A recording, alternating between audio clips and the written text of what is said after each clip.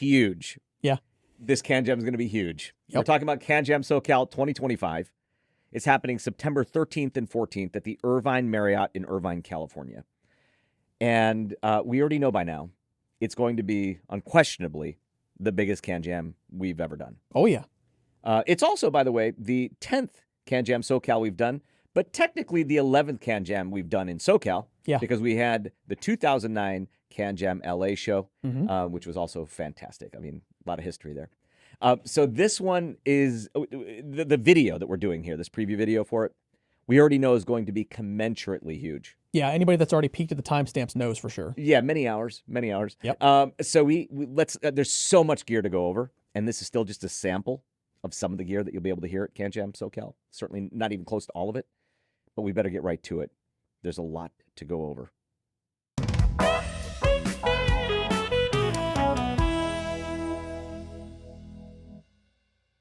CanJam wouldn't be complete without question answering and thought-provoking technical talks, presentations, and panels, and at CanJam SoCal, we have 6 incredible seminars that you won't want to miss.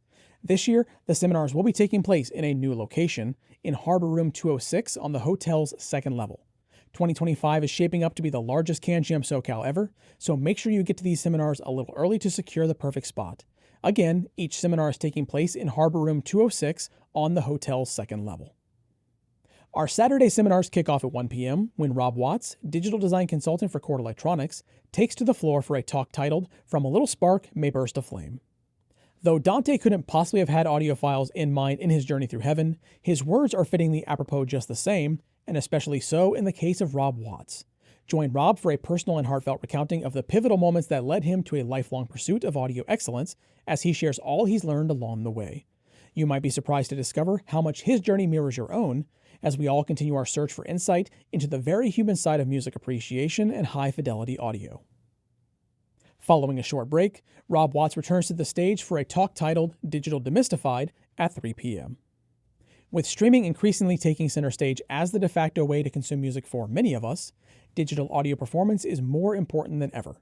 Join Rob for a comprehensive survey of the various digital to analog conversion topologies available to us. Learn all about Delta Sigma, R2R, 1-bit, and other conversion methods, including Chord's FPGA technology, to gain the firm foundation necessary to finding the optimal solution for your needs. Don't be mystified by digital any longer.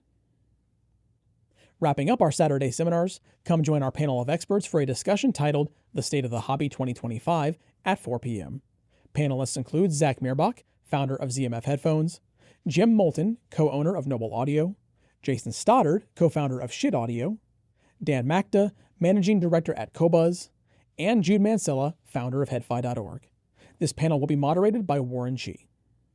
Things can change in the blink of an eye, so imagine how much our hobby has grown and evolved in the decades since our inaugural CanJam SoCal back in 2015. Join this all-star panel of industry experts as they recount the history of the hobby, brief us on its current state, and explore what's to come in the future.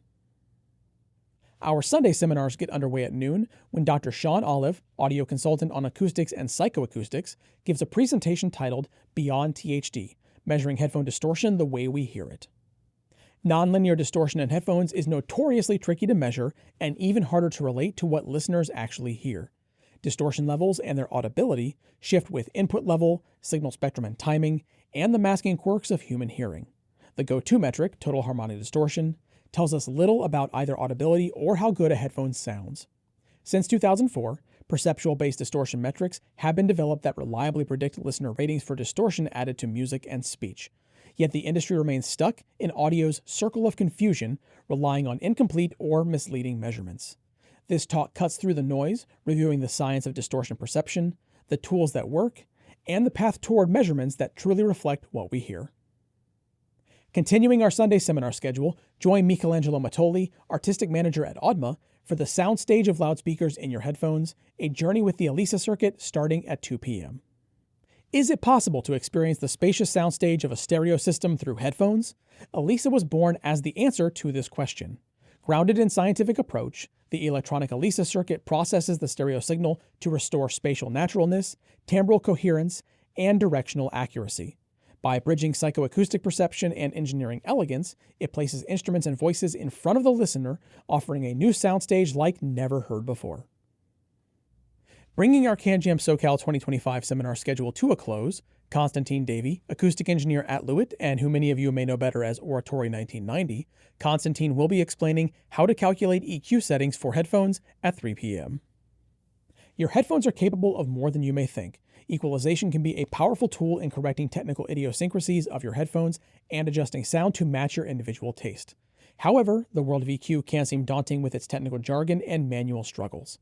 In this seminar, Constantine will explain how headphone EQ settings are derived, how many adjustments you can expect having to make, and how. Again, each of these seminars is taking place in Harbor Room 206, located on the hotel's second level. Keep an eye out for CanJam signage pointing the way, and be sure to get there early to grab a seat.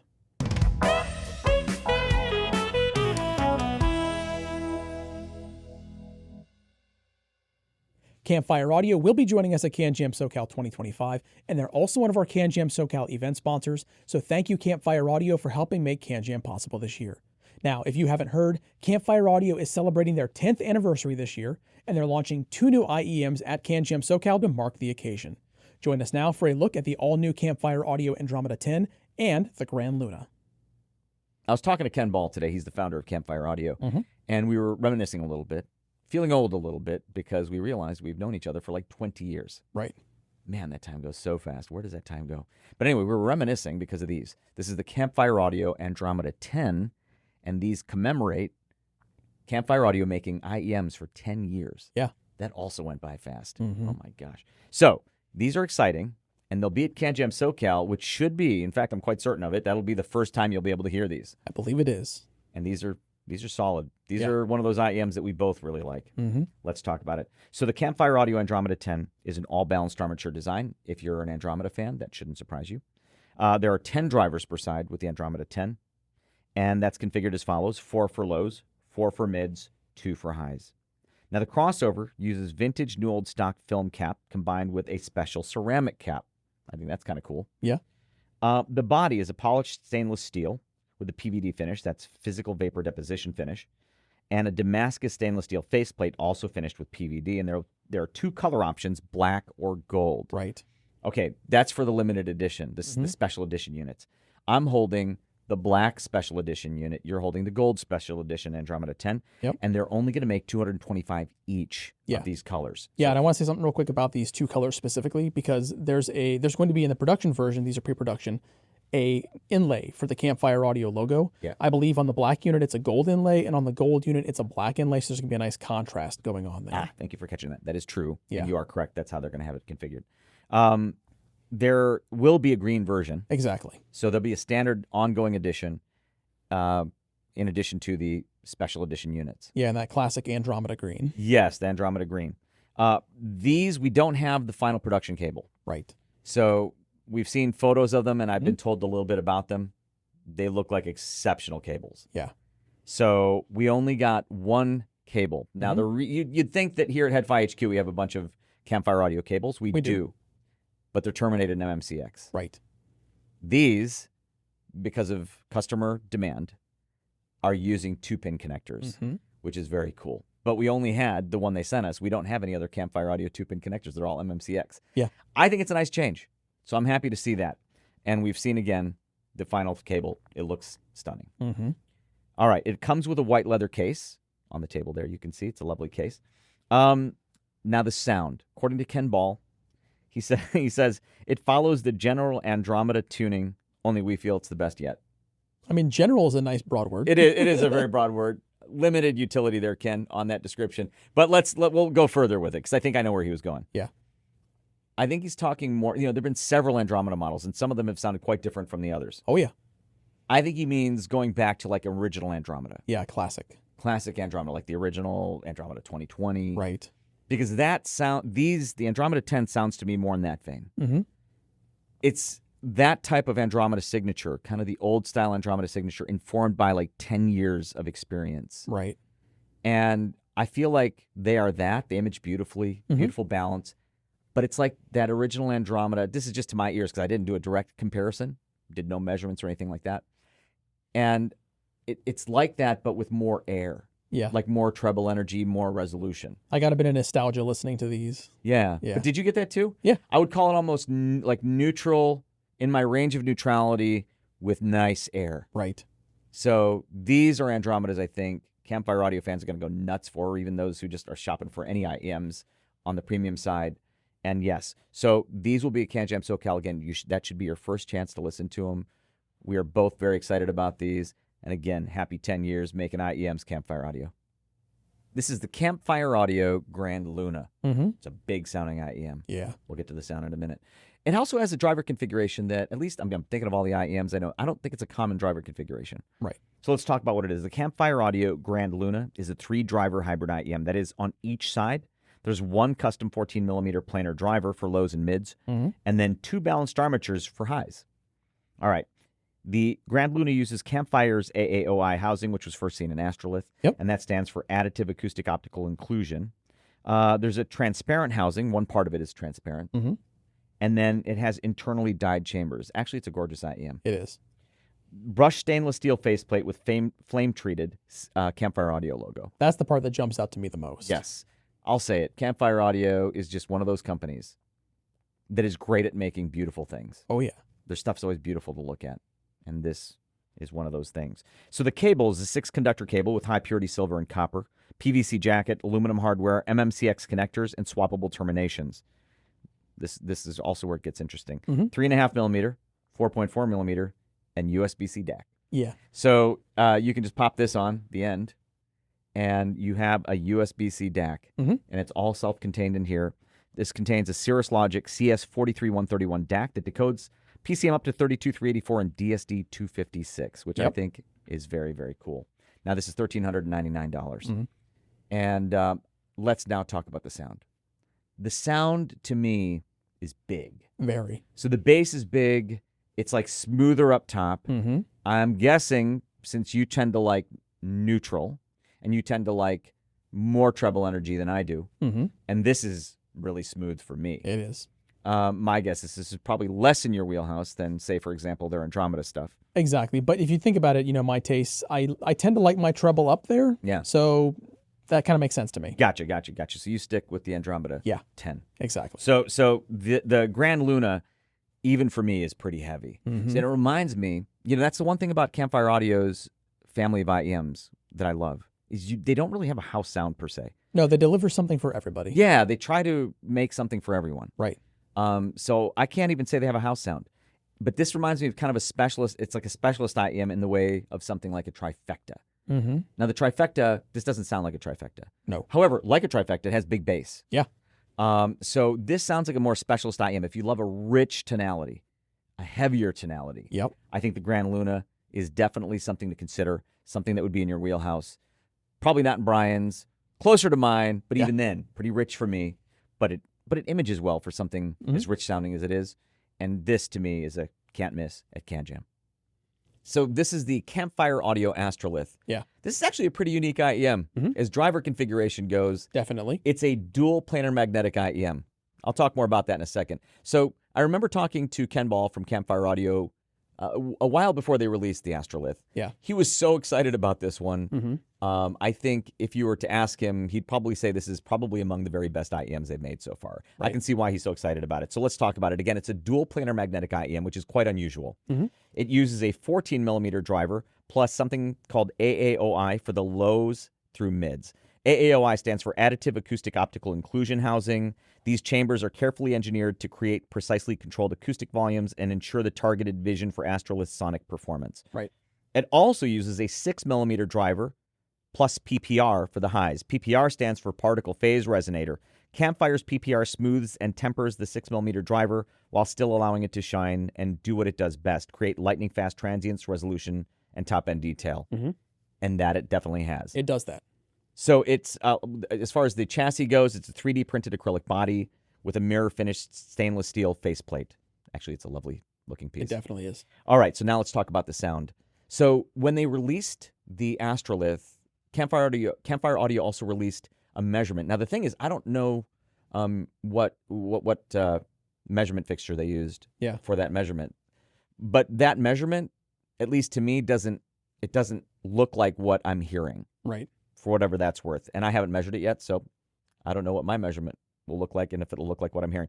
But it doesn't sound to me like their measurement looks. the tonal balance of the Astrolith to me it's on the rich side for sure. Mm-hmm. I mean, would you agree with that? I do. Smooth sounding overall, but it has this like a sparkle to it, a sparkly detail to it that, I mean, I'm guessing that's a 6mm driver. Mm-hmm. And I really love that combination. Yeah. Because it's like a non-fatiguing overall signature, and it's super easy to listen to, but that sparkly detail is a lovely thing with it. Yeah, there's no edge to it. It doesn't really pierce or anything like that, Right. but it is sparkly. I agree. So that I dig. So that said, for this type of tonal bounce, there's a surprising amount of detail coming through, but yet it's, again, easy to listen to. Mm-hmm. So for me, I can understand why Ken Ball was so excited about the Astrolith. I do love that they're doing something different with this dual planar magnetic design. Yeah. And the Astrolith is a can't miss IEM. Now, this is the Campfire Audio Axion. Now, I want to clarify something very quickly because there was another model from Campfire Audio called the Axion. It was called the Axion Multiverse 3 First Run Edition. It was a limited edition, and it's sold out. Now, this is now just simply the Campfire Audio Axion. It's a new model. I believe it's supposed to be an ongoing model, Mm-hmm. and it's only $249. Yeah. They've been knocking it out of the park lately with their IEMs, and this is just a wonderful, affordable entry into Campfire Audio's IEM world, which I think is fantastic. So this is a single driver IEM, one full range silicone dynamic driver per side. And again, it's an all new design, all new tuning. Yeah. It has a USB-C terminated cable, which I think is very cool. On that cable, built-in DAC, supports up to 32,384. It has an inline mic with 3 button controls. This is very handy. We all have smartphones these days. Yeah. If you have one with USB-C, you carry your Axion around in your pocket. You have a portable rig in your pocket, plug it into your phone, and you've got a setup. I think that's fantastic. Here's what they say about it. We set out to provide a high-performance, accessible entry into the world of high-fidelity portable audio. Axion checks all boxes when it comes to true hi-fi on the go, incredible sonic performance, plug-and-play usability, lightweight, and comfortable. It is all those things. Mm-hmm. It also has MMCX connectors on the earpiece side, so if you have a straight, like a straight plug MMCX cable, it will work with this. You can get those from Campfire Audio too, I'm sure, so you can plug it into your DAP. But even with the USB-C termination that it comes with, you can plug that in your computer too. Yeah. Yeah, this is very cool. So as far as the sound signature goes, I would describe this as a richer tonality with sparkle. So it has like a mid-rich tonality with nice bass impact and also a nice treble sparkle. Right. It's a nice Campfire Audio IEM signature. Again, it's only $249. I do love that USB-C cable because it is something I'm just going to carry in my pocket or in my bag. So do not miss the Campfire Audio Axion at CanJam. This is an IEM from Apos Audio. It's called the Apos X Community Rock Lobster. But before I dive into this, I need to talk about something else first. So I mentioned Apos X, and in Apos's words, Apos X is the next generation of grassroots products. It bridges designers, manufacturers, and the community to turn ideas and feedback into unique creations. By involving the community at every stage and supporting designers, Apos X ensures that the products reflect the desires and creativity of their users. So what Apos Audio does, they come up with an idea, they think, that could work. They take that idea, put it out in the world. They let the audience in their community know, hey, we're thinking about this. What do you think? Take the feedback. They gather in information like, oh, we like that, maybe change that. Start developing the product physically. So they get with designers and engineers, even some community reviewers, spend a little bit of time coming up with the core, send it back out. Get some feedback, bring all that information in. If there's any kind of tweaks that need to be made, they adjust, they polish, they refine, and they end up with some fantastic products in the end. This is one of those. Again, this is the Apos X Community Rock Lobster. Now, this is a single dynamic driver IEM. Inside is a 10mm LCP diaphragm driver. That's a liquid crystal polymer diaphragm. The shell, it has a black lobster tail faceplate, and they say that the lobster tail faceplate is cool and muted, easy to wear on the subway or in the office without attracting attention. I agree. It is a nice, subtle faceplate, and it does have that lobster inspiration. I like it. They continue to say, but when you pop them out of your ears, that's when the spotlight hits and they become bold, fiery, and impossible to ignore. With a color like that, it's definitely a bold, fiery color. It definitely reminds me of a cooked lobster. I like that quite a bit. It's a 32 ohm in-ear, and the cable is a 2-pin terminated in-ear on the earphone side, and you can choose between a fixed 3.5mm or 4.4mm cable. Now, the first 200 people that pick this up, I don't know how many are left by the time you're watching this, but if there are those 200 spaces still reserving or still left, you get both cables. If not, it's going to cost you $60 for one of the two cables or $70 for both. I'm just going to spend the extra $10 and get both because then I'm covered for any device I connect it to. Yeah, I would too. Yeah, absolutely. Now, I want to talk about sound and pay attention because a lot of you are going to be very interested by this. Now, in Apos Audio's words, they say that it offers natural mids with clarity and space and deep digging bass and sparkling treble. Now, a lot of you just kind of perked up at a number of those phrases. Well, when I listened to this, I agree they're accurate, but I immediately thought this offers excellent value for the dollar. So when you're thinking $60 these days, you know, there's a lot of IEMs in that price range. This one's going to be a standout. So to me, it sounds like what I think a lot of headfires are going to describe as audiophile fun. And I agree. It's a fun sounding piece. It has nice texture, detail, and resolution pretty much throughout the entire frequency band. And I do want to say that I did find the low end enthusiastic, but not overly enthusiastic. Really, it's one of those things you can walk into CanJam, give it a listen, drop $60, walk out, stoked. Like a lovely overall balance. Yeah, absolutely. So there's going to be a line for this at CanJam. Get in line, give it a listen. This is the Astell&Kern and 64 Audio XIO. It's a collaboration IEM, and over the last several years, Astell&Kern has done several collaboration IEMs with other companies that have yielded some absolutely top-notch IEMs. The XIO is absolutely one of them, and I should mention that the XIO, as I understand it, is based on like the 64 Audio Velour platform. I believe so. And the 64 Audio Velour, I think I've said it in other preview videos, you know this very clearly, is one of my favorite IEMs, period. Over the last several years, it's absolutely one of my favorite IEMs, and it's one of my references. We'll get back to that in a second. Let's talk about what the XIO is. It's a 10-driver hybrid IEM. On each side, 2 dynamics for lows, and that's in an isobaric arrangement, in a cone-to-magnet isobaric configuration. Fantastic bass. We'll get to that. 6 balanced armatures for mids, 1 balanced armature for high mids, 1 TIA balanced armature for highs. That's TIA, stands for tubeless in-ear audio, and that's in a 4-way passive crossover design. The chassis is made of 904L stainless steel. It's a 904L stainless steel body. Absolutely gorgeous. Yeah. That's the same really high-end stainless steel that they use with their SP4000 player, Astell&Kern. Right. I believe that's also the same type of stainless steel that's used in, like, for example, Rolex stainless steel watches and other really high-end stainless steel watches. It's a beautiful steel. Made even more beautiful by the DLC coating. Yep. So they use a diamond-like carbon coating. Now, for those of you not familiar with DLC, it's an incredible coating. It's in other hobbies that I have, the gear sometimes uses DLC coating. It's inordinately durable. In this case, it's also beautiful because they used a glossy DLC coating, and I love it. I honestly, I think it's one of the best looking IEMs. I love that multi-layered plate. Yeah, the face plate, just gorgeous. All right. The XIO, like the Velour, uses the 64 Audio Apex system, and it comes with 4 modules, the M20, M15, M12, and MX. The M15 came installed because the M15 has a DLC coating as well. Yes. To be very frank, with both the Velour and the XIO, the M15 is the module I prefer the most. And again, we'll get to that shortly. The cable on the XIO is a 4-core cross-braided silver-plated UPOCC copper Litz cable. That's ultra-pure Ono continuous cast copper Litz. 2-pin connection on the ear side, 4.4 millimeter on the amp side.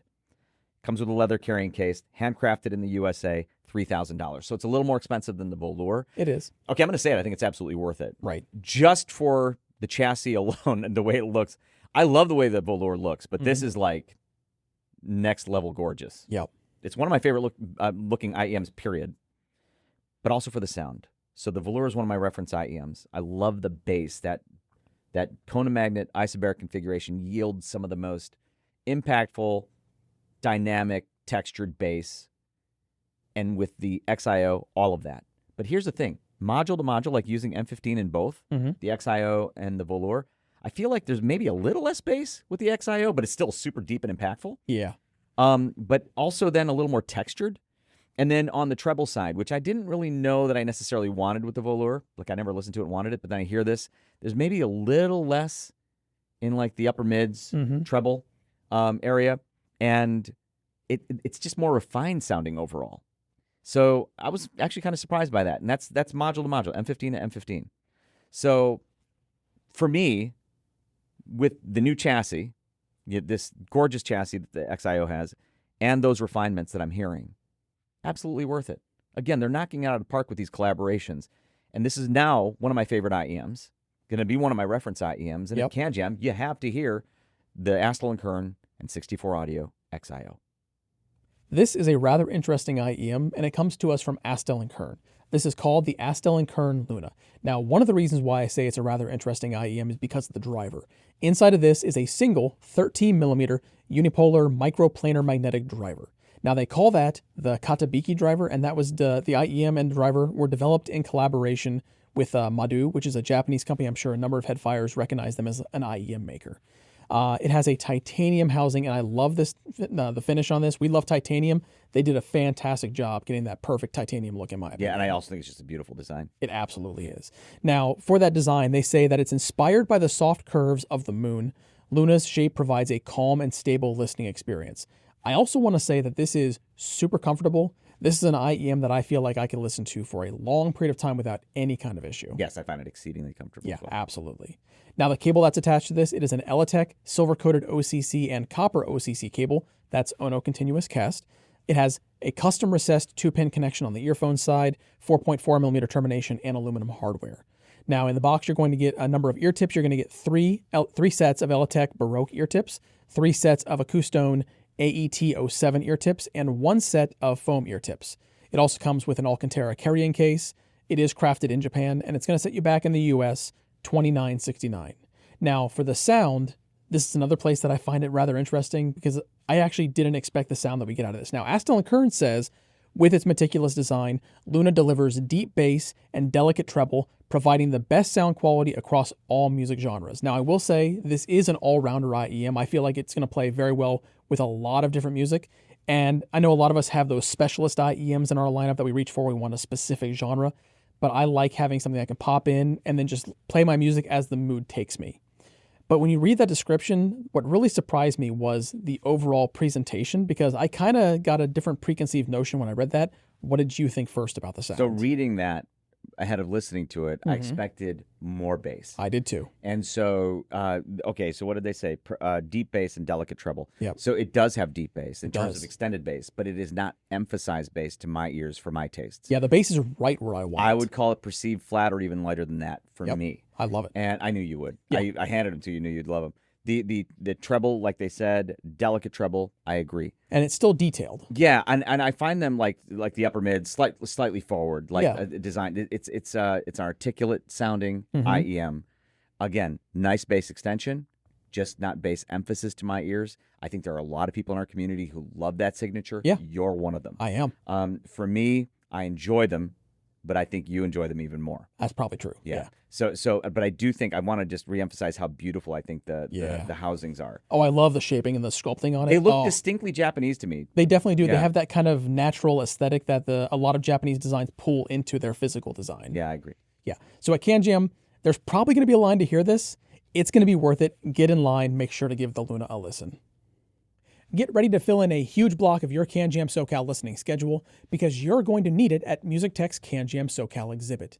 They're going to have hot, rare, and new releases from Breeze Audio, Flash Acoustics, PMG Audio, Unique Melody, and so many more brands. Now, we obviously don't have time to hear everything in this preview video, but we did get some listening time with a handful of IEMs that you won't want to miss.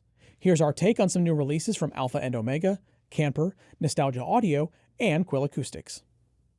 Now, as you well know, the Camper CP622B has been one of my reference IEMs at any price since the first day I heard them. Yeah, it's been in your rotation for a while. I love the Camper CP622B. So you can imagine how excited I was when Camper announced these. Yeah. This is the Camper CP622B Ti. Right, titanium. Titanium. We Yes. love titanium, and they do have beautiful titanium shells. Oh, yeah. So when they first announced them, and we hadn't yet heard it, we were a bit mystified by what the differences were, even with the description they gave. They were a little cryptic, They were a little cryptic. So they said new tuning with original configuration because it has the same drivers Right, exactly. as the CP622B. Then they said we have blended in the sound signature of titanium alloy into the CP622B Ti in order to create a new experience for our customers. Which sounds good, but doesn't really tell you much. It didn't really tell us much. Yeah. So I'll talk about the sound in just a minute, but for those not familiar with the CP622B, let's talk about the drivers because they're the same. So on each side, this is a 10-driver design. On each side, there's 6 Sonian balanced armature drivers, 2 Sonian ESTs, electrostatic tweeters, and 2 bone conduction drivers, and they're mid-range bone conduction drivers. Right. And the CP622B was the first IEM I'd ever heard with mid-range bone conduction drivers, and it has one of the most magical mid-ranges, in my opinion, to my ears, in an IEM that I've heard. It does. I'll give a little bit of a spoiler. The CP622B tie continues that. Thankfully, yes. So I'm very happy with that. All right, it's a 5-way crossover. And also, the CP622B tie, another difference I should mention, is it has an optimized shell. Oh, yeah. For more comfortable fit. I will say I find these to be somewhat more comfortable than the CP622Bs for sure. Mm-hmm. All right, the faceplate, which is gorgeous, Yes, was co-designed with Eletech. So the first time I saw them, I thought it was just a zigzag. Yeah, if you're just looking quickly, it does kind of look that way. Right, but if you look more carefully, you realize it's a very artful, unique presentation that says 622B. Yeah, love that. Yeah, I love it too. Also comes with an updated custom Eletech cable, limited to 100 sets globally. It's kind of a shame because I feel like a lot of people are going to be missing out with only 100 sets out there. Yeah, I agree. So at CanJam, you don't want to miss the CP622B tie because this might be your one chance to hear them. Right. And they're $4,399 US, which they're somewhat more expensive than the original Camper CP622Bs. They are, but that one stays in the line. So the original 6. The original one. Yeah. Yeah. So these are limited. All right.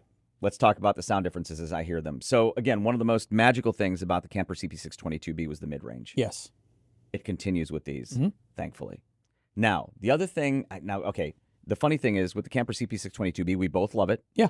One of the things that you said was if you could change anything about it, you'd maybe give it a little more treble. Yes, I would. And maybe lean up the bass a little bit. Yes, I would. So these essentially are nearly perfect for you then. Yeah, I wonder if they had my photo in their design room when they were tweaking it because yeah, maybe. I kind of feel like they made it for me. Yeah. So they do come. I didn't think I wanted more treble with the Camper CP622B. But you see where I was going. It works. It's beautiful. There's more air with this, so I get where you were going with that. They took a little bit of growl out of the sub bass. I know you'll miss a little bit of that, but maybe. So I do. I mean, it sounds different, but yet the same. It is. Yeah, it's definitely familial. And they image beautifully as well, which is another thing that the Camper CP622B does. So you don't lose it with these. In fact, these image at least as well. Right. So for me, they're like two different sounding IEMs. I love them both. I can't really decide which one I prefer. I know you prefer these. Yeah. And at CanJam, given that these are limited, make sure that you do not miss the Camper CP622B tie, whether you've heard the original one or not. And also make sure to check out the original CP622B. Ever since Camper released the CP622B, as you well know, and I've said it many times, it's been one of my reference IEMs. Beautiful, magical mid-range. I believe it's the first IEM I heard with bone conduction mid-range drivers. I think it was. Anyways, loved the mid-range of the CP622B, and it was the Camper flagship. Catch that? Past tense. I say that was because I'm holding the Camper CP752B. This is now the flagship of the Camper lineup, and it will be at CanJam, and you absolutely don't want to miss it because it is an exquisite, beautiful-sounding IEM. Let's talk about what it is. The Camper CP752B is a 14-driver quadbrid. On each side, 7 balanced armatures, 4 EST drivers, 1 planar magnetic driver, 2 bone conduction drivers. Now, in comparison, just to compare it to the CP622B, the CP622B was a 10-driver tribrid. It didn't have the planar magnetic driver. I want to say Camper did a beautiful job integrating those 14 drivers of 4 different types into a very cohesive sound. They did it with the CP622B, though, as well. But then when you add like another driver type, right, it's a challenging thing to do. And it sounds as one, and that to me is so important. Beautiful job, Camper. The CP752B has a medical grade resin shell. Their shells are always beautifully built. They're like, this one's actually rather simple in design. It's elegant, but they're like flawless shells. I don't think I've seen a single flaw in that shell. They say it has next gen tuning philosophy. That's pretty general. I'm not sure what they mean, but I can tell you I love your tuning for the CP752B. Again, exquisite. They say it's an evolution of the CP622B built on the CP622B's DNA. I actually hear that. Actually looks the part too, but I actually hear that as well, and I'm glad. Because what I would want from Camper, like if they were going to make another flagship, when I was listening to the CP622B, what I'd want is an evolution of that. I wouldn't want them to completely upend it. Right. I love the way it sounded. And the way it sounds, it's still around. They describe it, the CP752B, as having richer mids and expanded soundstage. I hear the expanded soundstage. I'm not sure that I would use that phrase, richer mids, per se. I'm not disagreeing with you, Camper. I'm just saying that I get why they're saying it, but I'm going to explain how it sounds to me shortly. And then it comes with an exclusive Eletech cable. Yeah. Lovely cable, by the way. Yep. They say it's newly designed premium cable designed for enhanced signal transmission and aesthetics. Okay, that's literally the extent of the information that we have. We have limited information, but we have the actual IEM. Yeah. And I guess that's the most important part. Let's talk about the sound. All right, again, an evolution of the CP622B, I agree. What would I have wanted more from the CP622B, which is in the range of neutrality for sure? Well, one of the things I would have wanted was just a little more bass. Beautiful bass extension on the 622. 752 gives me that little more I wanted. Right. The 622 had beautiful bass. Mm-hmm. I wanted just a touch more. I got that touch more with this. Still as textured, detailed. Anyway, what else would I wanted? I didn't necessarily know I wanted more air from the CP622B. I'm getting more air with this. So there seems to be a little more treble energy, a little more treble air, but with no etch. Right. So what I always fear when companies try to seek more details that they could go toward etch. They did not do that at all with this. The CP752B is etch free to my ears. Now, on that richer mid statement, I'm not hearing it like that because I'm hearing maybe there's a little more in the treble, maybe a little more in the upper mids.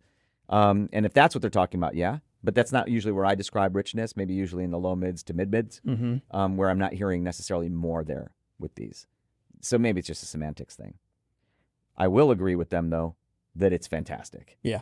So the CP752B is an exquisite new flagship at CanJam. You absolutely have to check it out. It's still in that range of neutrality, but it has that touch more richness that I wanted, and it is an absolutely fantastic IEM. This is the Alpha and Omega Fulgrim. It's only the second IEM I've heard from Alpha and Omega. Yeah, same here. So you too. Yeah. But for only the second IEM I've heard from them, it is absolutely fantastic. We were sitting down, and you were asking me as we were sitting down, like, what do you think of them? And I said, there's nothing about them I do not like. Right. In other words, I love them. So let's talk about the Fulgrim. So the Fulgrim is a 13-driver tri-bridge design. On each side, 1 beryllium dynamic driver, 6 balanced armature drivers, and 6 EST drivers. That's electrostatic tweeter drivers. They're using an 8-way crossover, which they use to great effect. They integrate those different types of drivers beautifully. Yeah. So beautiful job. Bespoke Aura cable. It's designed by Astell&Acoustics. Cryo-treated OCC silver cores. That's Ono continuous cast silver cores. Air-inspired fillers. I'm not sure what that is. Yeah, neither am I. I'm not sure what that is. Ferromagnetic shielding and OCC SPC shield. Now, the Fulgrim is limited to 69 sets only. Yeah, very limited. Very limited. I think they're going to go very quickly. And the style, I should say, is striking. It is. Now, the IEM, I believe, unless I'm very mistaken, is inspired by the Warhammer 40K universe. So anybody who plays Warhammer at home and is paying attention, there's going to be a lot of references that they probably picked up on here. You would know that. And yeah, it's striking. Yeah, it is striking. Yeah. So you would know that. I would not know that, but no, I think you're right, actually. But it is striking. I love the purple and gold combo. I love that purple. Subtle it is not. No. But it is striking looking. Yeah.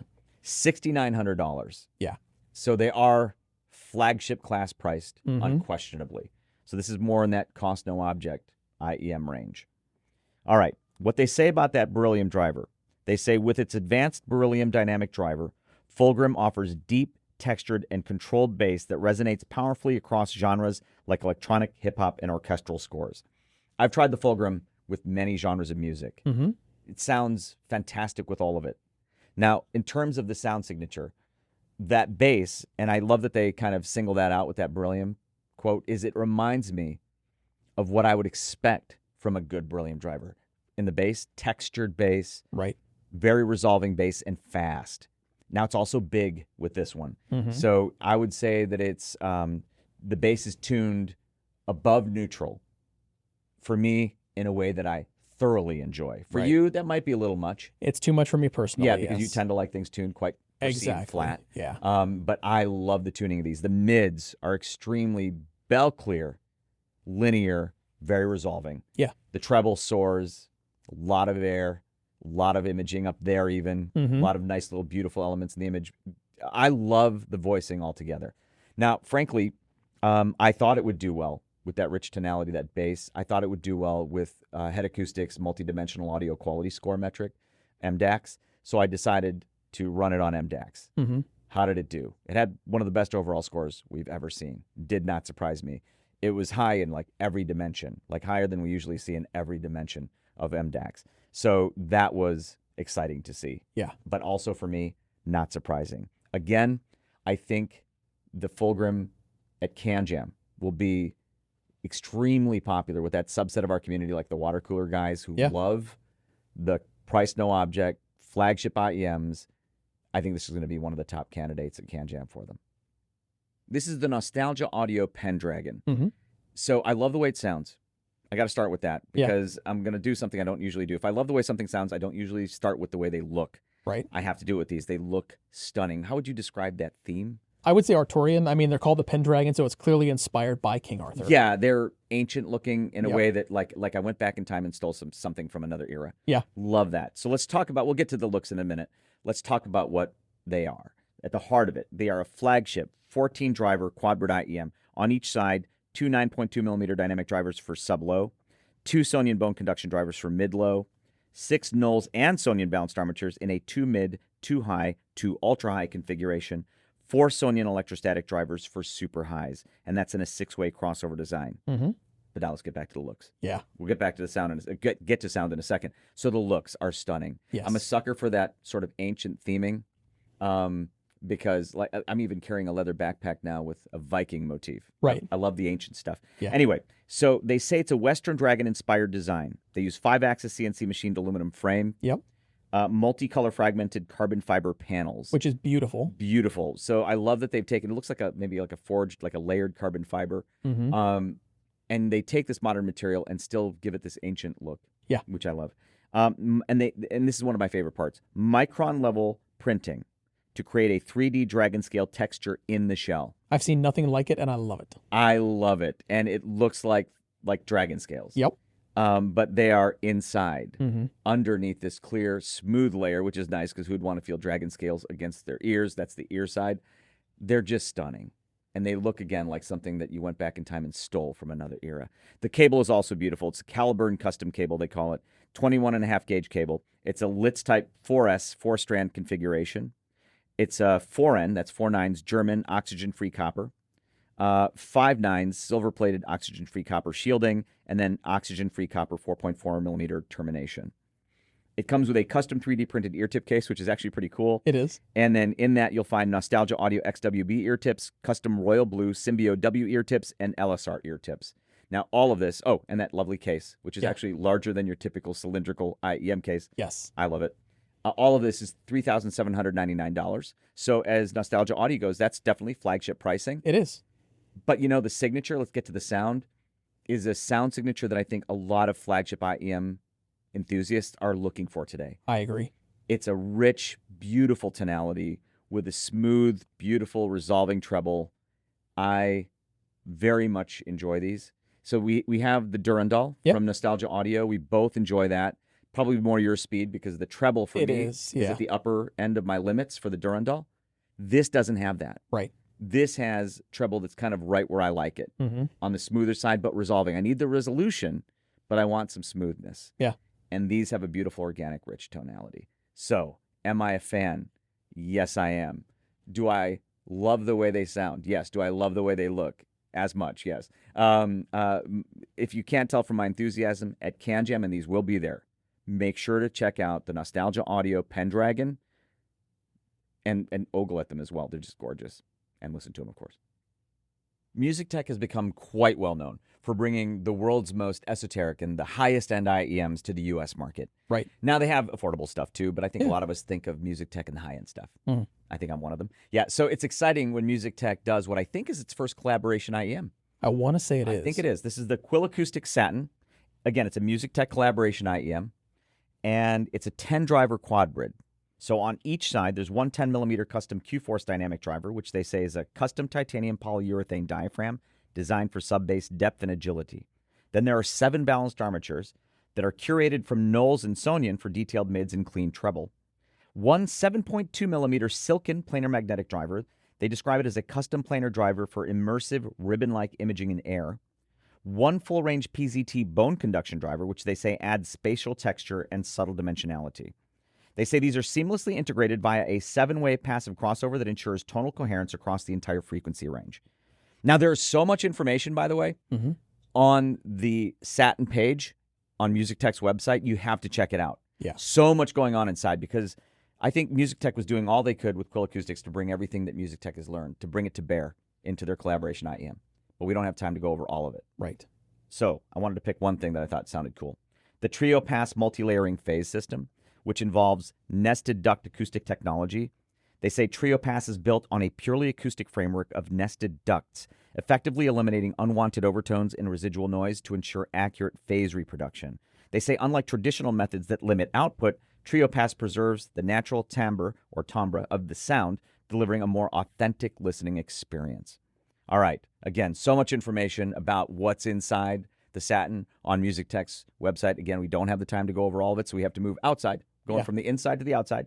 The shell, full color additive 3D printed shell. They say Satin's appearance draws from the natural world, like a sunset over dunes or windswept mountain terrain. Yeah, if you look at the model that we have here, to me it kind of looks like a sand dune along the beach. It is beautiful. Yeah. It's a painting, kind of like a pastel-y painting. Yeah. It's lovely. Okay, the cable is a 28-gauge OCC copper cable. That's Ono Continuous Cast Copper Cable. That's designed by PW Audio. Mm-hmm. It's 1.2 meters long, has 2-pin on the ear side, and it's 4.4 millimeter termination.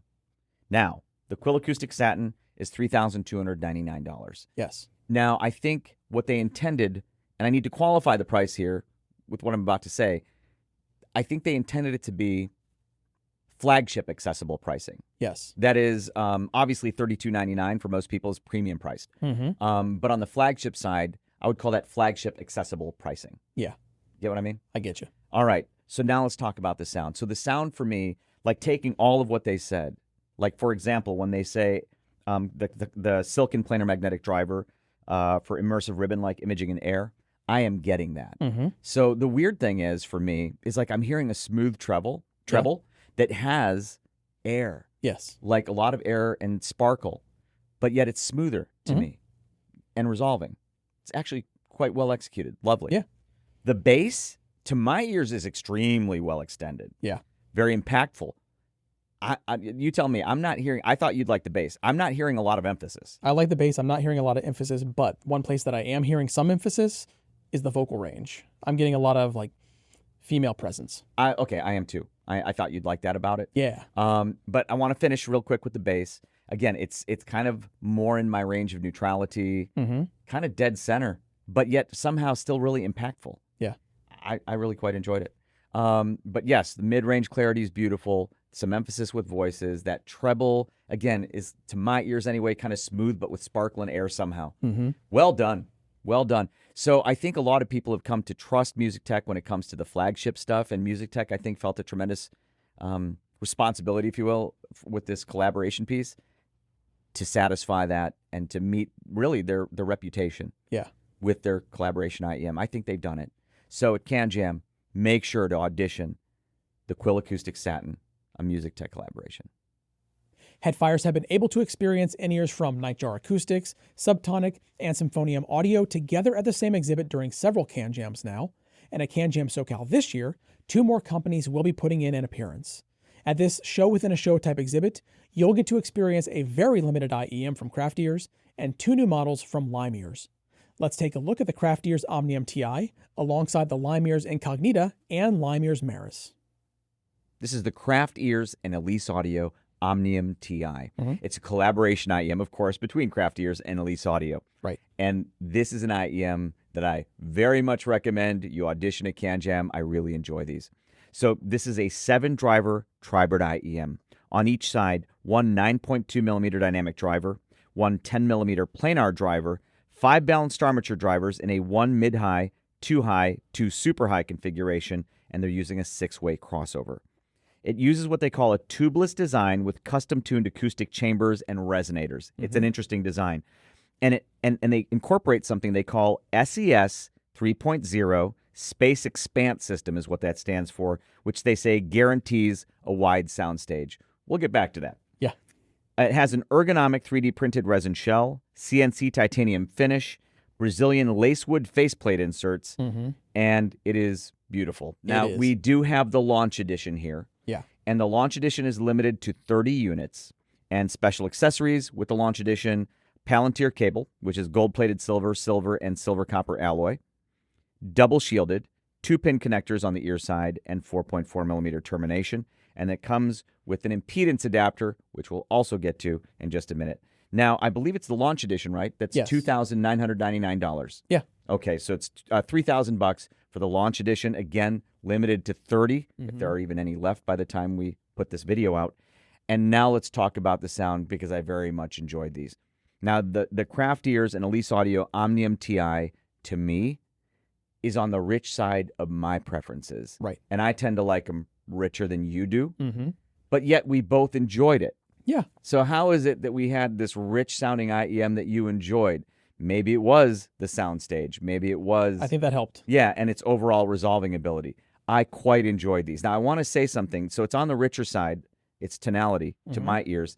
And we're going to talk about the soundstage in a second. But this impedance adapter actually made it sound even richer. Yes. Now, to my ears, I preferred it without this. So did I. Okay, so you did too. So, hey, something we agree on, Brian. Yeah. So we both preferred it without it. But it's worth listening to. I think some people will prefer it with. Oh, Because absolutely. it gives it, to my ears, a little more richness. Mm-hmm. It gave it a little bit more richness down low Yeah. to me. But that's just me. Kind of smoothed out the signature, Yes. which I didn't think it needed. So anyway, I prefer it without. You prefer it without. So they specifically mentioned this SES 3.0, the Space Expand System, guarantees a wide soundstage. So I wanted to run it with Head Acoustics Multidimensional Audio Quality Score, MDAX, to see how it would do. And I was most interested to see how it did in the Mean Opinion score for immersiveness. Yes. So it turns out it had one of the highest scores we've ever seen, if not the highest, for immersiveness at 4.8 out of 5. Overall score, by the way, was 4.8, and the Mean Opinion score timbre was 4.9. It scored extremely well. Yeah. But that immersiveness score was probably one of the highest, if not the highest, we've seen. So there you go, guys. Some validation for your SES 3.0, and I also am hearing beautiful imaging with them. Anyway, the Craft Ears and Elise Audio Omnium TI is obviously a premium, like a flagship class IEM that you all need to check out at CanJam. This is the Lime Ears Incognita. Lovely IEM. It'll be at CanJam. Make sure to check it out. So I'm embarrassed to say that as long as Lime Ears has been around, and I mean, more embarrassed to say, as long as I've known Emil Stalecki from Lime Ears, because we run into each other at industry shows, probably for at least 10 years now, at least 10 years. Yeah. That I wasn't really familiar with the Lime Ears IEMs until very recently, starting with the Lime Ears Terra, which I'll talk about in comparison to this in just a minute. But I'm so glad that we're becoming increasingly familiar and more in touch with Lime Ears and their products, because I really dig their in-ears. Yeah. So here's the Incognita. It's a 7-driver hybrid IEM. On each side, 2 dynamic drivers and 5 balanced armature drivers. It uses something they call the dual-core bass engine, and that's 2 precision-engineered 8mm dynamic drivers, each with its own unique material properties that work in perfect coordination to deliver bass that combines extraordinary power with exceptional detail.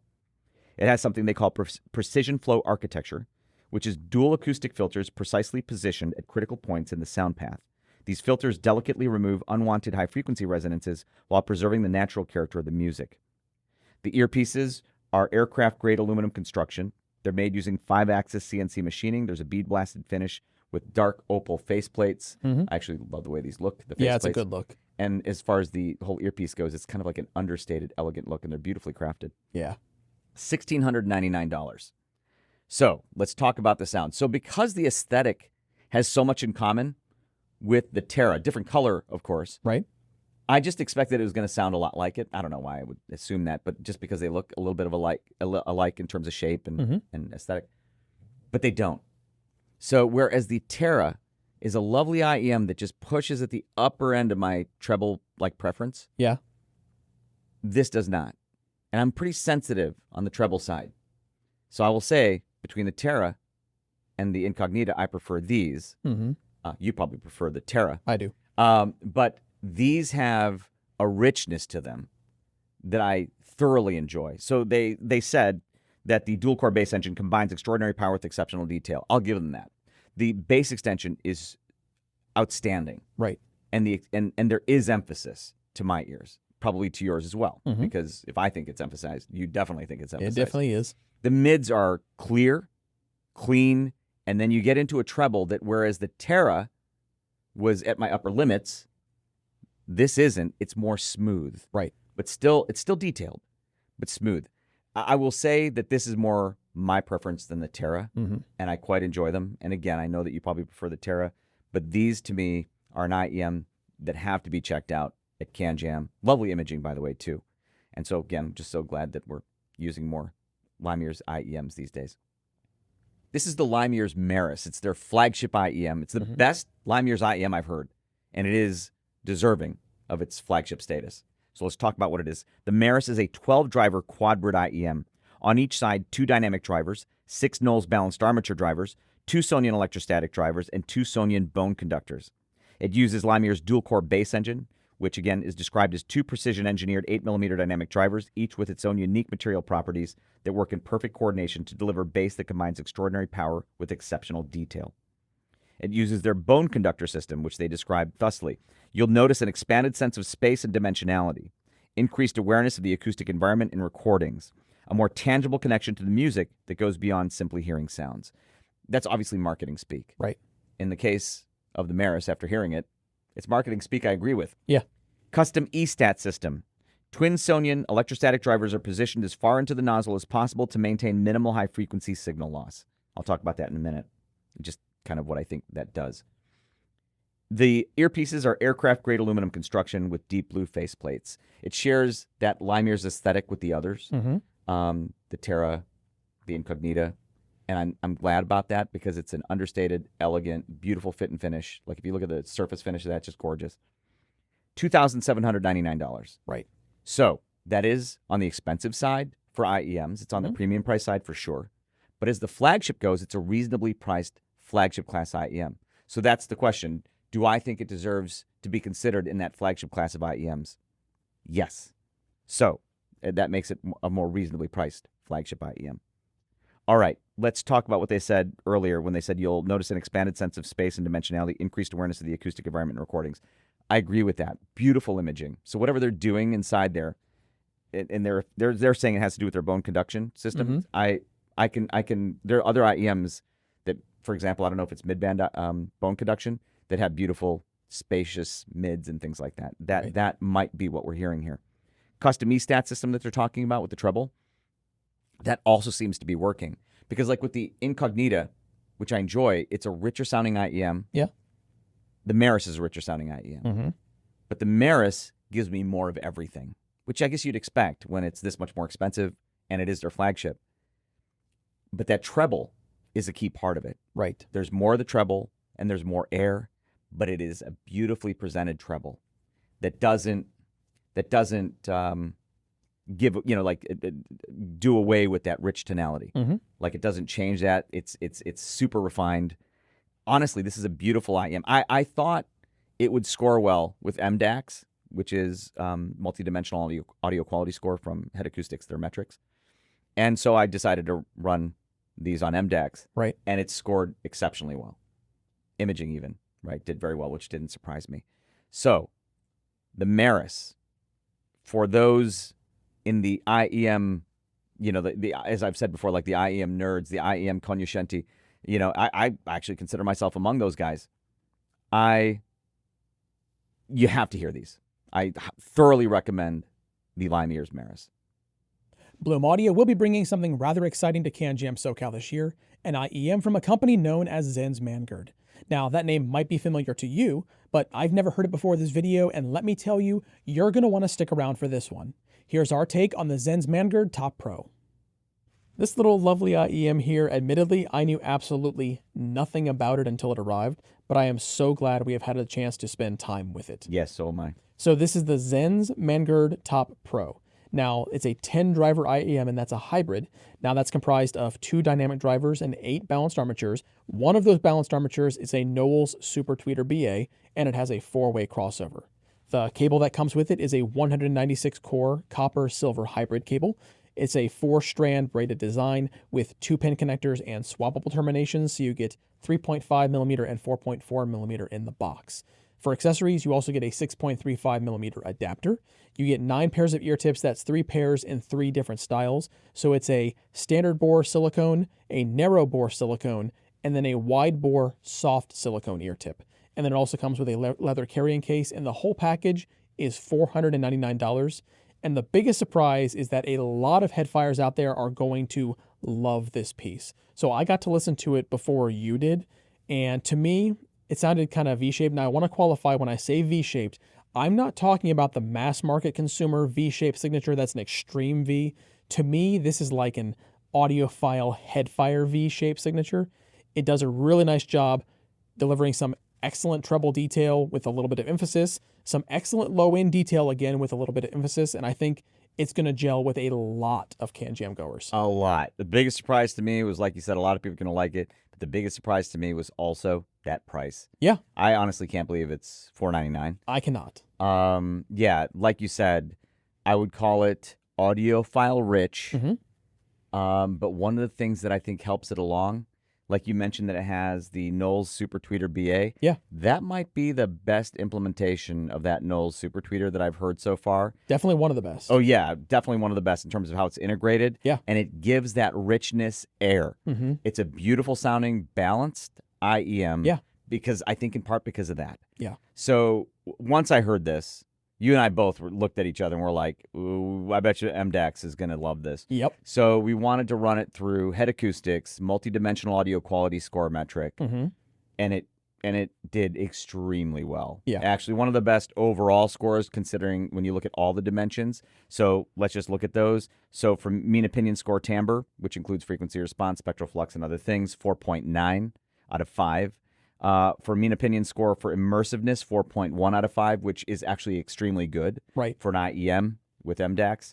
The MOS distortion, the mean opinion score distortion, 4.4, which is exceptional. And then the mean opinion score overall, 4.9. So taken all together, this is one of the better scores we've ever seen with MDAX. With a $499 IEM, it's exceptional. So I enjoy this IEM thoroughly. At CanJam, you have to hear this one.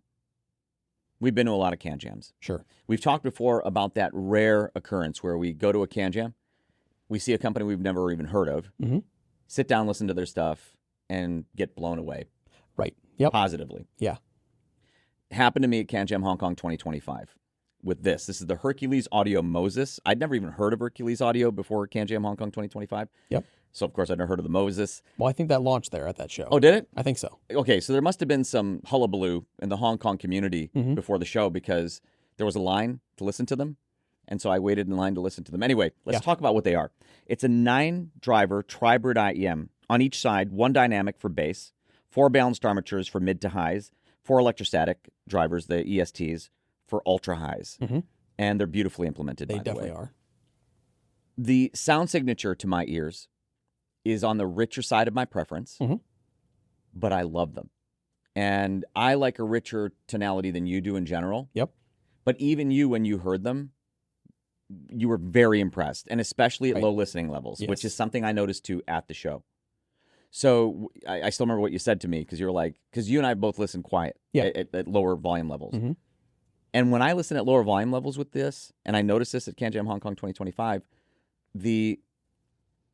you still feel like you're getting the full everything. Yeah, I agree. From the music. Yeah. It's probably an equal loudness contour thing and how they're tuned. Yeah. Now you turn it up, and then the richness really comes in, probably a little bit more than your preference. Yeah, a little more. But you still enjoyed them? Yeah. Okay, they image beautifully. Yes, they do. All right, so for me, they're still within my preference range, but on the richer side of my preference range. I will say this. They're so good that if you're looking for a richer toned IEM, these are probably going to be among my reference, if not my reference, richer toned IEM right now. Yeah. That's how much I love these. Let's talk very quickly. I just want to go through these notes about how they're packaged because they're beautifully built. Yes, they are. The machining on the chassis is gorgeous. It is. Yep. That was actually the first thing I noticed about them before I put them in my ears. I was like, all right, they're $4,200. So I should mention they're $4,200, so they're expensive. Yes. And I remember thinking, I'd never heard of you, but you're charging $4,200 for IEMs. Man, I was very skeptical. But when I saw how they were built, I was somewhat encouraged because they are meticulously crafted. Yes. So the CNC machining that goes into these is insane. Just the whole chassis, but then that grill on the faceplate, that tiny little grill, that detail, that's all CNC machined. And then just the rest of the chassis, the titanium chassis, we both love titanium. And then the cable is beautiful. Yeah. They're actually the Scepter headphone cable. That's actually an aftermarket cable sold separately if you want to get them separately. It's a 22 gauge 5N Ono continuous cast pure silver cable. All right, with the fixtures on it, beautifully machined again. when I heard this, I decided this is probably going to score very well with MDAX. Oh, I bet. So that's Head Acoustics multi-dimensional audio quality score metric. Mm-hmm. It's kind of a virtual panel, if you will. I ran it through MDAX. I think it has the best overall score that we've seen from an IEM so far. Really? Yeah. So mean opinion score overall, let's start with its overall score, 4.9 out of 5. Dang, nice. We've seen that before, but when you look at the individual metrics, I think this score's higher. So mean opinion score timbre, 4.9 out of 5. So timbre includes frequency response, spectral flux, and other things. Mean opinion score immersiveness, 4.6 out of 5, among the highest we've seen. Mean opinion score distortion, 4.4 out of 5. Again, very high. All high, yeah. Yeah. So, again, overall score, 4.9 out of 5. I am not surprised. Yeah. The Hercules Audio Moses, again, for me, I think is going to be one of my references, if not my reference, for richer sounding IEMs and a CanJam. If that's the kind of sound signature you look for, even if you don't, and especially if you listen at lower listening levels, right, you must hear the Hercules Audio Moses. I've made no secret of my love for the Hercules Audio Moses. It's one of my reference IEMs since its release. Right. I love its rich tonality. I love its resolution. And it's been a popular IEM at the CanJams. Now, at a couple of CanJams, Hercules Audio showed another model called the Hercules Audio Noah. Yeah. And the Noah is intended to be a more affordable sort of Moses experience. Because the Moses, as much as I love it, is a flagship, and it's flagship priced. It is. The Noah is expected to come in at $380 to $400, much more affordable. And at that price, it comes way closer than it should. It's made it one of the big stars of the show, if not the biggest stars of the shows that it's been at. Yeah. All right, let's talk about what it is. The Noah is a 4-driver hybrid. On each side, one 9mm solid silicone dynamic driver for bass, 2 Knowles balanced armatures for mids, 1 Knowles balanced armature for highs, and that's in a 3-way crossover design. The housing is all metal aluminum alloy. And the housing is gorgeous, by the way, to design. And then the cable is called the Hercules Audio. It's called the ARC. Yeah. And anyway, that's clever. So 22-gauge design, 4-wire design, silver-plated copper alloy, silver-plated foil-wrapped copper alloy with oil-immersed treatment, Pentacon ear connection, ear side, and then 4.4mm termination on the amp side. And again, $380 to $400. The Noah will be, at every CanJam it's at, one of the biggest stars of the show. Again, it comes way closer to the Moses than it should, right, like in terms of that experience, not as resolving, but closer than it should be. And it's fantastic. And for that reason, I love the Noah. Now, I've said in CanJam preview videos before, DUNU makes a number of IEMs that I find incredible. This is joining that list. This is the DUNU Vulcan 2. DUNU actually makes a lot of cool products in several categories. Yeah, they definitely do. So the DUNU Vulcan 2 is an 8-driver hybrid. It has 2 dynamic drivers inside, but I find this interesting because one is independently focused on the ultra lows and one is independent for the low frequencies. So they're not sharing double duties. One is like a dedicated sub. Yeah, exactly. It has 6 balanced armatures, and 2 of those are custom Knowles BAs for the mid-range, and 4 are custom Knowles BAs for the highs and ultra highs. It also has inside a 4-way crossover with a physical and electronic filter inside, and I think that is very cool. Yeah, I'm curious about the physical side of that. Yeah. The chassis is aerospace-grade aluminum. It's, in my opinion, beautiful. I think it's very nicely designed. It's very detailed as far as the lovely curves subtle, and slopes it's they like have. subtle and sculpted. Yeah, exactly. I like that quite a bit. It also comes available in 2-pin or MMCX terminations. Now, we have the 2-pin version here, but if you have aftermarket premium cables with MMCX options, you have choices. Choose that option. The cable, it comes with a high-purity, silver-plated, single crystal copper LITS cable, and that's terminated with DUNU's Q-Lock mini plugs. In the box, you get 4.4mm and 3.5mm terminations, but it also has an adapter for 6.35mm. And I like how DUNU's cables always look and feel like aftermarket, like high-quality aftermarket cables. Yeah, they definitely do. It has multiple ear tips in the case. A lot of ear tips. And speaking of the case, it's a pretty cool case because inside there's this stretch mesh pocket, which is large enough for like a portable DAC. I like that. To hold all those ear tips or ear portable tips. DAC. Yeah, exactly. So it's $359 in the US, which I think is a great price because now I want to talk about the sound. So I think it's a great price because to me, this sounds lovely. It is definitely a vocal focused sound signature, and DUNU even says that in their materials. The vocal range as a whole is very clear, very detailed, very resolving. But when you compare it with the entire signature as a whole, it has a very nice, wide, spacious presentation. And I love the treble detail. It's very nice in this. I agree. And then the bass, to me, to my ears, is a little emphasized. However, people like you're going to find it more neutral, I imagine. Yeah, I do. But it's very well done. Overall, the whole package is so nice. I was just tapping my toes right from the first song. All right, so how I perceive the tonal balance, Brian and I have different tastes, but I agree with you 100%. There seems to be a focus on vocal clarity. Yes. Done beautifully, by the way. Mm-hmm. So beautiful vocal clarity. Bass to me is definitely on my kind of like, I would say it's perceived flat. Right. It's emphasized only to the extent that it has really nice extension. Mm-hmm. But I find its level to be perceived flat to my ears. That said, the overall balance to me is lovely. I think it's going to be a very popular IEM at the price. I have no doubt. And I love the vocal clarity and the wide sound stage. Yeah, so at CanJam, when you get the chance to audition this, definitely do, because you'll find out why it's joining my list of DUNU favorites. Now, I want to talk about another Effect Audio cable. This is the Effect Audio AXC, but before I do, I need to give you a little bit of a history lesson, and you might actually not know this as well. Oh, really? Try me. So in 2023, Effect Audio, right around the Christmas holiday, released a very limited edition, special edition cable. It was called the Aries Cadmus or Aries X Cadmus. It was a fusion between the Aries and the Cadmus. It was available in very limited quantities, and once they were gone, they were receiving a lot of requests to bring it back. With the launch of the Signature Series 2, Effect Audio thought this might be the right time to revisit that. This is the Effect Audio AXC. It's joining the Signature Series 2 as another Signature Series 2 cable. Now, like the previous generation, it is a fusion. The AXC is a fusion. It's a crossover between the Aries S2 and the Cadmus 2 cables. Now, it's going to sit directly above the Cadmus 2 in the Signature Series 2 line. It's going to come in right around $269 US. And it's a fusion. They say it's a fusion of Aries S2's power and Cadmus 2's clarity. Inside, like a lot of the other Signature Series 2 cables, it is an 8-wire design, 26-gauge cabling.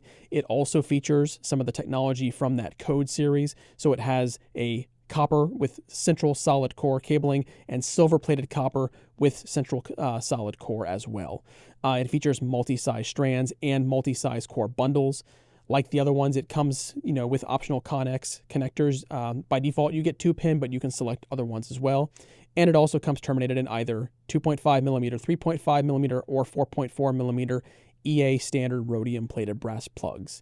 Now, when a cable like this comes in, you got to figure out what am I going to pair it with. Well, I reached, believe it or not, for the Lime Ears Terra. Now, the stock cable on that in-ear, I believe, is just a standard Effect Audio's copper cable.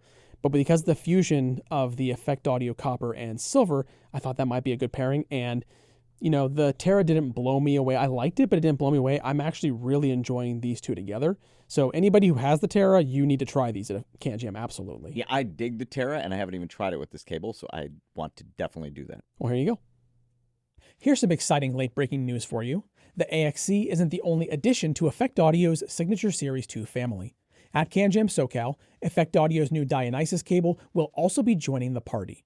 It's a 26-gauge 8-wire cable featuring gold-plated silver lits, copper lits, silver lits, and silver and copper alloy with a central solid core. That makes this the only gold-plated silver cable in Effect Audio's entry-level family. They'll also be showing their Horizon series, updated and improved versions of popular Effect Audio models. It includes the Code 23 Mark II and Code 24 Mark II. Both are 16.5 gauge 2-wire designs. The Code 23 Mark II features pure copper conductors, while the Code 24 Mark II features silver-plated copper conductors. Joining them in the series is a second generation of the Fusion 1, which they're simply calling the Fusion 1 2025. It's a 21-gauge cable, 2-wire design, made with gold-plated silver and a hybrid of pure silver and pure copper. Now, in addition to their cables, Effect Audio is also showing off 2 new collaboration IEMs at their CanJam SoCal exhibit. The first is a top-secret IEM known only by its codename Project QN. You'll have to stop by to find out more. The second is the Fat Freak Effect Audio Grand Maestro Anniversary Founders Edition. This is a 14-driver IEM with 2 isobaric dynamic drivers, 8 balanced armatures, and 4 electrostatic tweeters. It comes with an exclusive Effect Audio collaboration cable specifically tuned for this IEM, and it will be limited to only 200 units globally. Be sure to stop by the Effect Audio exhibit to experience the entire Signature Series 2 family, including the AXC and the Digi&Aesth, their new Horizon series, and 2 exclusive and elusive IEMs.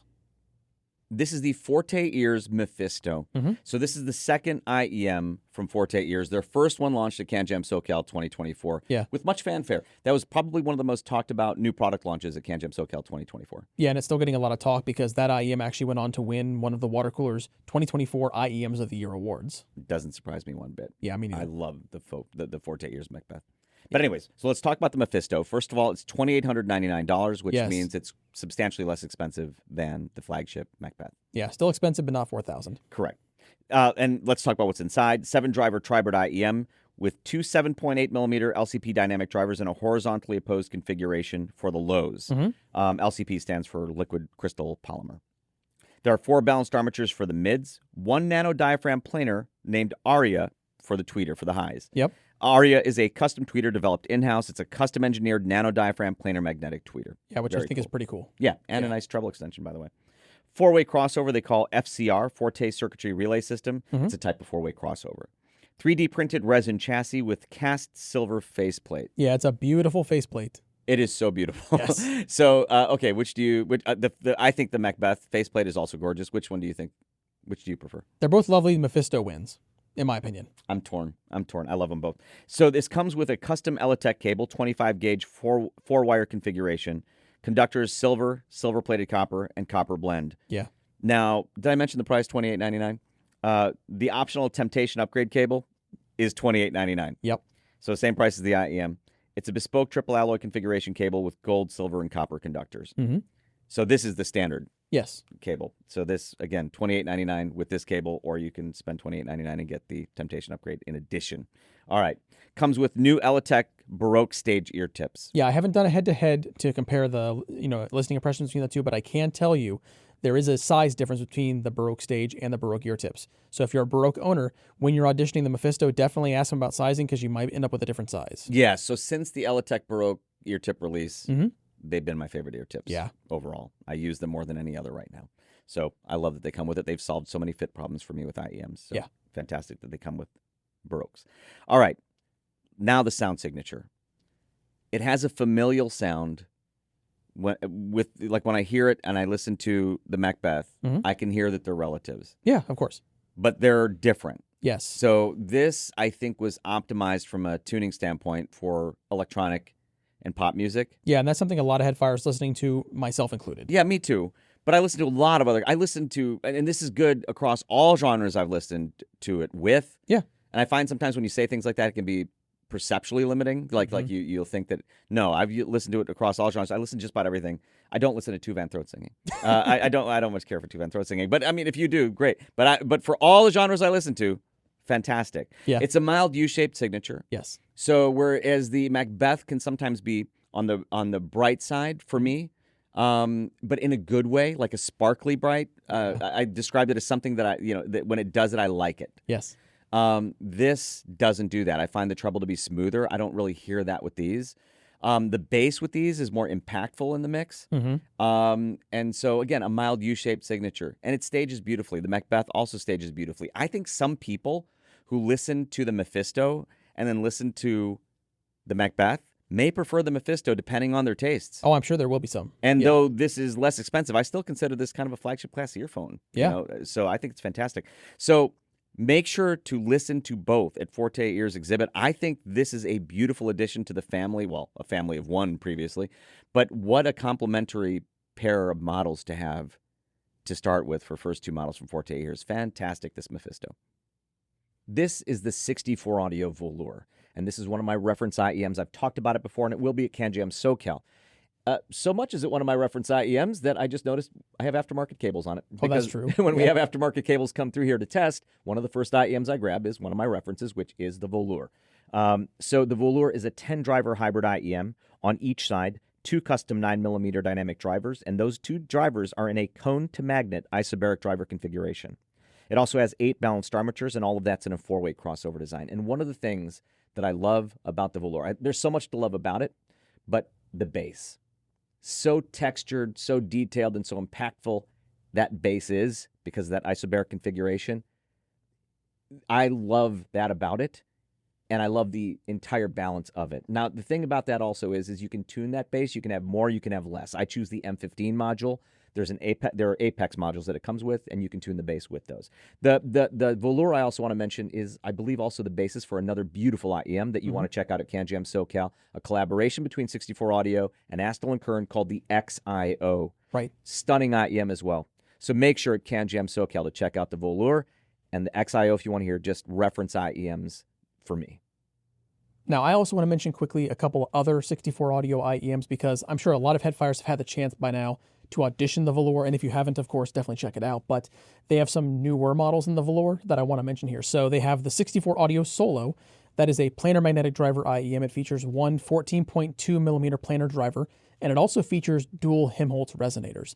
Now, what 64Audio says is the 14.2 millimeter planar driver's acoustic chamber integrates two Helmholtz resonators meticulously tuned to acoustically sculpt its frequency response. The chassis is a T6061 aluminum shell. It features a copper faceplate mesh. And talking about the sound, 64Audio says, by intentionally shaping the overall response of Solo, we achieve a bass that has substantial impact and deep sub-bass presence. Now, I've had a very brief listen with the Solo at one CanJam in the past, and I can kind of see where they're going from memory. It's kind of more of like a bass head tuned IEM from what I recall. Now, they also have the Aspire series. There's 4 IEMs in that line, the Aspire 1 through 4. The 1 is a single dynamic driver IEM, and they describe it as having a bass forward interpretation of our balanced sound signature. They have the Aspire 2, which is a single dynamic and single balanced armature driver combination. They say that has a forward low-end presentation with an elevated high-frequency response without harshness.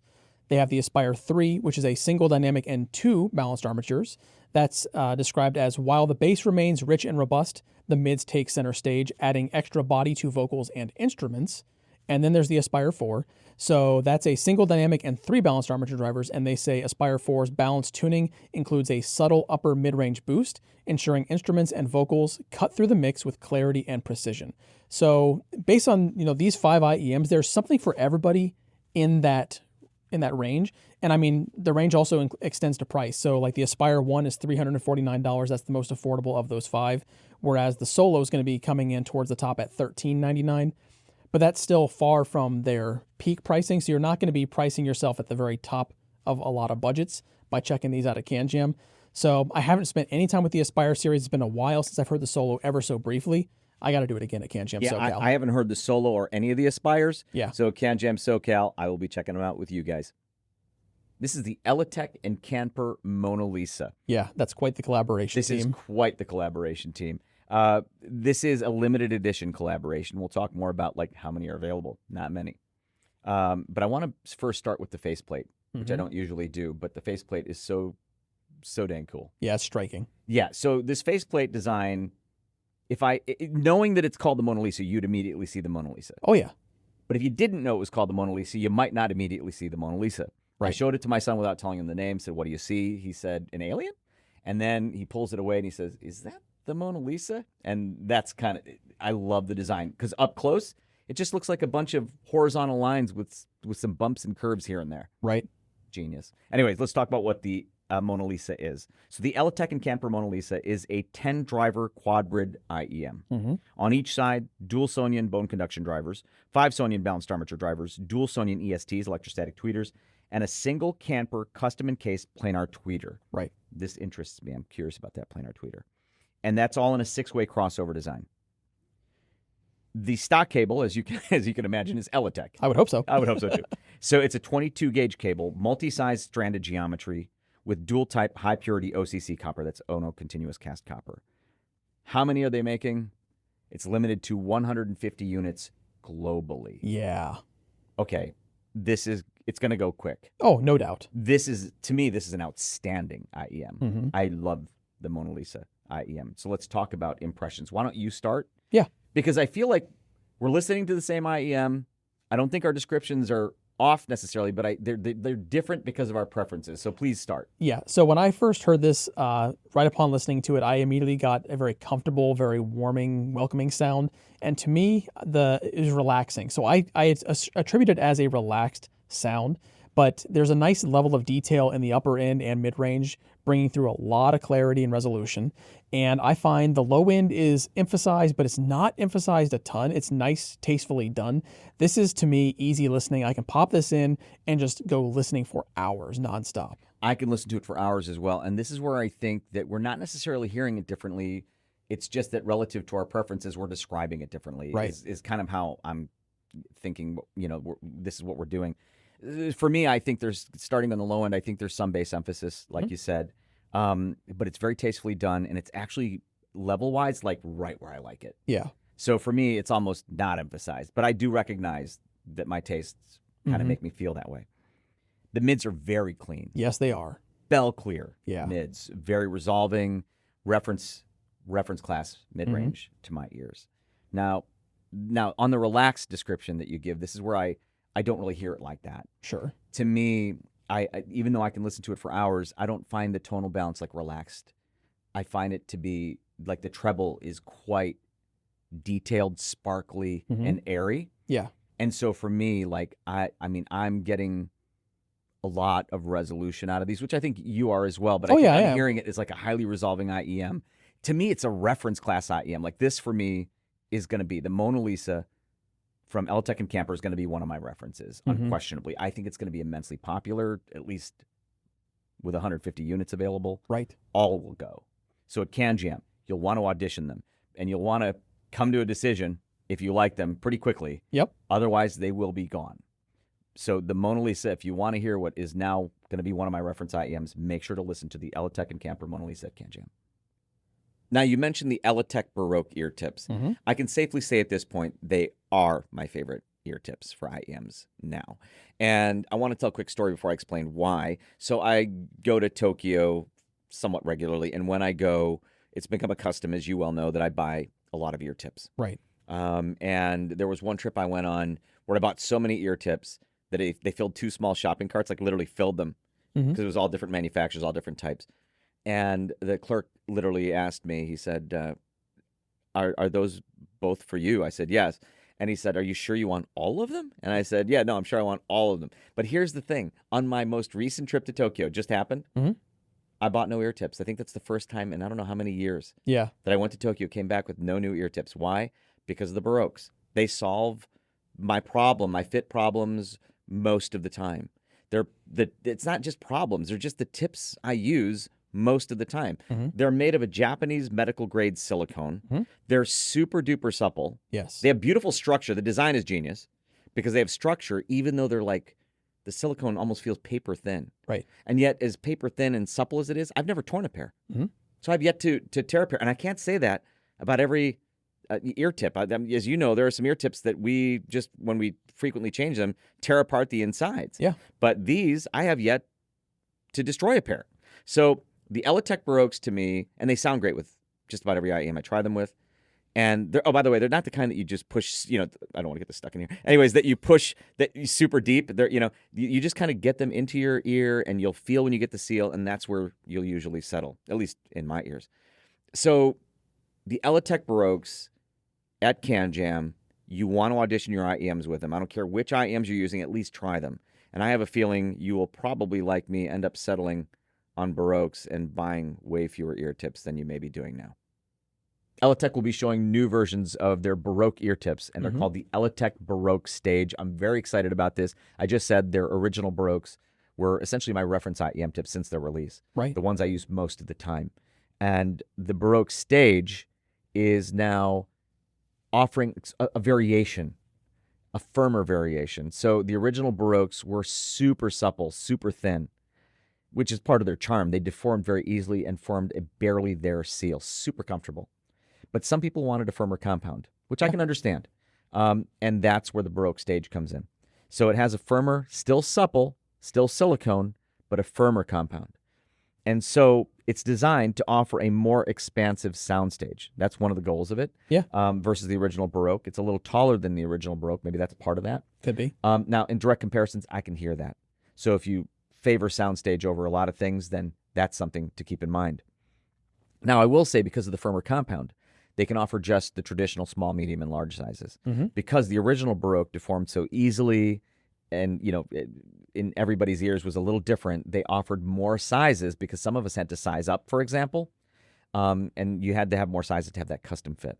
So I'm usually a medium with most ear tips, but I'm a medium large in original Baroques. With these, it's only available in small, medium, and large, and I don't have to size up. I'm a medium in these. So that's fantastic. Now, if they look familiar, the Baroque stage did come standard on the Forte Ears Mephisto IEMs. So you might have already tried them if you tried the Mephisto. Yeah. And the Eletech and Campfire Mona Lisa collaboration IEM. So if you tried that, like at CanJam Shanghai 2025, then you had a chance to try the Baroque stages. But now you don't have to buy those IEMs, although they're a great way to get the Baroque stages. You can buy the Baroque stages separately, and they'll be at CanJam. Make sure to audition both the original Baroques and these Baroque stage ear tips. Dekoni Audio is going big this CanJam SoCal, and when I say big, I mean it. At CanJam SoCal this year, they'll have a quiet listening room away from the main exhibit area. Of course, that means it's a great spot to try out Dekoni Audio's ear tips with your favorite IEMs, but they'll also be giving headfires a first look at their upcoming MMCX and 2-pin ensemble cables. If you're not already familiar with their ensemble family, check out the headphones section of this preview video to learn all about them. Timestamps are in the description. But wait, there's more. I've always wanted to say that.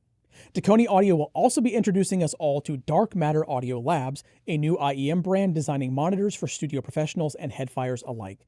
Sounds like they're calling my name with that description, and I'll definitely be stopping by to check out Dark Matter Audio Labs and Dekoni Audio's new ensemble IEM cables at CanJam SoCal. This is the Thieaudio Monarch Mark IV. Now, I don't have experience with every Thieaudio IEM, but most of the ones I've heard have been phenomenal values for what you pay. And this one, I would say this is one of those. So this is the Thieaudio Monarch Mark IV. It will be at CanJam, and you should listen to it. So let's talk about what it is. The Monarch Mark IV is a 10-driver tribrid IEM. On each side, it has 2 of Thieaudio's Impact Squared 8mm dynamic drivers. Then it has 6 balanced armature drivers and 2 Sonian electrostatic tweeters. And that's using a 4-way crossover.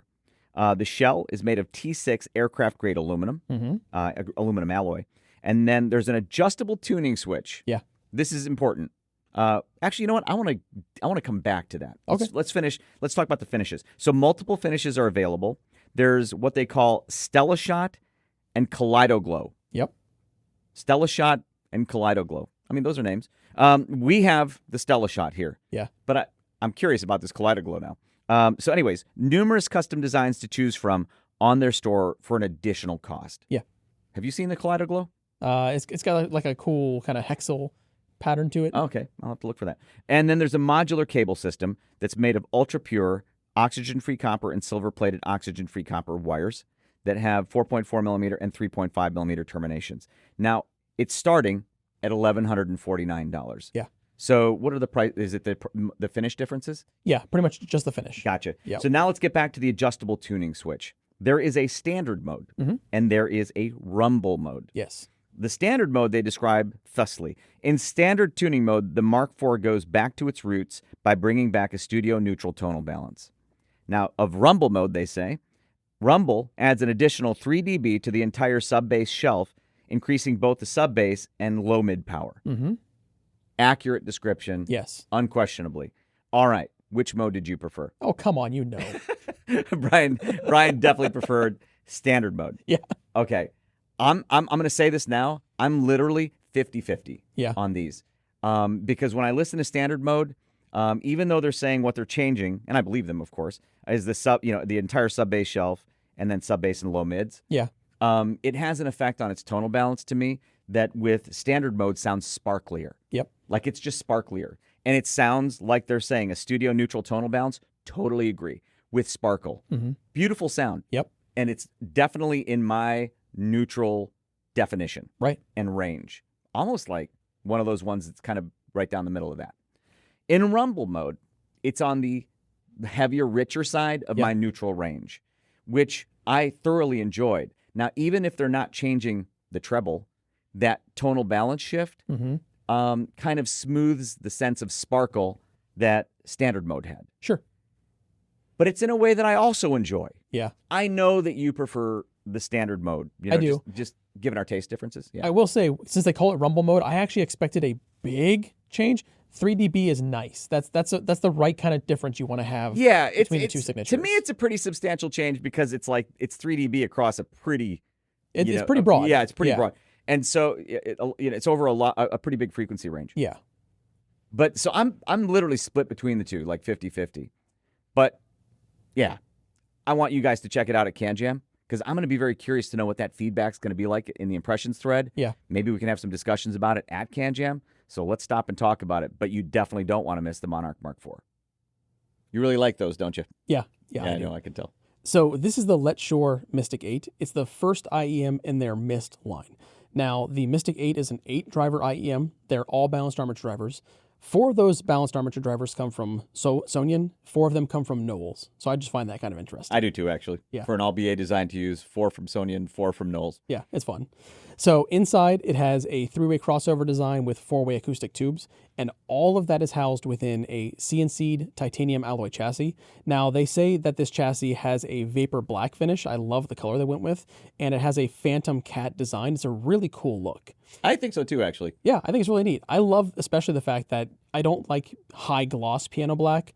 It's kind of in between matte and glossy black, so it's nice where they settled, and the multi-layered faceplate is beautiful. Yes. So it also comes with an 8-strand, 20-core, single silver-plated monocrystalline copper cable that's terminated with 2-pin and 4.4 millimeter. And another interesting thing that they throw in the box is a custom ring and necklace. Now, LETSHUOER kind of seems to have a history of throwing in cool little accessories, little trinkets, yeah. Because with the, the S12 anniversary, 2024 anniversary edition, they had that cool little spinning 8 anniversary logo. Yeah, which we were kind of using as a fidget toy. Yeah. I like that. I do too. So you get the ring and the necklace in this as well. Actually, the necklace is kind of cool. It is kind of neat. Yeah. I also want to say what's really neat is the sound. So the sound on this is phenomenal. This is one of those IEMs that I can pop into any player, start listening to my music library, and I'm pretty much never going to need to make any adjustments to the sound signature. It has a lovely low end. Mids sound phenomenal on this. It's a very airy sound, and it has a lot of detail and clarity through kind of the mids and the upper register. Overall, this is one of those things I popped in my ears. I was surprised. And when you think about it, it's basically right around $1,000 US. And I can't fault it in any way. It's fantastic. Yeah, I think it's a little under 1,000. I'm going to do a little Brian translation on the bass. So I think the bass has nice extension. Yes. You find it to be, for your taste, probably, I think when we were talking earlier, mildly emphasized. Mild, yeah. Yeah, translated for most people, that means no emphasis. I find that to be actually perceived flat type bass. Yeah. Nice extension. I agree with you on the rest of it, though. But that's because I'm teasing, but Brian and I have different tastes. I think we've said it a million times, in bass especially. But I find it to be perceived flat, but I agree with you on everything you said about the rest of it, yeah. Yeah, so if you're at CanJam and you have the chance to audition the Mystic 8, you have to do it. So this is the LETSHUOER DX1. It's a single dynamic driver IEM from LETSHUOER, and they're doing some really interesting things with this. So first of all, it's an 11mm aluminum magnesium alloy nanoparticle coated driver, which I think is interesting. Something else interesting about this driver, it was designed completely in-house from the ground up by LETSHUOER. Now, one of the things they've done with that driver, they've incorporated what they call a diamond pattern topology onto the driver.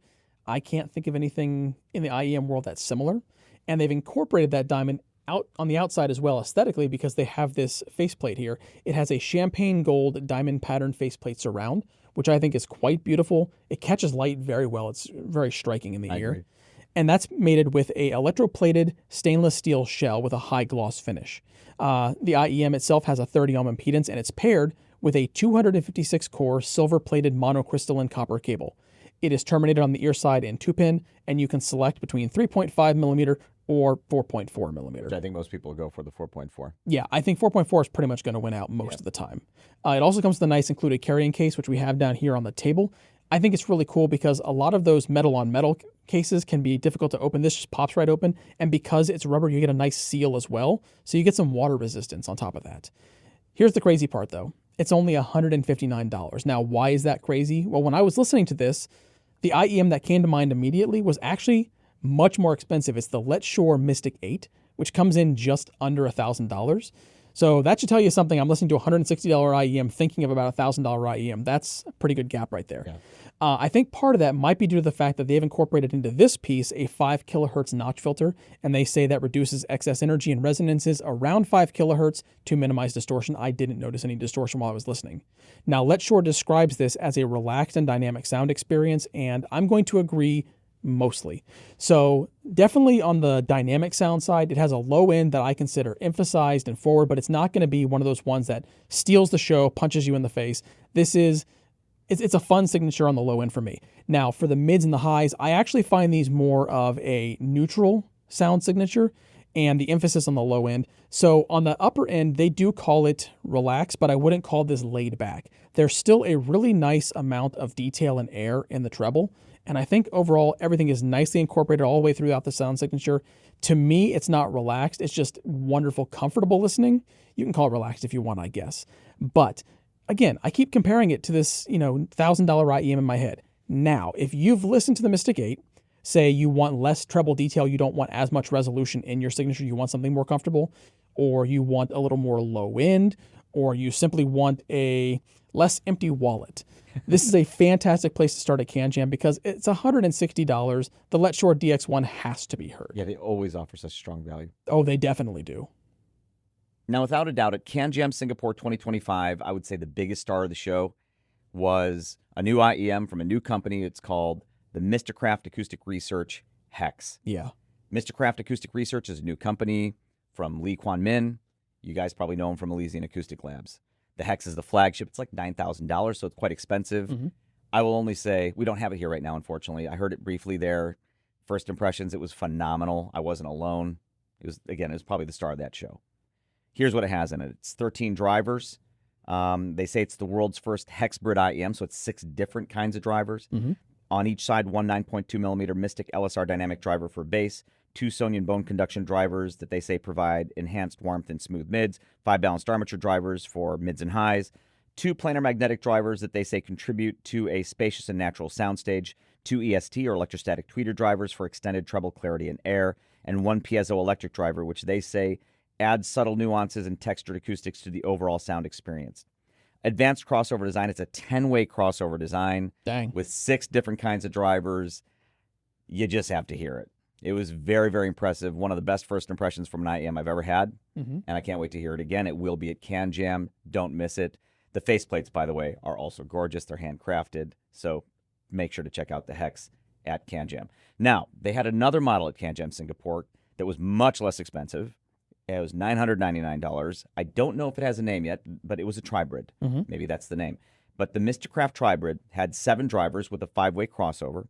On each side, one 9.2 millimeter Mystic LSR custom dynamic driver, 2 Sonian 2600 balanced armature drivers, 1 Knowles DWFK dual balanced armature, 1 dual planar driver, a brass dynamic driver chamber with isolated front and back chambers.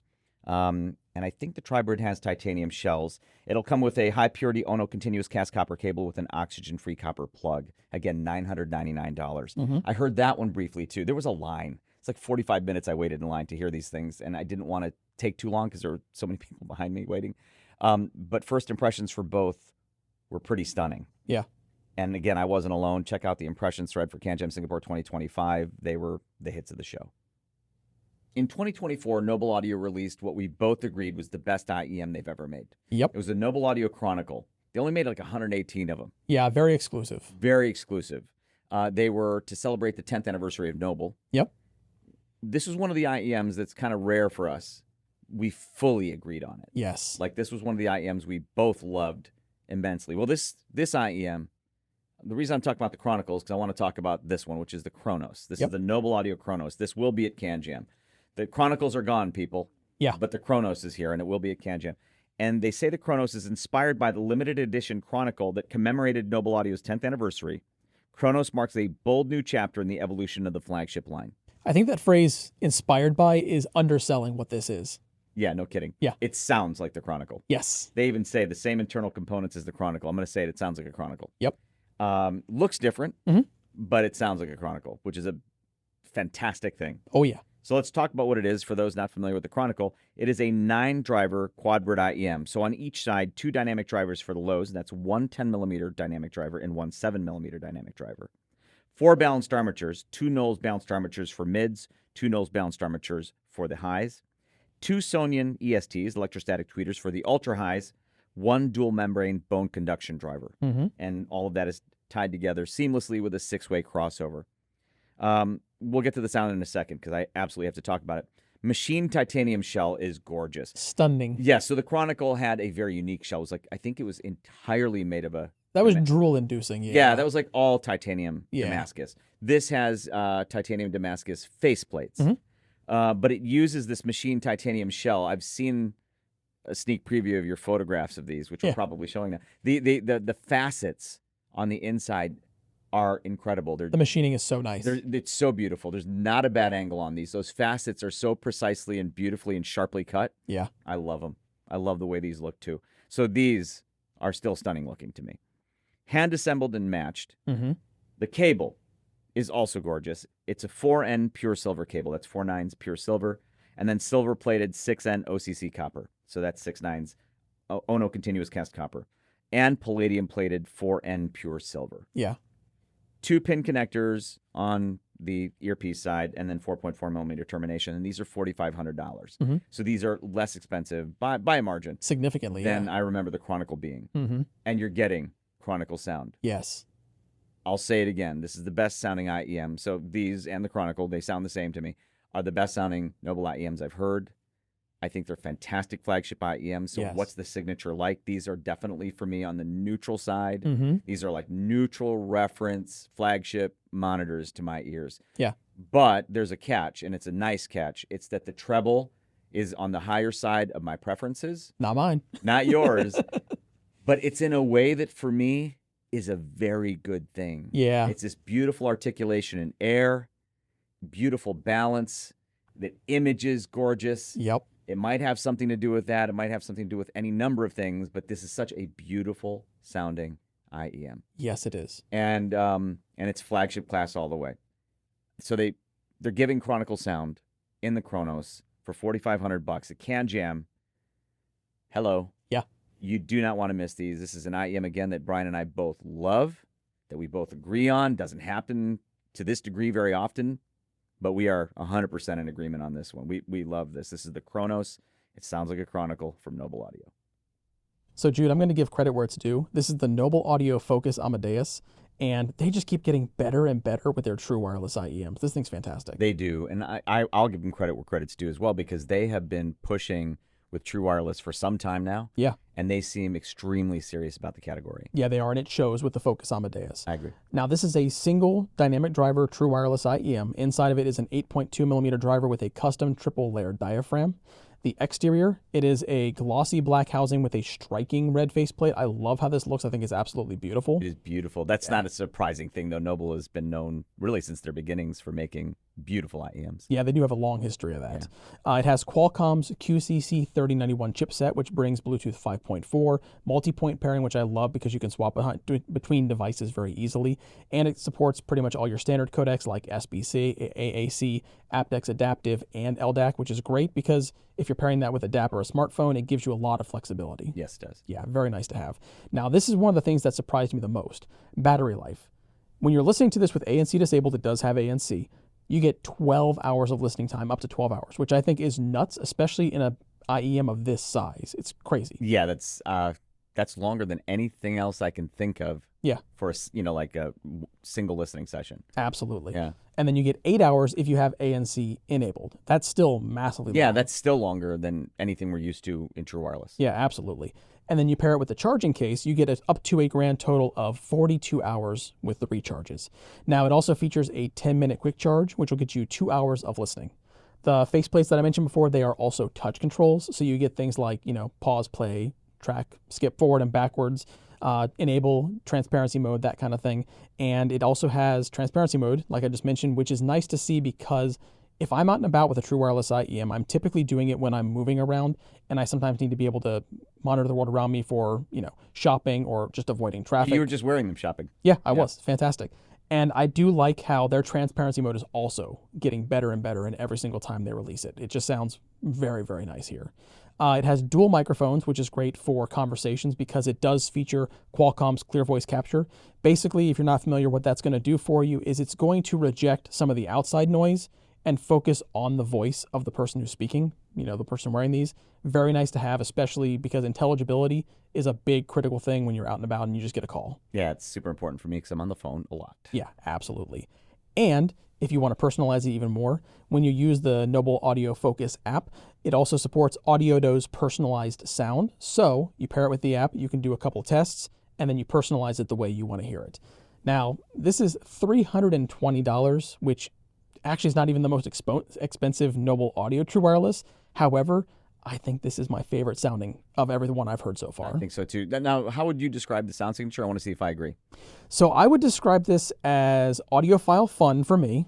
I get some low-end emphasis, but the thing that I find really interesting is even in the treble, I'm getting a lot of treble detail without feeling like it's being pushed forward. And I just think it's a really nice, comfortable sound. And I do love that low-end emphasis for me when I'm out and about, because that's when I want to have a little more low-end reinforcement, because it'll help, first of all, obscure some of the world that's going on around me, but also just bring me more into the music when I'm in the hustle and bustle. Okay, so I will say that I agree pretty much with everything you've said. Mm-hmm. I think it is very audiophile. Yeah. But like you said, fun as well. Yeah. The emphasis on bass is mild to my ears. Yeah, it's not too much. Yeah, but I do love its signature. It's a very balanced signature, especially for true wireless. So I love the way these sound. I quite enjoy them. I have a feeling we either need another pair or we're going to have to take a lot of turns using this one. Yeah, and I imagine everybody's going to be lining up to hear these at CanJam because you pretty much have to. I was very excited when I found out about these. It's the Noble Audio Van Go. Yeah. Because it's a $699 IEM from Noble Audio. Mm-hmm. So I was glad to finally hear them. Glad we got them. They will be at CanJam. Make sure to audition them. Let's talk about what they are. So this is a hand-finished universal IEM that was inspired by Van Gogh's painting Starry Night. And quite clearly. Quite clearly. If I showed these to you and said they were inspired by a painting but didn't tell you which one, you'd absolutely guess Starry Night.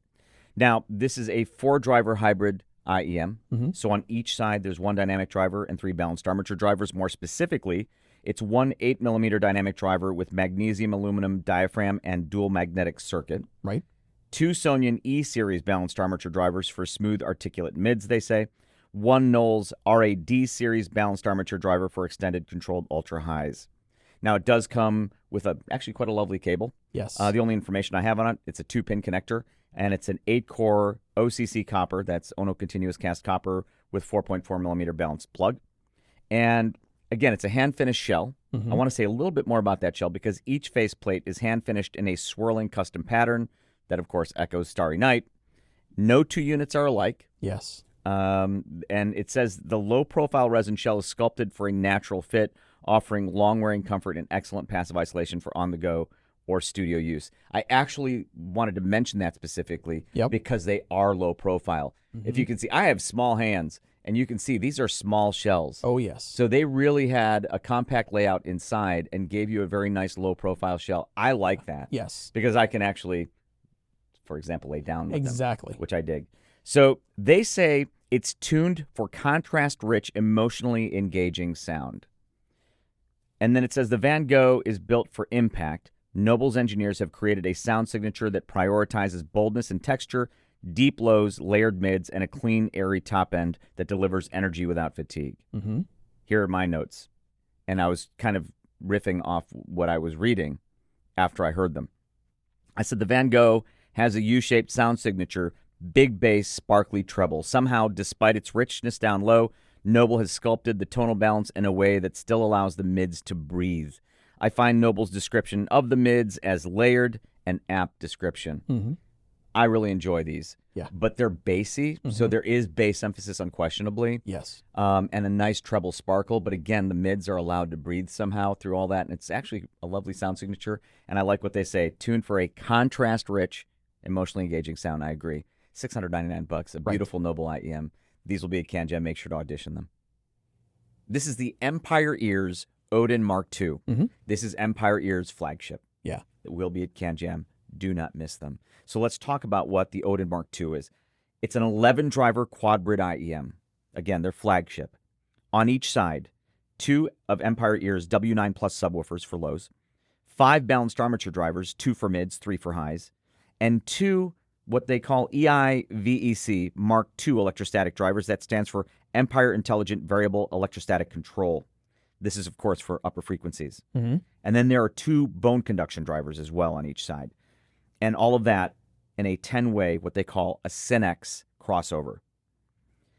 The faceplates are 24 karat gold, and they're gorgeous. They absolutely are. They're almost like ceremonial looking. Yeah, you kind of want to have a display case for them. Yeah, I almost felt like you were handing me an award or something. Yeah. Like I won something when you handed these to me. And then the matte black aerospace grade aluminum chassis made of 6061 T6 aluminum. Yeah, that type of aluminum is actually used in a lot of places where you need lightweight but rigidity and strength. So you're going to see it in things like photography gear, high quality bicycles, outdoor flashlights, that kind of stuff. It's a great material. Yeah, and the build altogether is beautiful. Yeah. The cable has, I think it's a Norse name, Yeah, it is. Kvasir or Kvasir cable. And the conductors, I believe, are gold, silver, and copper.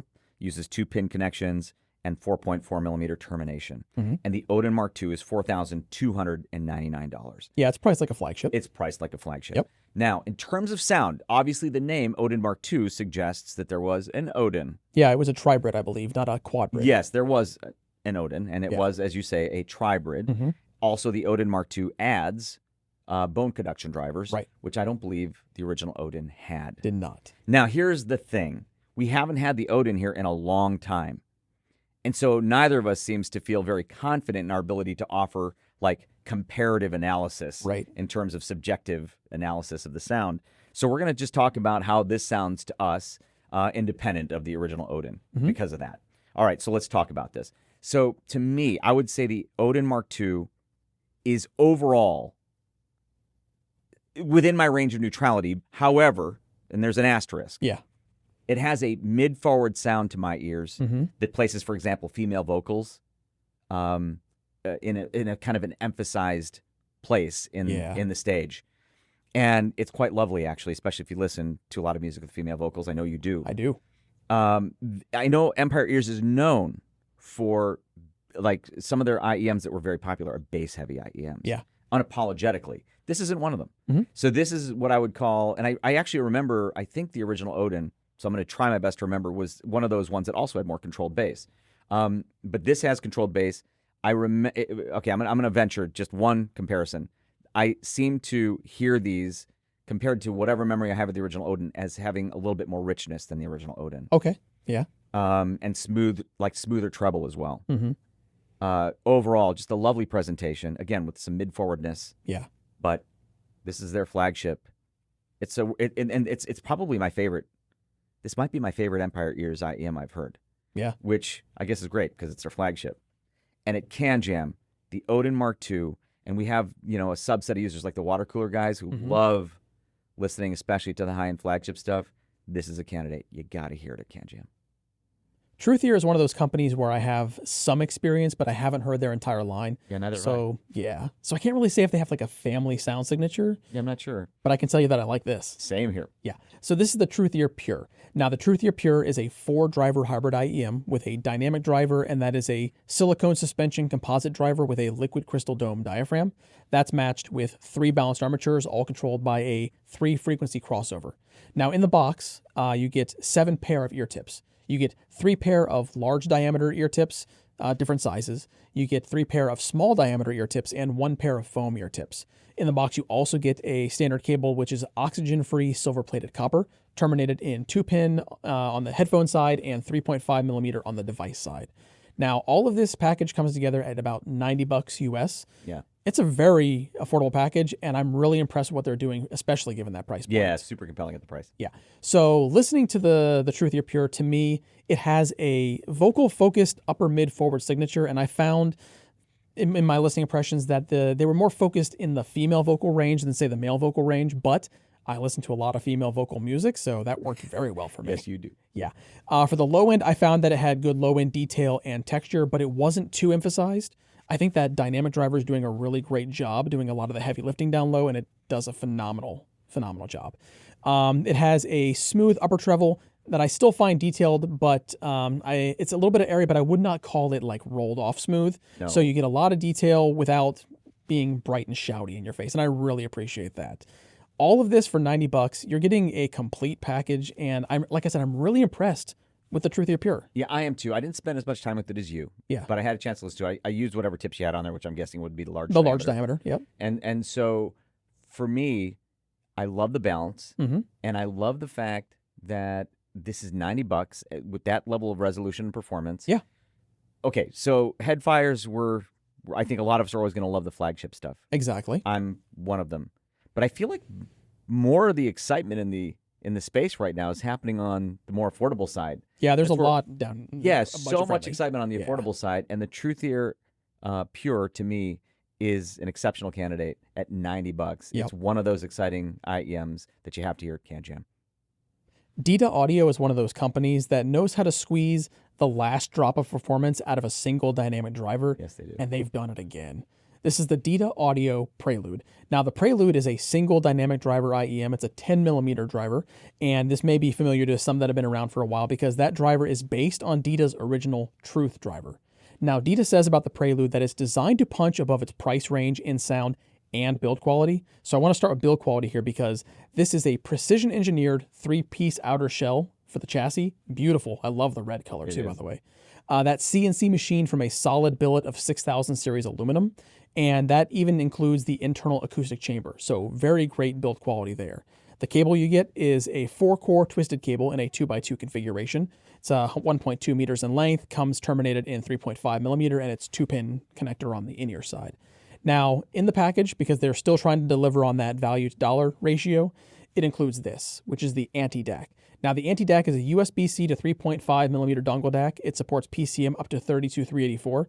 And together, these give you a fantastic package. I love the pairing. I'm going to say that when you think about the price, it's $159 US.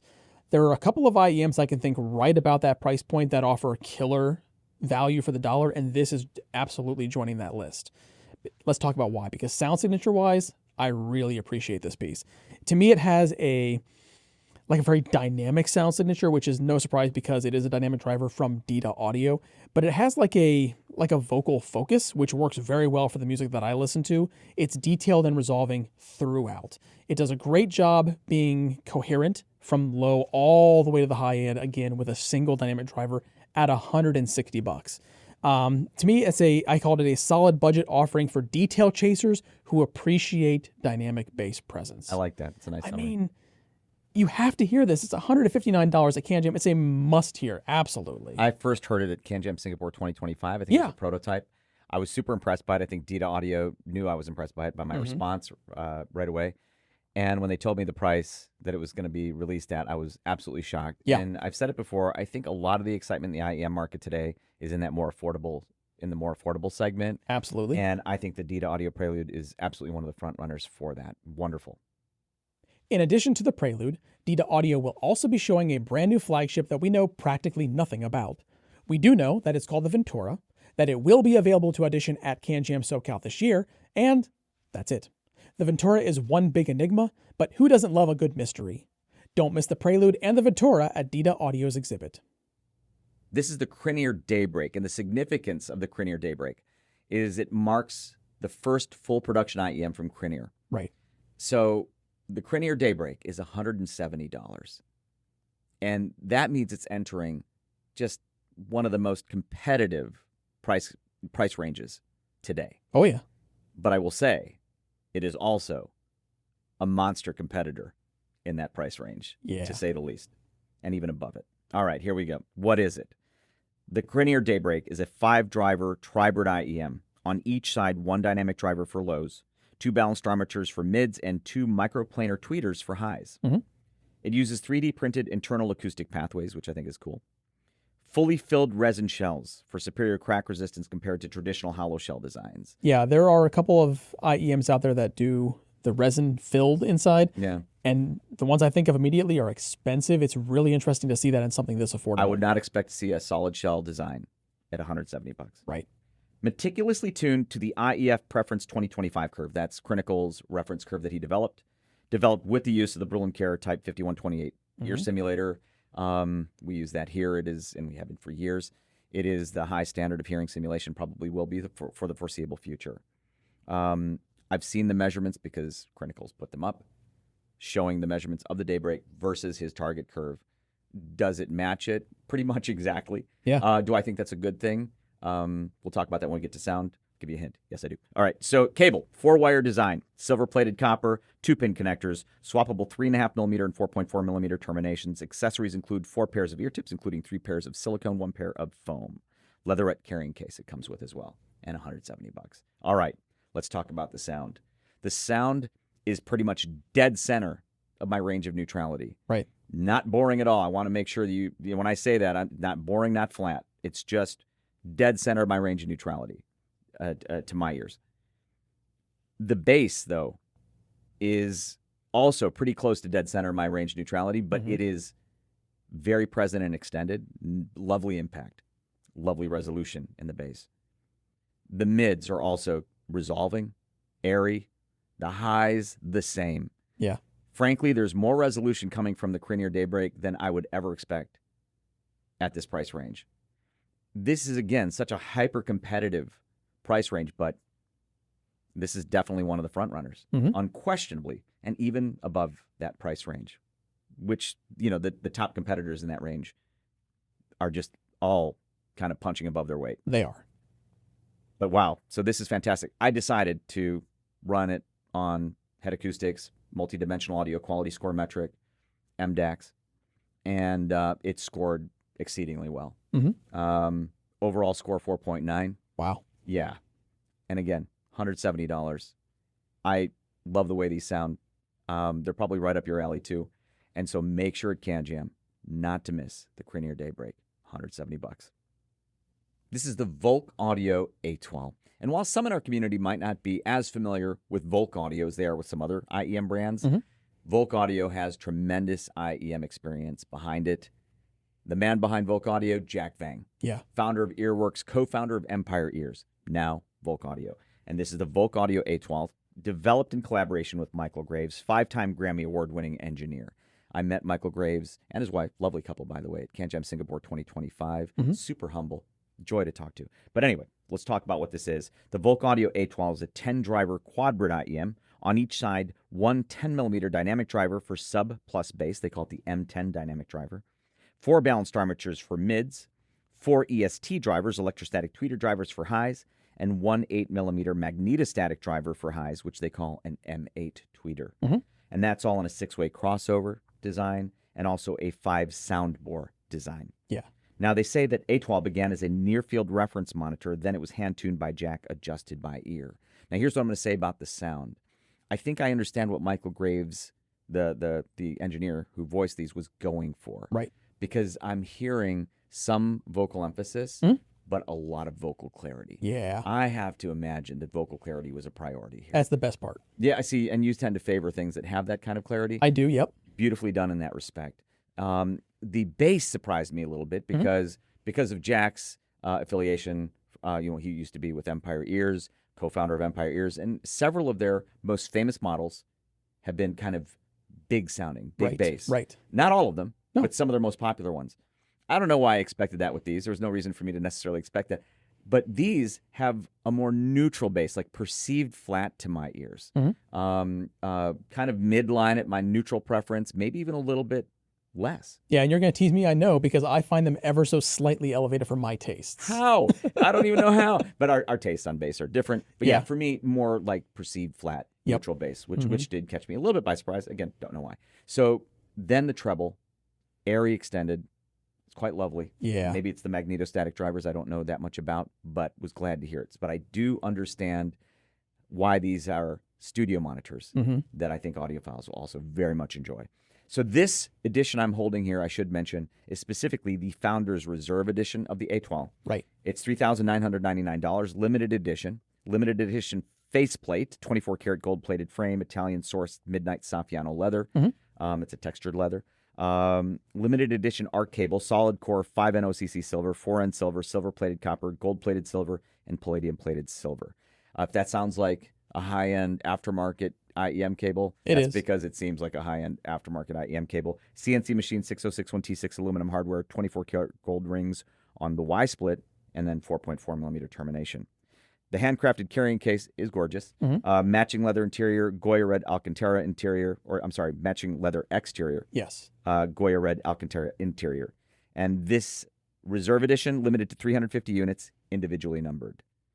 And again, these are studio monitors that audiophiles I think will love. Mm-hmm. And at CanJam, make sure not to miss the Volk Audio A12. This IEM is the Nice HCK Rockies, and I find it very interesting, and I'll explain why in just a minute. But first, I want to talk about what's inside of it. So it is a 5-driver tribrid IEM.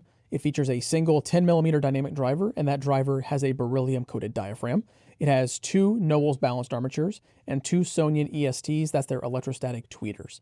It features a pure natural Petersite faceplate, so each of these are going to have an individual pattern because it is basically processed rock. It has a 3D printed resin shell, which is not going to be unique. That's going to be universal to all of them. It has a cable that is a 7-in OCC and silver-plated Furukawa copper mixed cable with 2-pin connectors, swappable terminations on the other side. You get 3.5mm and 4.4mm in the box. For accessories, you get a nice carrying case. You get a plethora of tips. You get 3 different types of ear tips, and you get a magnetic cable organizer. Now, Nice HCK describes this as a balanced and open, expansive sound quality IEM, but I want to talk about what I heard and actually a couple of things I've been reading because this actually makes sense. So to me, the sound signature came across as like a V-shaped sound signature with a treble focus, which, hello, that works for me. Right. And it has a strong bass presence, but it's not too much for me. However, I've been seeing a lot of comments online making comparisons that as soon as I read them, I go, oh, that makes sense. So a lot of people online have been actually calling this like if you remember the Mega 5 EST from High Senior, Of course. people have been referring to that or this as the Mega 5 EST, but with more energy. And I know a lot of headfires out there, myself included, wanted more energy from the Mega 5 Up EST. top? Yes. Yeah. And yeah, I absolutely, after reading that, I go, oh, that just makes sense. That clicked. And I go, yeah, absolutely. Now, this is only $499. So at CanJam, when you have a chance to hear the Nice HCK Rockies, take it because it's one of those things that's going to leave a lasting impression. Yeah, I heard them first. I believe it was at CanJam Shanghai 2025, and I was similarly impressed. I think those are fantastic. And for them, that's, I think, a flagship IEM. It is a flagship IEM, but it's actually one of the most affordable flagships we've seen in some time. This is the Nice HCK EBX25 Ti. It is an earbud, and it is a flagship earbud. Now, the chassis is made from aircraft-grade titanium alloy. It's 5-axis CNC machined, and it has an open-back design, and inside that chassis is a 14.2mm dome beryllium-plated diaphragm. Its cable is 6-in OCC silver-plated copper mixed, and MMCX detachable connectors are on the earphone side. You can choose between 3.5mm or 4.4mm for the termination. Now, unfortunately, for our listening impressions, these were a bit too large for us. They didn't quite fit, so we didn't really get any true listening time with them. It's not just that for me. Earbuds simply don't work in my ears because of the way they're shaped. And that's just always been that way. But I think for most normal human beings with normal ears, earbuds seem to work. I mean, AirPods, for example, are immensely popular, the regular AirPods. Yeah, they work for so many people, just not usually us. Yeah, just not us. Now, I do want to get you a little bit of a taste of what you can expect from this. So from Nice HCK's information, they say that it delivers a natural, spacious sound signature with superior bass and high-quality performance. The bass is rich and profound, the mid-range vocals are nuanced, engaging, and sweet, and the treble is smooth and transparent. It offers high compatibility with various music styles, and they've even provided a measurement, so we'll go ahead and show that right now. Yeah, so flagship class earbuds don't come along that often or ever nowadays. Yeah, and so make sure at CanJam not to miss the EBX25 Ti. Yeah. This is the Nice HCK NX8.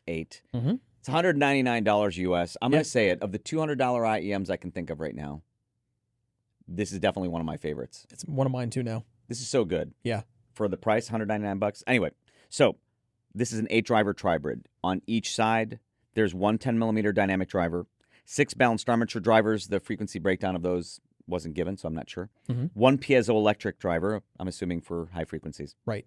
Precision 3D printed resin cavity, aluminum alloy frame, starry texture faceplate. Yeah, it's quite a nice look. It is a nice look. They tend to go for elegant, like simple and elegant. They do, yeah. I like that. Replaceable acoustic tubes. Can you say something about that? Because we were talking about this a minute ago. Yeah, so the replaceable acoustic tubes on these, you get 2 pair in the box, and basically they're identical. If anything happens, say one pair or one piece gets gunked up, you could just untwist, toss it, replace it very easily. That's actually nice for them to include that. Yeah, it is. Gunked up. All right. Cable, high purity OCC silver plated mix, 2-pin connection on the ear side, 3.5 or 4.4mm termination. All right. Your notes? My notes are pretty simple, but it's because I was actually spending most of my time listening. Yes. So I find they have a balanced sound and a slight low end elevation. All in all, I was surprised with the final voicing that these have, because when I read the description, I thought these probably gonna be a little bassier than I was looking, and I very much enjoyed these. I do too. Yeah. So this is another one of those IEMs or headphones that we agree on. Yeah. I agree with you actually on this one. I find that the bass is somewhat mildly emphasized. But it's nicely done. Very nicely done. Nice bass control to me. It seems to have nice treble extension. Yep. Just an overall balanced sound. It's kind of a safe signature in a very good way. Yeah, that's a word I thought of at the time too. Safe. Yeah, safe enough. Apparently, we both like it. Yeah. So yeah, of the $199, the $200 IEMs I can think of, this is absolutely one of my favorites right now. So the nice HCK NX8 at CanJam, you must hear. Jude, please forgive me for a second, but I need to talk to the headfires at home. So, headfires, if you come to CanJam preview videos looking exclusively for IEMs and traditional earbuds, go ahead and skip to the next chapter. This one's not for you. But if you're looking for something unique, something interesting, something you're not normally going to find at a CanJam, stick around because I'm going to talk about this. This is the Shokz OpenFit 2 Plus. Now, to really explain this, I have to first talk about what the Shokz OpenFit 2 is. The Shokz OpenFit 2, and by extension, the OpenFit 2 Plus, are open ear design earphones. Now, unlike IEMs, they don't seal in the ear, and unlike earbuds, they don't sit in the ear. These actually wrap around the top of your ear and sit at the top, and it's completely open. There's no seal, there's no blockage. Now, a couple of features are going to be needed to really deliver that kind of high quality sound, because there's no conventional contact that we normally experience with in-ears of any kind. So Shokz has a couple of technologies. For example, they have their Direct Pitch 2.0 technology, and they say that uses the principle of phase cancellation to enhance audio quality, and it has what they call dual boost technology, which delivers larger-than-life audio that's vibrant and dynamic. This has an IP55 water resistance rating, and that's going to be really important. I'll talk about that in a minute here. Bluetooth 5.4 with multi-point pairing, which is great because I can swap between my phone and my watch very easily with this. And it gets a total of 48 hours of battery life. You get about 11 hours on a single charge, and a 10-minute quick charge will get you about 2 hours of listening. So even if you forget to put them back in their case and you're going out for a quick run or a bike ride, 2 hours you're going to get covered in 10 minutes of charge. Now, the 2 Plus brings a couple of features to the table that I think actually improve the quality of life and the audio quality listening kind of immensely. So the first thing is Qi wireless charging. The standard 2 does not have that, the 2 Plus does. Now, a lot of headfires might think, nothing wrong with plugging in the cable, and you're not wrong, but I like the convenience of Qi charging. I can come in and set it down. It's just so much better. It's always more convenient, in my opinion. Absolutely. Now, another feature that the 2 Plus adds is Dolby Audio. Now, this is a setting for me that you can change in the companion app, and you can also EQ the listening experience while you're in there, but I found in my time with this, I'm never going to turn off the Dolby Audio setting. It's always going to be remaining on, and when you pair it with my personal EQ setting, I actually enjoy the experience. I paired these with my Apple Watch, took them out for a little exercise, which is great because, I've got cellular on here, so this is a complete system for exercise. Just get out and go. This did a fantastic job staying on my ears. It didn't feel loose. It didn't bob around.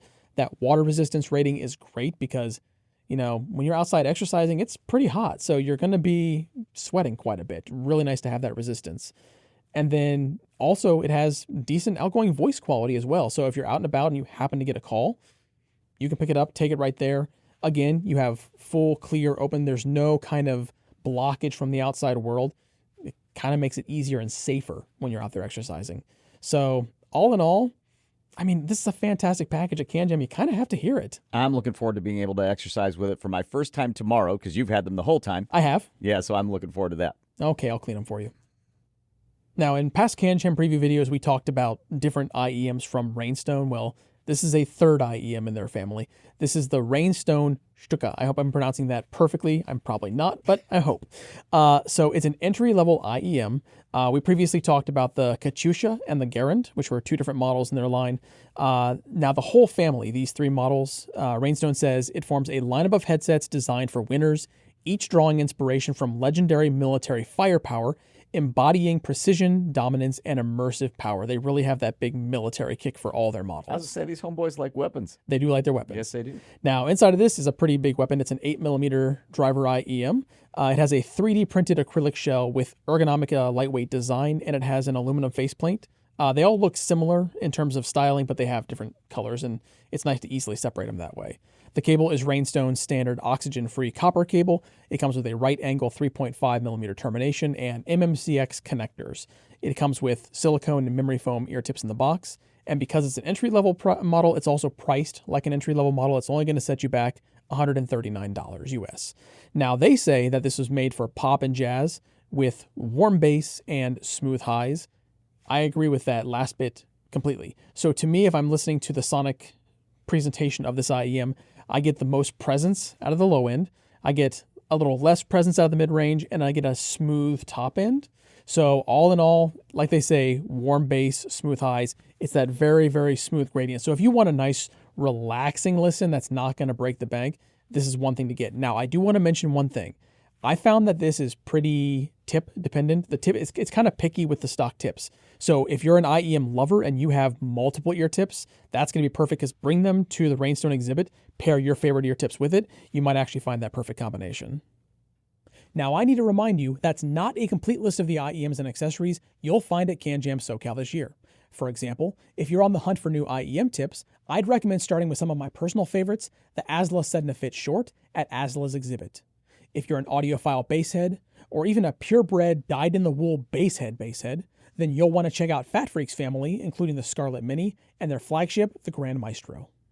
The Flip Ears Legend and Aegis are two IEMs that have been receiving lots of love at recent CanJams, and they'll both be available at CanJam SoCal for you to audition.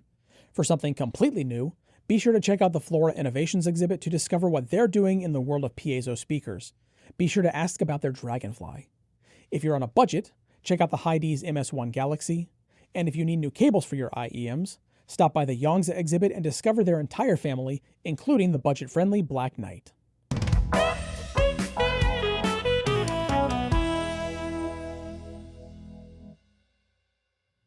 Qobuz will be joining us at CanJam SoCal 2025, and they're also one of our CanJam SoCal event sponsors, so thank you, Qobuz, for helping make CanJam possible this year.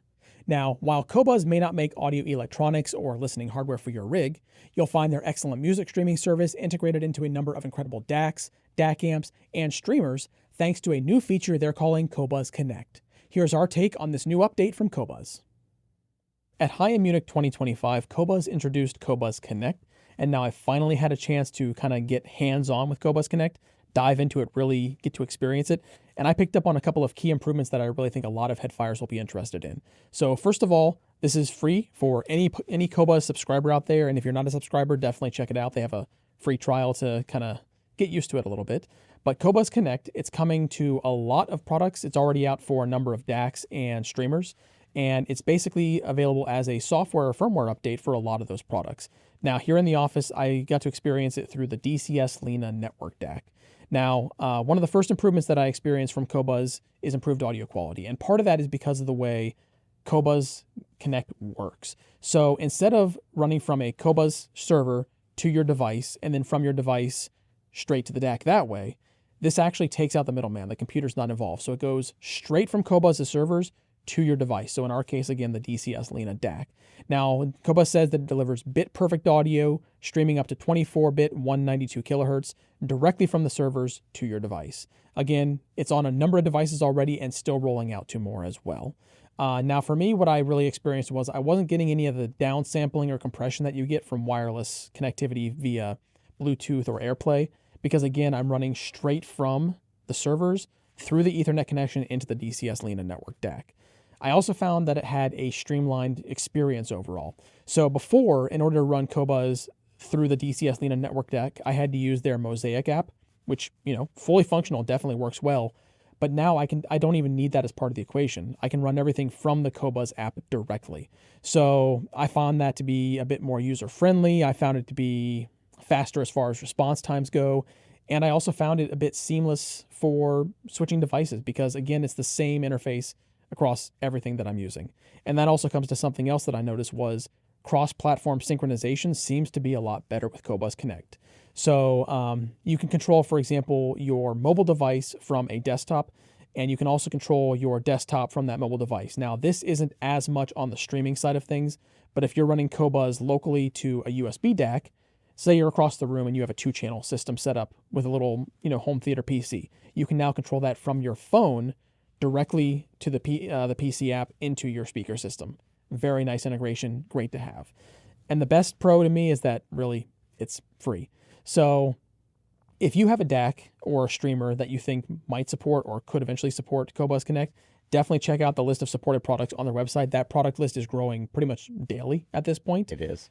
And like I said, with the DCS Lena Network DAC, as soon as I saw that firmware update was out, I downloaded it, hooked it up, and I just went to town. I started listening to my favorite records and, music collections straight through I say records, but obviously I mean digital. And just kind of getting into my music library again. And it just really helped me kind of recapture that flame. It was great. I agree. I think every one of the HeadFi team, I think we're all Qobuz users. Yeah, I think we all are. We all are. And so for Qobuz users, Qobuz Connect is a huge advance. It's a big deal. Yeah, it is. Now, I also do want to mention at CanJam, you will be able to pick up free trials for Qobuz. If you're not currently a subscriber, definitely stop by. Ask them about Qobuz Connect because they can go into even more detail about everything it does. I just wanted to talk about a few of the features that really stood out to me. But yeah, Qobuz Connect, definitely check it out at CanJam. That's the Schiit Asgard X. It has a very special place in my heart. Yeah. Not just because it sounds fantastic, which it does. We'll get to that shortly, but because it was announced right around the time, maybe at the exact same time that Schiit was celebrating its 15th anniversary. Right. Which brings me to a short story, I promise, that I have to tell. A story that takes us all the way back to literally day one of Schiit, the day they announced the company. They put a piece out on the news wires. I happened to pick up on it. I call Schiit immediately. I talked to Jason Stoddard, who by now all of you know who he is. He's an immense celebrity in our community, one of the founders of Schiit. I talked to Jason, and I asked him a zillion questions about how on earth they're making affordable products in the U.S., because they were very affordably priced. Right. He answers my zillion questions. We talk about their products. I end up ordering right then and there the first Schiit Asgard. And I think that would make me one of their first customers. Probably. I wonder if I was their first customer. We'll have to find that out. Anyway, he talks about this in his book, Shit Happened. So Jason Stoddard has an outstanding book called Shit Happened. If you're starting a business, it's a fantastic book to read. If you're just looking for any good book, Shit Happened is a fantastic book. But anyways, he talks about it in there, which I thought was pretty cool. So I guess I should get to the Schiit Asgard X. Yeah. I still have that first Asgard, by the way. But the Schiit Asgard X, I need to tell you about this, has come a long way. Mm-hmm. And here's what it is. The Schiit Asgard X is a no-feedback JFET input discrete Class A amp. It outputs up to 3.4 watts into 16 ohms, and they say it's the first amp with Schiit Class A version of continuity. They call it Continuity A. And they say Continuity A means that both NPN and PNP devices are conducting on both positive and negative rails, something that push-pull Class A amps can't even claim. Fantastic amp, by the way. It has 6.35 millimeter and 4.4 millimeter outputs, and on the 4.4 millimeter output, it has Schiit Halo X. And here's what they say about it. Halo X is an extension of their Halo mixed mode feedback system introduced on Midgard. Now, that Midgard is their $220 dedicated headphone amp that, despite its affordability, happens to be one of my reference amps. Right. Love the Midgard. Anyway, they say of Halo X, this allows you to include the headphone driver in Asgard X's feedback loop without it having any feedback itself. Again, phenomenal amp. Now, the Asgard X starts at $399. Mm-hmm. It's available in black or silver finish, as most Schiit products are. And at $399, this amp is such an incredible value for how it performs, how it sounds. Beautifully musical, very resolving, powerful. Yeah. Up to 3.4 watts into 16 ohms.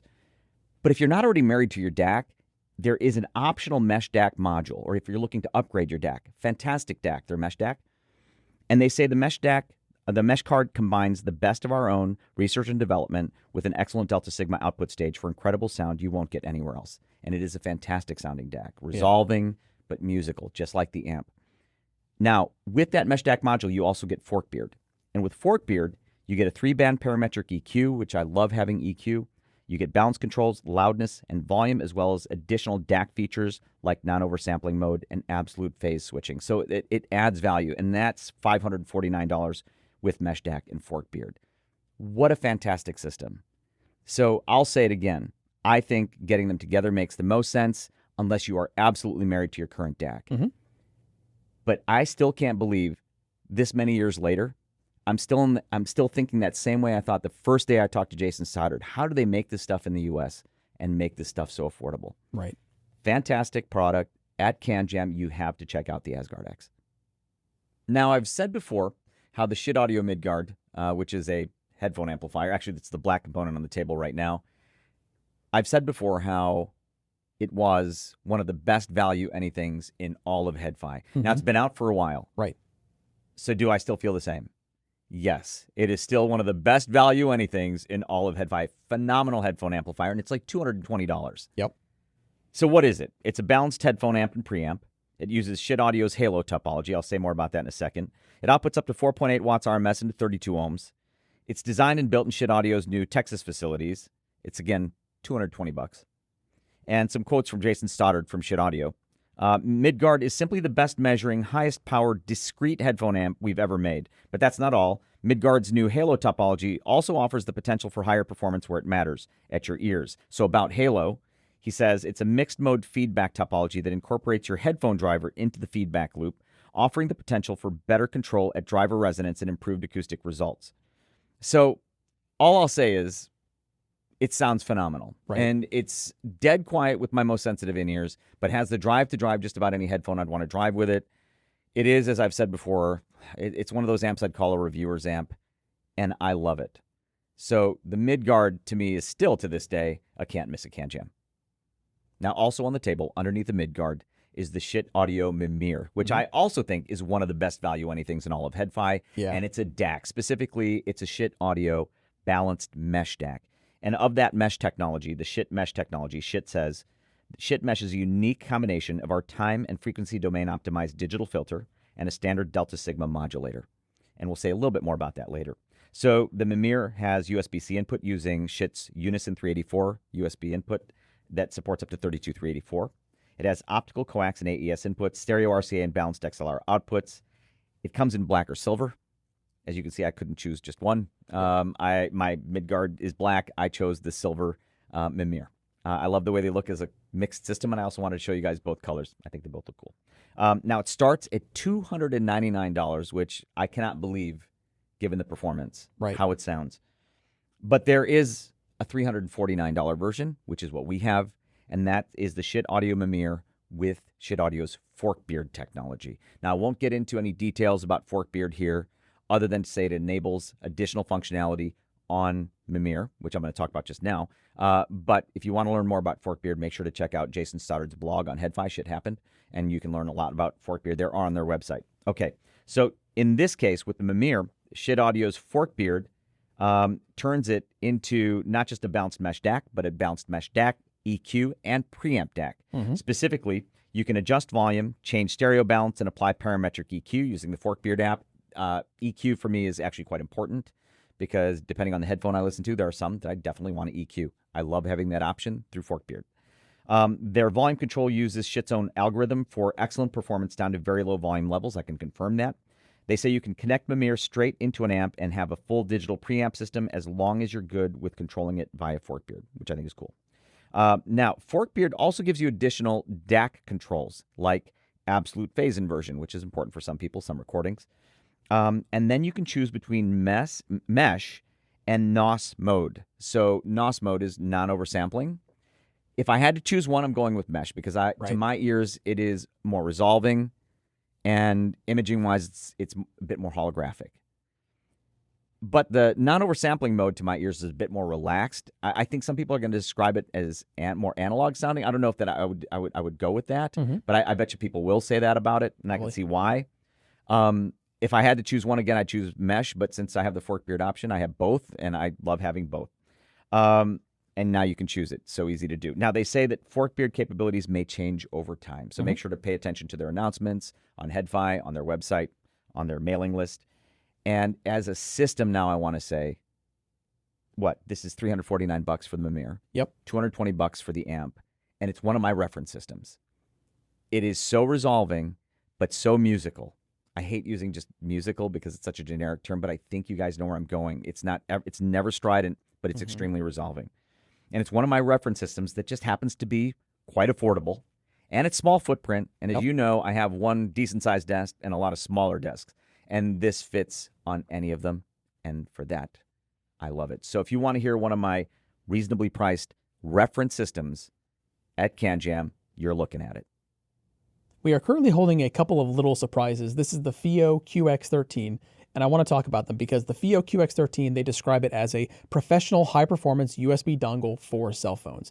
Now, they say the QX13 is primarily designed for audiophiles with sound quality as the top priority and emphasizes high performance and professional tuning capabilities. So, there is no Bluetooth, there is no battery inside of this. This is a wired dongle completely through and through. It's targeting cell phone use, but you can use it for computers. I'll talk about that here in a little bit. Inside is an ESS ES9027 Pro 8-channel DAC. It has a full carbon fiber or aluminum alloy chassis. You're holding the carbon fiber, I'm holding the aluminum alloy. And carbon fiber is often, hailed for its light weight. And it's funny that because this is actually 38 grams, that's 32 grams. There is a physical difference. That's there. pretty neat. I like that. I'm just kind of smiling because I know that you let me hold this because I love carbon fiber. You love carbon fiber. I love carbon fiber. It has a 1.99-inch color display. Just call it 2 inches.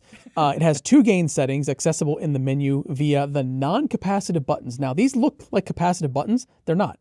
I thought this like, touch buttons, and they're actually real buttons, and I like the tactile feedback of that. It has inside 4 Texas Instruments high-precision op amps, and it can output up to 900 milliwatts. Now, it also supports FIIO's patented desktop mode. You'll notice on the side here, on yours as well, there's a little toggle. That goes into desktop mode. That works in both high and low gain, which is nice. It has an XMOS 16-core XU316 inside, and it has a 10-band high-precision parametric equalizer, but the best part is you don't need to use an app. You can access that with the buttons in the menu system physically on the unit. Very cool. It comes with a protective leatherette case, and FIIO has this optional accessory that they sell. I've seen it online. I haven't experienced it in person yet, but I'm probably going to pick it up to pair with this. It's called the E-Stick. It's an external battery. So if I'm on the go and I want to have this kind of power without running down my phone's battery, I might have to try that. I might have to as well. But the nice thing about this is it sounds phenomenal. Now it's FIIO, so like FIIO engineering as you'd expect, even if you are in desktop mode in a high gain at max volume, there is no noise out of this from any of the IEMs I tried with it. Fantastic. Sounds fantastic with full-size headphones. Obviously, it's not going to drive the most demanding with only a max of 900 milliwatts, but it's going to drive pretty much anything you're on the go with. Yeah, 900 milliwatts should be enough for like 90-some% of headphones. It's going to drive a lot of headphones, and it does very, very well. It does. And because it's small and compact, it fits very easily in a bag. I have a little pouch that I carry around that normally has a dongle DAC. I've actually replaced my normal dongle DAC with this, and I've been carrying that one around for a little bit now.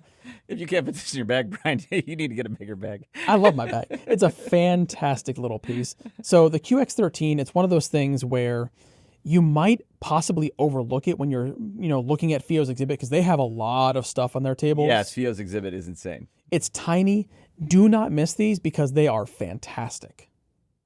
There are a lot of R2R DAC enthusiasts in our community, and I love when an R2R DAC comes out that gives, in terms of sound quality, what a lot of R2R, I won't say all, but what a lot of R2R DAC enthusiasts are looking for in terms of sound quality, and does so affordably. Yeah. This does that. This is the FIIO K13 R2R, and it is like around $300. Mm-hmm. And yeah, so let's talk about what it is. It's a desktop DAC amp and preamp. It has a fully differential R2R DAC with what FIIO calls true 24-bit R2R resistor arrays. I also love that you can see that array. I do too. Through the top panel. I think that's beautiful. The amplifier is a fully balanced audio amplifier circuit with up to 2,400 milliwatts per channel. A lot of drive. Yes. So you guys might be familiar with the FIIO K11 R2R. Another lovely piece, also obviously very affordable. This has a lot more output than the K11 R2R. Yeah, it's not just the output, though, because the way I look at the K13 R2R, it's like the K11 R2R, but more. So you do get, of course, more output power, but you also get more inputs, more outputs, more functionality, more features. To me, it's like just a scaled-up, better-performing K11 R2R, and I think it's a fantastic device. Thank you. That's actually a great way to put it. Did I mention the XLR plus RCA preamp? Not yet. Okay, so this on the back has both XLR and RCA outputs for the preamplifier, which I think the K11 R2R only has RCA. RCA line out, yeah. Yeah, so that's nice to have. This has Bluetooth with LDAC, which you and I always appreciate. Oh, yeah. 10-band high-precision PEQ. I am the type of person to use EQ, so I appreciate that. And then there are dual modes, non-oversampling and oversampling, which is nice, and I think a lot of R2R DAC enthusiasts will appreciate that, maybe even expect it. And then there's DC and AC dual power supplies. All right, let's talk about its performance. So let's start with the amplifier. Again, a lot of drive. Yeah. Up to 2,400 milliwatts per channel. And that's enough to drive just about any headphone you're going to want to drive. And then what I also love is the versatility, which you usually get with FIIO's stuff, even their high-powered stuff, because their amps are usually just so quiet. Yep. So even with really high-sensitivity IEM, I'm getting dang near dead silent in terms of self-noise performance. And then with, moderate and just normal sensitivity IEMs, it is dead silent. And then I love the control at the bottom. Yeah. So you still have a lot of flexibility with the volume control at the bottom. That means a lot to me. All right. Now, in terms of the sound, so for R2R DAC enthusiasts, I mean, they're going to tell you it's a thing. Like, there's a reason that R2R DAC enthusiasts are looking for R2R DACs. Right. And this has that. And what I think a lot of them, again, I won't say all, but what a lot of them are looking for is like clean sound, but with a sense of warmth. Mm-hmm. And they usually, if you have a good one, it images well as well. This hits all of those points. Yeah. And I think that is something that R2R DAC enthusiasts are going to really appreciate, especially at around $300. I'm one of them, by the way. So at CanJam, the FIIO K13 R2R is something, if you want to know what a good R2R DAC sounds like, listen to this. And if you're an R2R DAC enthusiast looking for an affordable option, look at this wonderful piece. This is the FIIO K17, and as you well know, I've fallen in love with this FIIO K17. Yeah. So let's talk about what it is. The FIIO K17 is a fully balanced desktop DAC amp. I love that it has a relatively compact footprint because, as you know, I don't really have much room on any of my desks, so that's always nice. Now, the DAC section of the FIIO K17 is built around AKM's flagship AK4191, AK4499EX combo, and there are two of the AK4499EXs in there, so the DAC section is extremely capable on the K17. But the amp section is also very capable. Yeah. It's actually a discrete Class AB transistor amplifier circuit. I love that it's a discrete design. I love that it outputs up to 4,000 milliwatts. Yep. It has quite a bit of drive. And I also love the fact that it's so flexible in its drive and so quiet in terms of self-noise that I can plug the most sensitive in-ears into it. No self-noise whatsoever. It's what I call, that amp helps it become what I call a reviewer's amp. Yeah. In that you can plug anything into it, including hard to drive over ears or, like I said, super sensitive in ears. I love the flexibility of FIIO's desktop components these days. They have so many inputs and outputs. Oh, yeah. For example, the USB inputs on this. Yeah. Back and front. Yes, I love seeing USB-C on the front because if I have something like a phone or a laptop that I don't want to get behind the unit and plug it in, I can just sit down, quickly plug it in, get to listening. Exactly. My main computer is plugged into the USB-C input on the back. Yeah. And on the front, if I want to use, like you mentioned, like a tablet or a DAP or my phone and just DAC it really quickly using the K17, it's nice to have that front access. So that's a lovely thing. And then, again, a slew of inputs and outputs. It also has Bluetooth, which we both actually really appreciate. Yeah, and networking support. Oh, yeah, networking support. Ethernet, Wi-Fi. And it's dual band, 2.4G, 5G. I do love that it has, for balanced headphone outputs, as well as unbalanced, by the way, but it has 4.4 millimeter and XLR. Yes, it's nice to see both. Again, makes it more of a reviewer's amp. Yeah. Right? So no matter what you have, you can plug it in. Okay. Now, on HeadFi's forums, FIIO confirmed for somebody who asked if this was the successor of the very popular FIIO K9 Pro, and they said, yes, it is. Okay, they look nothing alike. They look nothing alike. And the K9 Pro is immensely popular. Yeah. But the K17, and something I love about it, is it has that retro look. Yes. It has that retro look, and it's also a retro sort of touchy-feely thing, too, with the knobs. Yeah. So, for example, the gain settings that I talked, 5 different gain settings on that amp, from low to whatever the highest is, like ultra or decibel. I don't remember what they call the highest setting. And it's done with a knob that has such a nice feel. And I like having that instead of going through a menu setting to change gain settings. I love that it's just a knob. And the funny thing about it is the screen also looks kind of retro. Yeah. It's kind of this basic looking screen, but that's also just, kind of the style. If you swipe left to right, and it is a touch screen, which may not be obvious when you first look at it, and it comes with a remote, but you can swipe left to right on the touch screen, and it just unveils, like right away, a slew of options. Yeah. Right? So anyways, we won't get into that. But one of the options we should mention 31 band high precision lossless PEQ, a parametric EQ, Right. including some presets, which are nice. I actually used the jazz preset with a headphone that I was driving with it just before we shot this. And I should also mention, as with anything from FIIO these days, especially in terms of their electronics, they use the highest quality components inside. They do. And this thing is loaded. Yeah. All you have to do is look through those top vents, and you can see the electronics go like right up just underneath the top surface. So I bet you if we open this thing up, it probably just has layers of stuff going on inside. Yeah. So the FIIO K17 to me is so easy to fall in love with. I think it's a fantastic successor to the K9 Pro. I love the retro look and feel. It's a very exciting piece. You can see why I've fallen in love with it. It's a can't miss it CanJam. We're holding a couple of USB Type-C dongle DACs. These are coming from SnowSky. You're holding what's called the Tiny A, and I'm holding what's called the Tiny B. Now, for those who don't already know, SnowSky is a sub-brand of FIIO, and they kind of go after a retro aesthetic, kind of a classic throwback, and they're bringing some of the colors that we've seen in the other SnowSky products into the Tiny A and Tiny B. So the Tiny A and B, they're both USB Type-C dongle DACs that support PCM up to 384 kilohertz and DSD 256. They both feature full metal construction, and they both feature PEQ tuning, so you can use FIIO's connectivity app for that. They have a plug-and-play design, so they're fully compatible with Windows, Mac OS, and mobile devices. And they also support what FIIO says is called app and web connectivity. Now, these are pre-production versions. We don't have the full final versions, so I don't have all of the details about what that entails, but it is nice to know that there is multiple connection options for app and web. Now, the Tiny A version that you're holding, it has that USB Type-C dongle connection, but on the other side, you have a USB Type-C input for power, and on the other, a 3.5 millimeter output for headphone. Now, the nice thing about the Tiny A is that it can be used to charge your device while you're listening. If you don't need that functionality, or if you need to have a 4.4 millimeter output, that's where the Tiny B is going to come in. So it has 3.5 millimeter and 4.4 millimeter output, but it doesn't have any kind of charging pass-through. Now, again, these are pre-production versions. We don't know final pricing, but SnowSky so far has been a very budget-focused brand. I imagine that's going to be true for these. And for a lot of headfires at CanJam SoCal, it's going to be their first chance to try these. Bring your mobile devices, bring your favorite DAPs with USB Type-C output, bring your phones, whatever. Hook it up, give them a listen, because I have a feeling, based on what I've heard listening to these pre-production units, they're actually going to go over quite well. Oh, I agree completely. Now, I have to take a second to talk about something that didn't make it in time for this CanJam preview video, but we are both so stoked it's going to be there. We are, of course, talking about the FIIO M27. Now, the M27 is the successor to the popular FIIO M17. We both love that DAP, and I know a lot of headfires have as well.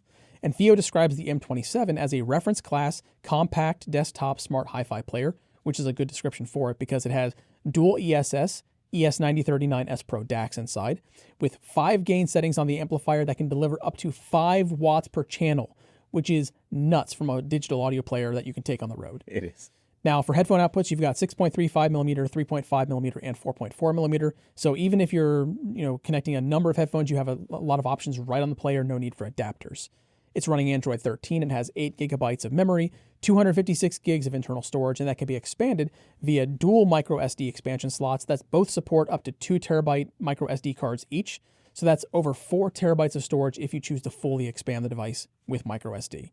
It has a 9200 milliamp hour battery, and that battery, this is key, is user replaceable. Now, you don't see that on a lot of DAPs. Anytime it's an option, I definitely appreciate it. It's nice to have that functionality that as the battery degrades, you can swap it out and it gives your DAP a new life. That's actually a very big deal. Very big deal. Another big deal for us is that it has a titanium housing option. Now, this is optional, but it's an optional titanium alloy housing with a glass fiber rear panel. I've only seen some renders and photos of it, but what I've seen so far definitely has caught my eye, and I can't wait to see it in person. Same here. We don't know final price, we don't know final release date, but what we do know is that CanJam SoCal will be the single first place for a lot of headfires to really sit down and experience the M27 for themselves. Yeah, there are a lot of specs that we just didn't go over that we have in the specifications list. Yeah. But I also do know that I will be ordering one of these, and the moment we have it in hand, we'll be able to say more about it. Yep. But I will say the FIIO M27 is probably at the top of my list of the bazillion things that'll be at CanJam SoCal to listen to. Mm-hmm. Yeah, the M27 is probably at the very top of my list. Yeah, mine too, and I'm sure it's true for a lot of headfires, so definitely check it out. This is the Astell&Kern A&Ultima SP4000. This is Astell&Kern's latest flagship digital audio player. I am wildly in love with it. I'm going to explain why shortly. So I want to tell a quick story. I go to CanJam Shanghai 2025, and this had been announced, but it wasn't released yet at the time of the show. So I decide, because we got one early, to load it up with music, bring it to the show, just for my own personal use so I could audition IEMs and headphones with it. Right. I didn't think anybody would notice it because it looks so much like an SP3000 at first blush.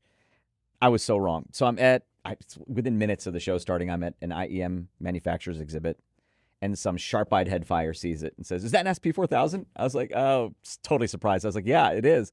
And he said, "Can I try it?" So I pass it across the exhibit to him. He listens to it, and within minutes, there are like 6 or 7 other guys passing it around to each other. And it took me like an hour and a half to get it back from those dudes. Yeah. It was fun to watch, though. They were so enthusiastic about it. But my point of bringing that up is this played out several more times during that CanJam Shanghai weekend. People found out I had it. They wanted to hear it. So I spent a lot of time at that show letting people audition the SP4000. And to a person, every single person that gave me feedback about it, that heard it, loved it, as do I. I'll talk more about why in a minute. Let's talk about what's different about it. So inside the SP4000, you'll find the AKM AK4191, AK4499EX combo. Yep. We've seen that combo before. What we haven't seen until the SP4000 is 4 of each of them in what Astell&Kern calls a real quad DAC configuration. It's the only such, I think it's the only device using that configuration right now. Yeah, I can't think of any others. I can't think of any either. The body is stainless steel, made of 904L stainless steel. It's a high-end stainless steel used like in very expensive watches. And it's beautiful. It is gorgeous. And they've used it before. Yeah. But what they've done here is they've softened the corners. I love that so much. The edges. Yeah, I agree. It looks more liquid and it's more comfortable in the hand. Yes. There's a 6-inch 2K display, 2160 by 1080 resolution. And it's beautiful. It's also big. Yeah. That's a big display for a digital audio player. Storage, 256 gigs built in with micro SD card expansion, of course. Bluetooth with all the high-res codecs I'd expect. The next feature I just want to introduce more than just talk about. Sure. Astell&Kern enthusiasts are familiar with that screen. Right. They're less familiar with that screen. Yeah. The Astell&Kern SP4000 is the first Astell&Kern device to support full open Android OS. Open Android, guys. We've been asking for this for a long time from Astell&Kern. We finally got it, and they've done it right, as you'd expect from Astell&Kern. They are bypassing any sample rate conversion limitations that Android can impart, so they've done it right. So we're good there. 10 hours of runtime from a 6,780 milliamp hour lithium polymer battery. It's a big battery. It's a huge battery. It needs it. Yeah, it does. For all the features I'm about to describe, and most specifically, there is something with the SP4000 I think that is very important called high driving mode. So the SP4000 features twice as many op amps arranged in parallel compared to previous models, which would have half the op amps arranged in series. As I understand it, this gives it quite a bit more current drive. Probably why we need that big old battery. Now, as far as the battery life goes, by the way, I get you can watch it in high driving mode, that battery life dwindle. Yeah. But it's enough battery that I have no issues in my typical use cases. I haven't run out of battery yet, but I do have to charge it at the end of a day of use. The SP4000 also has something called Advanced DAR. That's their second generation digital audio remaster technology. It's a new 2-stage higher end version of digital audio remaster. I think that's important to it. ESA technology is something that they've incorporated that eliminates group delay or reduces group delay. They say eliminates it. The SP4000 incorporates a newly implemented LDO, low dropout regulator, that reduces noise by up to 97% compared to previous models. That's saying something, given that Astell&Kern players are pretty dead quiet in terms of self-noise. Yeah. I guess the SP4000 is dead quieter. I guess so.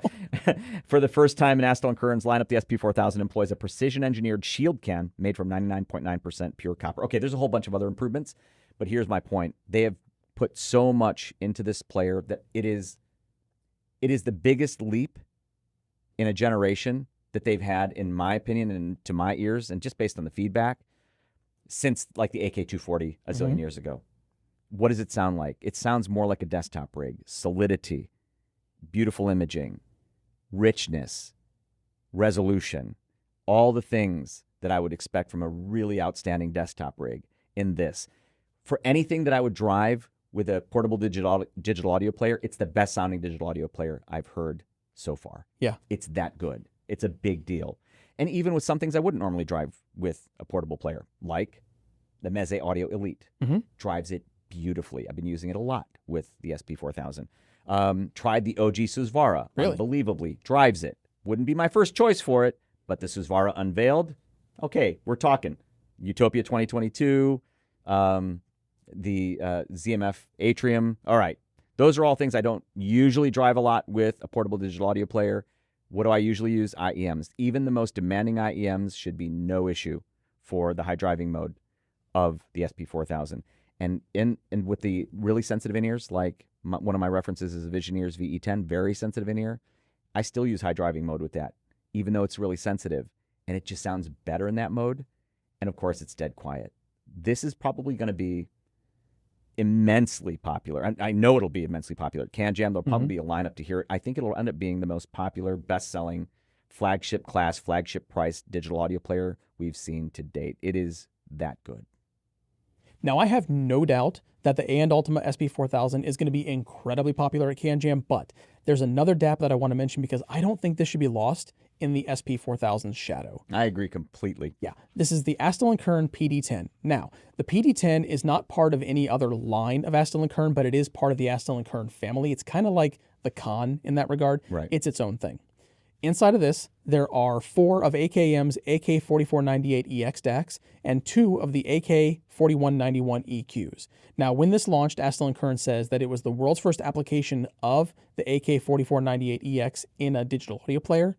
And I love that because Astell&Kern, they're one of those companies that like to be at the forefront of DAC technology, and they incorporate them into their digital audio players, their flagship class players, and they do it well. Yeah, and they often do it first. Yeah, it's fantastic how they did that. They've also done something else that I think might be a first inside of this. This has an impedance adaptive dual amplification system. Now, I'm going to need to explain this because there are 2 amplification circuits inside, a normal gain circuit and a high gain circuit. Well, why would they split those up like that? Well, let me give you the answer in their words. Astell&Kern says that the normal gain amp reproduces delicate details and high purity sound quality, expressing the original sound faithfully. And for the high gain amp, it's specialized in handling complex and dynamic sounds, expressing audio signals more vividly and clearly. Basically, that one is specifically voiced for high impedance, high gain, driving, demanding headphones. Now, you've mentioned before that you actually listen to a lot of stuff in that high gain mode. I did. I do want to mention it is very quiet. So even if you're listening to IEMs, you're not going to run into an issue in the high gain mode. Yeah, I gravitated to that mode. And if you like that sound more, just stick with the high gain mode. But if you want to swap back and forth, you can do that manually, or they have what's called smart gain, which is basically an automatic amplifier matching mode. You plug in your headphones into the PD10 and it instantly checks the impedance upon plugging in your earphones or headphones, automatically setting the appropriate amp, which I think is very cool if you're not really interested in just messing around in menus all the time and you just want to pop one out, pop in a headphone, it'll change for you. It also has independent dual audio circuits for unbalanced and balanced outputs. There's so much going on the amplifier side of this that it's amazing they fit it all into a digital audio player that's this size. It does have a nice big 6-inch screen that's a touch screen, 2160 by 1080 resolution, and it's all within a lovely stainless steel body. But the body, it's kind of unorthodox for me because when I think flagship class Astell&Kern players, I think of knobs, I think of dials. Angles. Yeah, there are no knobs or dials on this at all, and it's very rectangular. Yeah. It's all button-based for the UI, and I actually kind of dig that it's a bit different. I actually love the design, and it's very sleek. Yes. Yeah. Yeah, it stands out on its own. It has a built-in memory. You get 256 gigabytes of storage built right into it. You can expand via microSD to, I think, 2 terabytes, if I'm not mistaken. It has a massive battery, 5,770 milliamp, 3.8 volt lithium polymer battery, which Astell&Kern says delivers a battery life up to 15 hours. And when you think about Astell&Kern's players, that's rather generous. I can't think of too many that have that kind of battery life from them. That's pretty generous for any DAP. Yeah, it really is. There's something else that's included in this bundle that I want to mention as well. On the table here, we have a dock. This cradle is included with the PD10. So you get a desktop, basically a desktop charger, but it also has dual 3-pin XLR in the rear. So if you want to incorporate this into a desktop system or into a 2-channel system, you can take this with you on the road, come home, plug it in, it starts charging, and now it's the DAC for your audio system. Yeah, I think that's very cool. I love that they include it. It's not an optional extra. So you're probably thinking already, this is probably going to break the bank. It's not cheap, but it's only $2,500. So when you think about everything you're getting, a flagship class digital audio player from Astell&Kern, a dedicated dock, and some really cool amplification circuitry and design in this player, the SP4000 is going to have a line, so why not start here? Since filming that segment, we've learned some huge news for the Astell&Kern PD10 that we simply have to share. First off, if you love black finishes on your audio gear, then you're going to love this. A new black version of the PD10 will be shown at CanJam SoCal for the very first time, and the images I've seen have been gorgeous. I believe it will also come with a matching black cradle in the package. It's definitely more my style, and I can't wait to see it in person. But that's on the outside, and the bigger story is happening deep down inside the core of the PD10. With an upcoming firmware update, Astell&Kern is bringing their UI 4.5 to the PD10, and it's escorting Open Android along with it. That's right, current PD10 owners will get the same Open Android experience found on the flagship and Ultima SP4000. Now, that firmware is still in beta at the time of recording, but Astell&Kern will have the most current version on hand at their CanJam SoCal exhibit, so you and I can experience it for ourselves. I think it's safe to say that we are no strangers to S.M.S.L around here. Yeah, I think it's safe to say we are big fans of S.M.S.L. Oh, absolutely. Yeah. And I want to talk about two products because I think a lot of headfires will be checking them out at CanJam. So the headphone amplifier on the table right now is the S.M.S.L H400. Now, the H400 is a fully balanced discrete amp and preamplifier. I'll come back to that in a minute here. It delivers up to 7.5 watts into 32 ohms. So when you look at the size of this, it's delivering a lot of power in a package that fits on a lot of desks, a lot of tabletop surfaces, and it's also not going to break the bank, but I'll come back to that here shortly. On the front, it has a relay switching volume attenuator. Now, S.M.S.L says that completely avoids channel imbalance, which I find very critical when you're listening to something sensitive like an IEM, for example. Absolutely, and I'll talk about that volume matching shortly. Yeah, definitely. It has 3 gain settings. Now, the low gain setting, they say, is specially optimized for IEMs. It also has a medium and high gain setting. On the front, the IPS display screen, they say, is optically bonded tempered glass, which I think is kind of cool. And it also has a built-in high-efficiency and low-noise power supply system. For inputs and outputs, you have dual XLR and dual RCA inputs. Headphone outputs, you have 4-pin XLR, 4.4mm, and 6.35mm. And I did mention that preamp functionality. You also have dual XLR and dual RCA outputs for preamp. So if you're running into, say, like a 2-channel stereo rig system, or if you're running into active monitors, it's nice to have that preamp functionality right out of the box. It also comes with a wireless remote control, but the biggest surprise is that you get all of that for $510 US. It's not going to break the bank, and this is a high-performing, very resolving, very transparent amplifier, and I think it offers one heck of a great value. Oh, gosh. Yeah, $510. Like you said, 7.5 watts output. Yep. Drive something like the Susvara Unveiled with ease. Mm-hmm. That the Susvara Unveiled, it may be easier to drive than an original Susvara. That's true. But it's still not an easy to drive headphone. Right. This has no problem with it in high gain mode. It is not an issue, and it sounds beautiful. You mentioned the volume control and the volume matching that S.M.S.L mentioned. So I plugged in the Visioneers VE10, other sensitive in-ears. Right. And even at the lowest volume settings, it's nice because you have there's range, and it's perfect volume matching. You never sense anything other than perfect volume matching all the way to the bottom. Yep. And it sounds fantastic with the VE10s, by the way. So this is a reviewer's amp, and a reviewer's amp is just one that a reviewer might want to use because no matter what they're reviewing, in-ears, easy to drive headphones or really hard to drive headphones, the H400 can do it. And like everything else from S.M.S.L, we haven't bench tested this one though. Right. But everything we've ever tested from S.M.S.L and even other third-party testers who've put them on the bench, these things measure like lab equipment. Yeah, it does. Like almost no noise, Mm-hmm. and a tremendous signal-to-noise ratio, tremendously low distortion. So phenomenal gear. Oh yeah. And the H400's no exception. I love that it's a discrete amp. Yeah, this is one I definitely will have in one of my systems. Now, also on the table is the S.M.S.L D200, and that is a desktop DAC. The D200 is based around the Roma BD34352 EKV DAC, and that's paired with an XMOS XU316. It supports PCM up to 32768, DSD512, MQA, and MQA-CD. It has a self-developed CK03 clock processing circuit, and they say that it supports external clocks as well. It has a 1.9-inch fully bonded tempered glass display panel on the front, and it also features a linear power supply with adaptive voltage switching. It supports playback, song information, and lyrics on the display, which I think is pretty cool, and Bluetooth playback control as well. For inputs, you're looking at a pretty standard lineup. You have USB Type-C, optical, coax, and Bluetooth. And for codecs, that Bluetooth supports SBC, AAC, aptX, aptX HD, and LDAC. For outputs, again, pretty standard. You're looking at dual XLR and dual RCA, so it's going to be compatible with most amplifiers that are out there on the market. Sure. And it also comes with a wireless remote control. Now, I just want to say that for a lot of DACs, it really depends on the system that you pair them with to get the most out of them. And I think this stack does a wonderful job really letting both products shine. So that D200 to me, it's a very clear, very clean resolving DAC. And when you pair it with such a transparent amplifier like the H400, those two together, really no matter what headphone you're putting on, putting into that system, I think it's probably going to sound fantastic. Everything I listened to it did sound incredible because I was listening to the Hi-Fi Man HE600, and it's not the most demanding headphone in the world, but it's not an easy headphone to drive. And I think that system did fantastic. It really let the DAC shine. Yeah. The amplifier just kind of delivered the excellent amount of power straight to the headphone. It was just really a phenomenal experience. This is Vara unveiled from this because that is such a resolving headphone. Just the system didn't show any shortcomings as resolution goes. Right.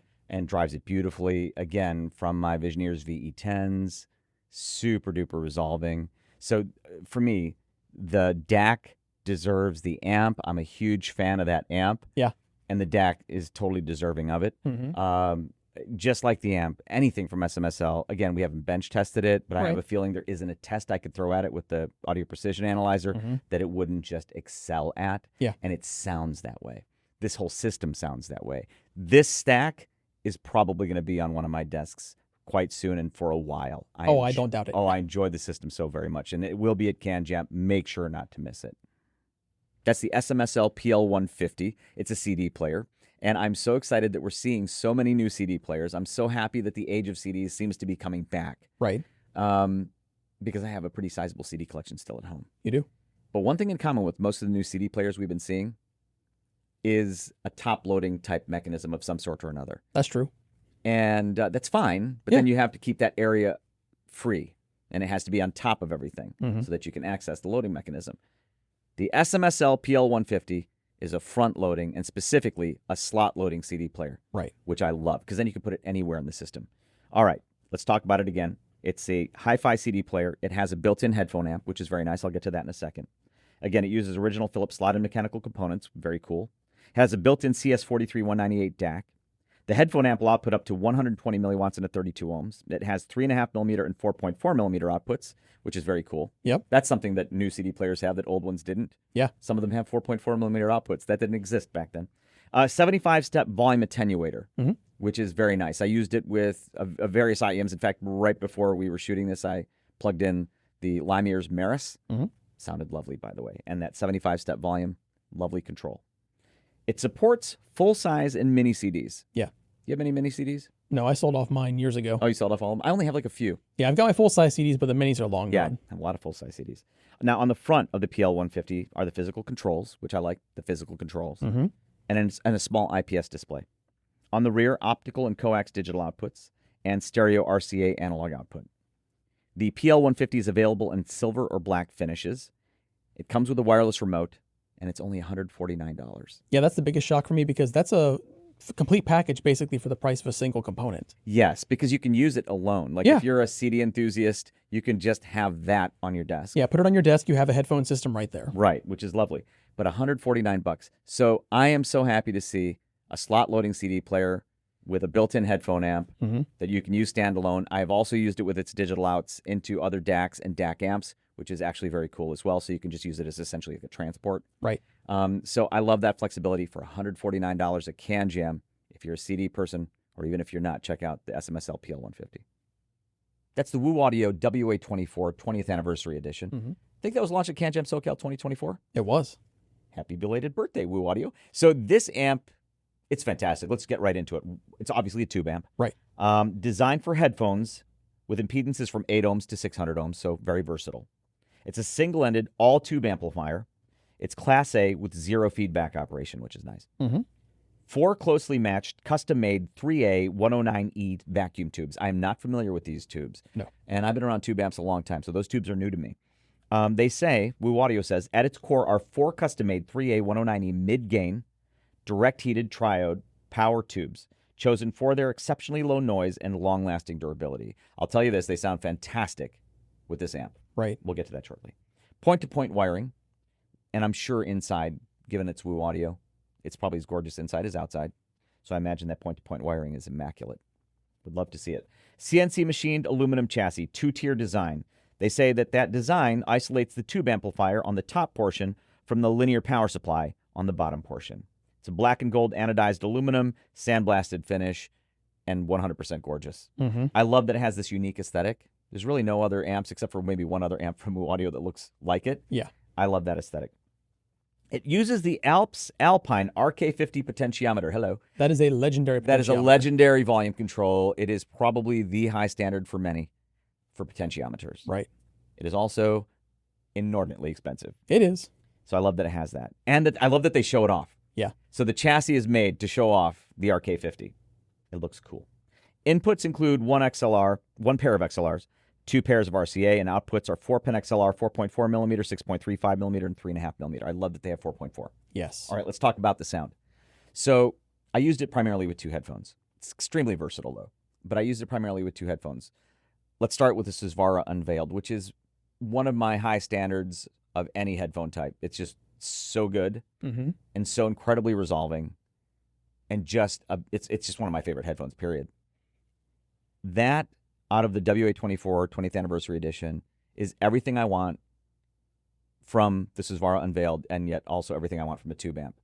So all that resolution that the Susvara Unveiled will give you from any amp that can drive it, but with this harmonic lushness and holographic imaging that I hope for from a great tube amp. And I'm getting all of that with the Susvara Unveiled. Now, the other headphone I used with it, and in some ways is kind of more fun for me because, whereas the Susvara Unveiled I use a lot right now, it's a newer headphone, than the one I'm about to mention, and certainly more technically capable. Right.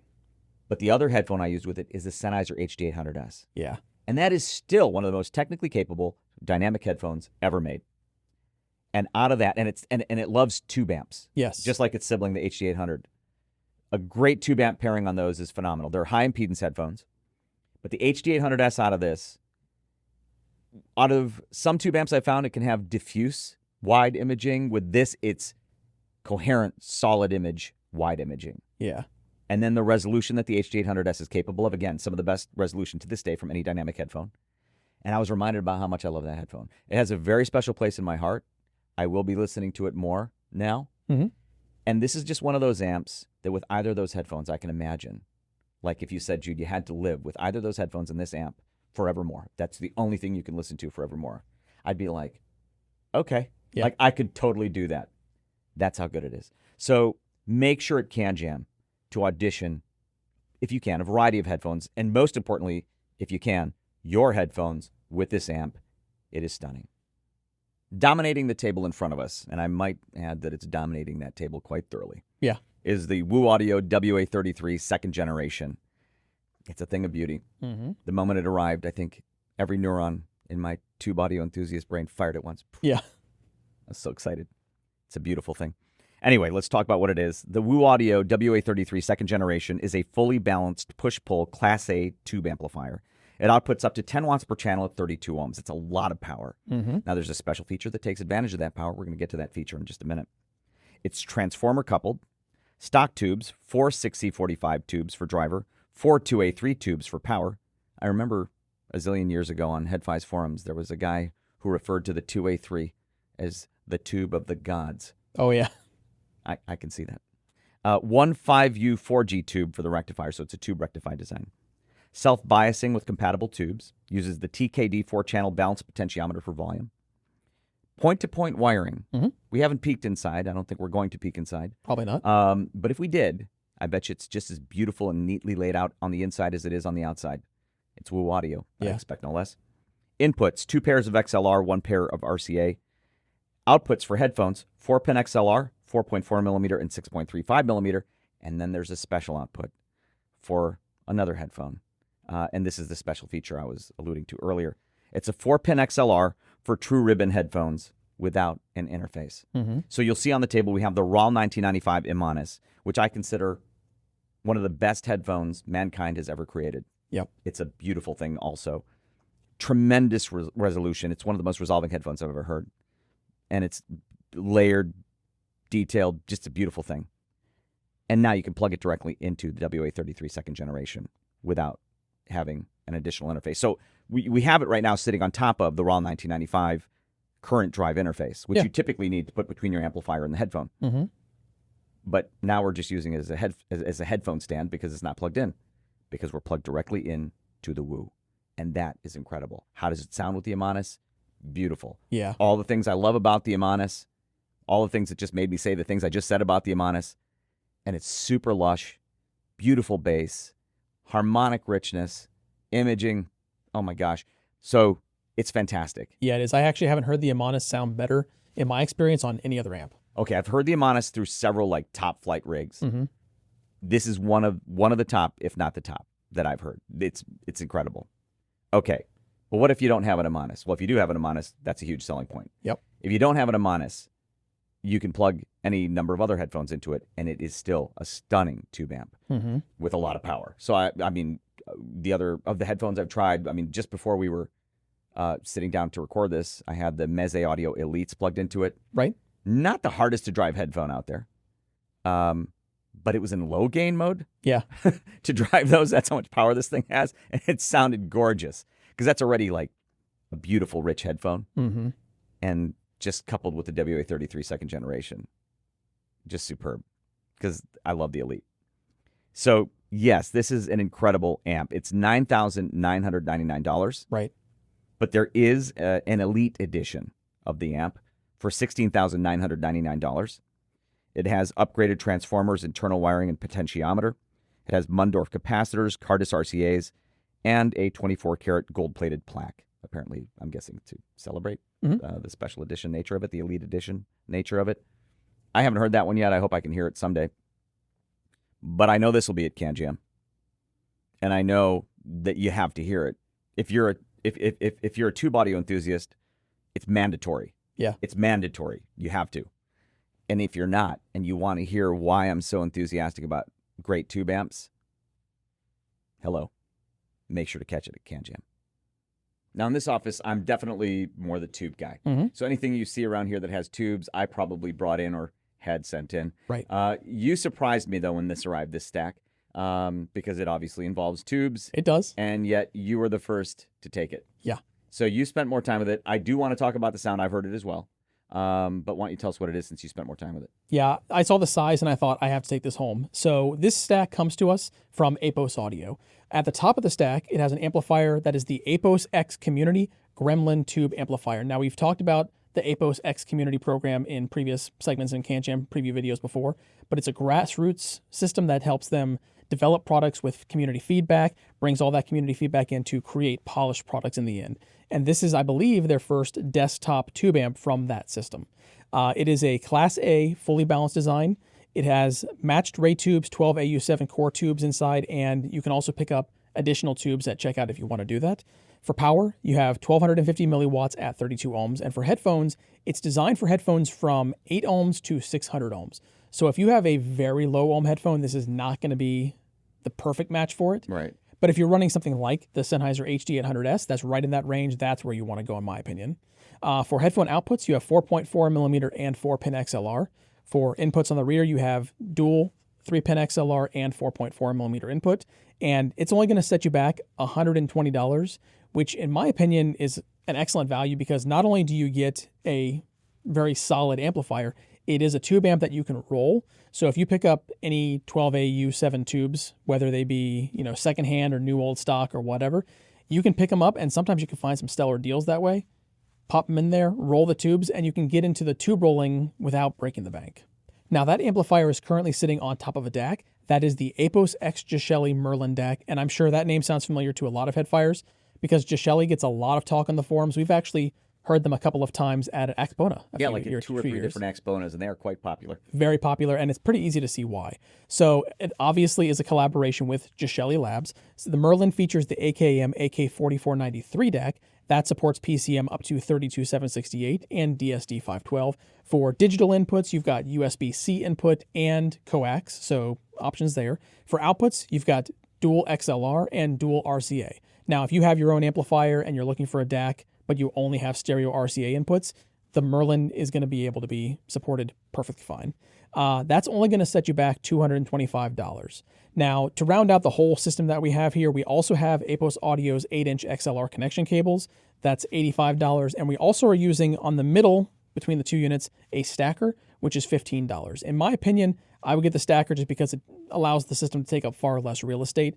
And the cables are really nice because you're not going to have a lot of dangling cable in behind the system. Right. So just to break down the price. Yeah. So you said $120 for the amp, which is actually pretty fantastic. Yes. $225 for the DAC, $15 for the stacker. So if you already have your own cables, that's $360. Yeah. And then if you don't, and you want those cables, it's $445 if I did my math correctly.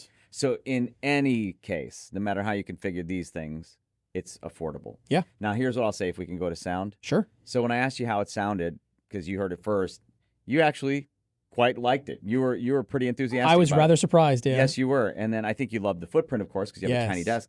But you seemed to enjoy the sound. Mm-hmm. And I wasn't surprised when I heard it, because as tube amps go, the Gremlin is like a cleaner sounding tube amp. Yeah. Right? It's resolving. It's actually, I still can't believe it's only $120. I keep thinking that we have an error in our notes here. But it's a cleaner sounding tube amp. And it sounded to me like the kind of tube amp that you would gravitate to if you were going to listen to a tube amp. So that didn't surprise me at all. With the Sennheiser HD800s, it was so clean and resolving, and it still had just a beautiful sound. Yeah. But it was definitely on the cleaner side for a tube amp. And then the Merlin DAC together with it, again, just a lovely setup for the price. Yeah, all in all, totally clean all around, which is why it worked for me. I think at CanJam, people are going to be checking this out because whether you're on a budget or you're just looking for a really good full system that you can use somewhere else as like a second rig, this is an excellent stop. You have to audition it. Now, as the founder of HeadFi, one might hope that I actually love headphone audio. Sure. And I do, as you know, love headphone audio. But even the most diehard headphone enthusiast, and I consider myself among them, has to admit that loudspeakers image better than headphones. Right. Headphones are great for inner detail. And, yeah. Yeah, but and they can image well, but loudspeakers image better. That is, take a recording, play it through a fantastic loudspeaker system. Take that same recording, play it through a fantastic headphone system. The loudspeaker will win in terms of imaging pretty much every time. Right. Why? Headphones introduce a bit of a problem, if you will. The right ear only hears the right channel, left ear only hears the left channel. With loudspeakers, your left ear still hears the right channel, albeit a little delayed. The right ear still hears the left channel, albeit a little delayed. Those tiny little delays, measured in milliseconds typically, because the human hearing system is so sensitive, the brain is such an incredible thing. Right. All those little differences mean a great deal. And I'm simplifying this grossly. That's the reason, effectively, that headphones don't sound as natural imaging. And the more exaggerated the stereo, the more exaggerated the left is to the left, the right is to the right, then the less natural it'll be with headphones. This is my very long-winded way of introducing this phenomenal piece of gear on the table. It's an Italian masterpiece. It's called the Audma Maestro HPA-1. It was invented by a gentleman named Cesare Mattoli. So he's a genius as far as I'm concerned, because he's come closer to solving that problem than anybody I've come across yet. It's called ELISA, the technology inside the Maestro HPA-1. It stands for what does it stand for again? Oh, Electronic Loudspeaker Imaging Simulating Amplifier. It's simple to use. I don't even know exactly what all it's doing, but clearly the timing. There's a lot going on in there. Oh yeah, because so many different solutions have come up to try to solve it, but yet nothing's done it as well as this that I've heard. All right. There's three knobs, effectively. You turn one to turn it on or off. The second knob is called ELISA Stage. That adjusts the essentially the intensity of the effect. Then there's ELISA Angle, which adjusts the angle of the placement of the virtual speakers relative to the listener. Simply put, turn it more, it will widen the image. Turn it less, and it'll not widen it as much. Yeah. But in any case, no matter how I adjust it, essentially, I get a more natural image with so far with pretty much every stereo recording I've used through it.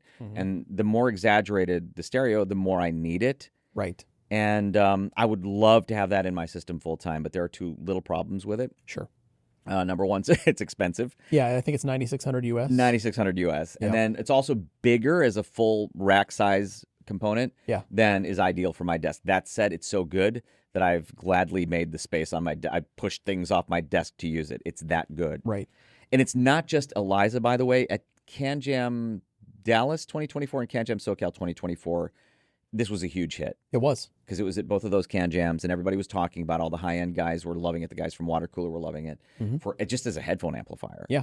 With or without Eliza. Yeah, it's phenomenal as an amp. Yes, and it's built to extremely high standards internally. For example, audiophile grade components, Nichicon electrolytic capacitors, WEMA Red Series audio capacitors, Alps Alpine motorized potentiometers, dual mono power supply, custom built audio transformers inside that. It has VU meters. Yes, We love our VU meters. we do. There is a built-in DAC built around the AKM 4490 REQ DAC with AKM's Velvet Sound. Wonderful DAC for an internal included DAC. That said, I've been mostly using it with higher-end external DACs. Right. But it's nice to know that there's a DAC inside, and it's good. It is designed to drive any headphones over 6 ohms, dynamic headphones over 6 ohms. I used it with Susvara. Susvara Unveiled drives them beautifully. Used it with in-ears. Drives them beautifully. There are digital inputs. Like I said, there's a DAC, USB optical coax, analog input, stereo RCA, balanced XLR, headphone outputs, 4-pin XLR, 6.35 millimeter and 4.4 millimeter balanced. Analog output, stereo RCA, balanced XLR, because you can use it to pass through into your hi-fi system, right? Your loudspeaker system, and bypass the effects. Yeah, if you can't tell, and you know this already because you essentially live with me here at the office, I love this thing. Right. And I can understand completely why people were just going nuts about it at those 2 CanJams. It will be at CanJam again. And you absolutely cannot miss the Audma Maestro HPA1. I love this thing. So, Jude, I think you know why I'm so excited about this, because this is an Audma amplifier that will finally fit on my small desk. Yeah. I don't know who's more excited about it, you or me. I am definitely excited, and I know you are as well. I know. So this is the Audma Brioso PHP A1. I'm just going to call it the Brioso because that's so much easier. Now, the Brioso is a portable DAC and headphone amplifier, but because it comes from Audma, that means it is also equipped with their Elise technology. Now, that stands for Electronic Loudspeaker Imaging Simulating Amplifier. Now, we'll talk more about that in a second here, but I also want to mention inside is the DAC. That's an AKM AK4499 EX EQ and AK4191 EQ DAC combo, and that's also paired with AKM's Velvet Sound. It supports PCM up to 32768 and DSD 256. Now, on the top, you have a number of controls here. So you have controls for turning on and off the Elise circuit, setting the stage, setting the angle. You also have bass adjustments. You have a digital input of USB Type-C, which is really nice. That's going to be for the DAC. And for the charging, there's 2 separate inputs there. Analog inputs, you have 3.5 millimeter and 4.4 millimeter. And for headphone outputs, you again have 3.5 millimeter and 4.4 millimeter. Now for power, this delivers a lot of juice. So per channel, at 32 ohms up to 2 watts, at 64 ohms up to 4 watts, and then at 150 ohms up to 2.7 watts. Again, that's per channel. It has multiple adjustable gain toggles, so you have 0, 8, 16, and 24 dB gains. And they say that it can be used with all dynamic headphones with an impedance of 6 ohms and above. Weight, it's only 240 grams, which makes it very pocketable, very portable for any kind of portable rig. Pair it with your phone, pair it with a laptop. Now, we don't know final price. This is still a pre-production unit, so it's not 100% finished, and the pricing has not yet been announced. But it is going to be at CanJam. It is, and I am so excited about this one because their large desktop HPA1 Maestro amplifier is one of my reference amplifiers, like high reference amplifiers. Yeah, it's fantastic. And the Elise circuit is so critically important to me, and to be able to take it with me now anywhere. Yeah. And it has all the capabilities in terms of the adjustments and everything else, plus the bass. So the adjustable bass boost, which is actually nice to also have on the go. That's a huge deal for me. Oh, yeah. Because the HPA1 Maestro is huge. Gigantic, yeah. That is not. Yes. So to me, the Brioso at CanJam is going to be a huge hit. I would not be surprised if there's a lineup to hear it. I can almost guarantee there will be. Make sure not to miss it. Anyone looking at the table right now might think we've kind of jumped back in time a little bit to like a retro future styling, and we sort of have a little bit. I love the look of this thing. I'll come back to looks in a minute. But this is the D&A Alpha Pro. Now, D&A is a newer company in our space. I think the Alpha Pro might actually be the first product they've released. I think it is.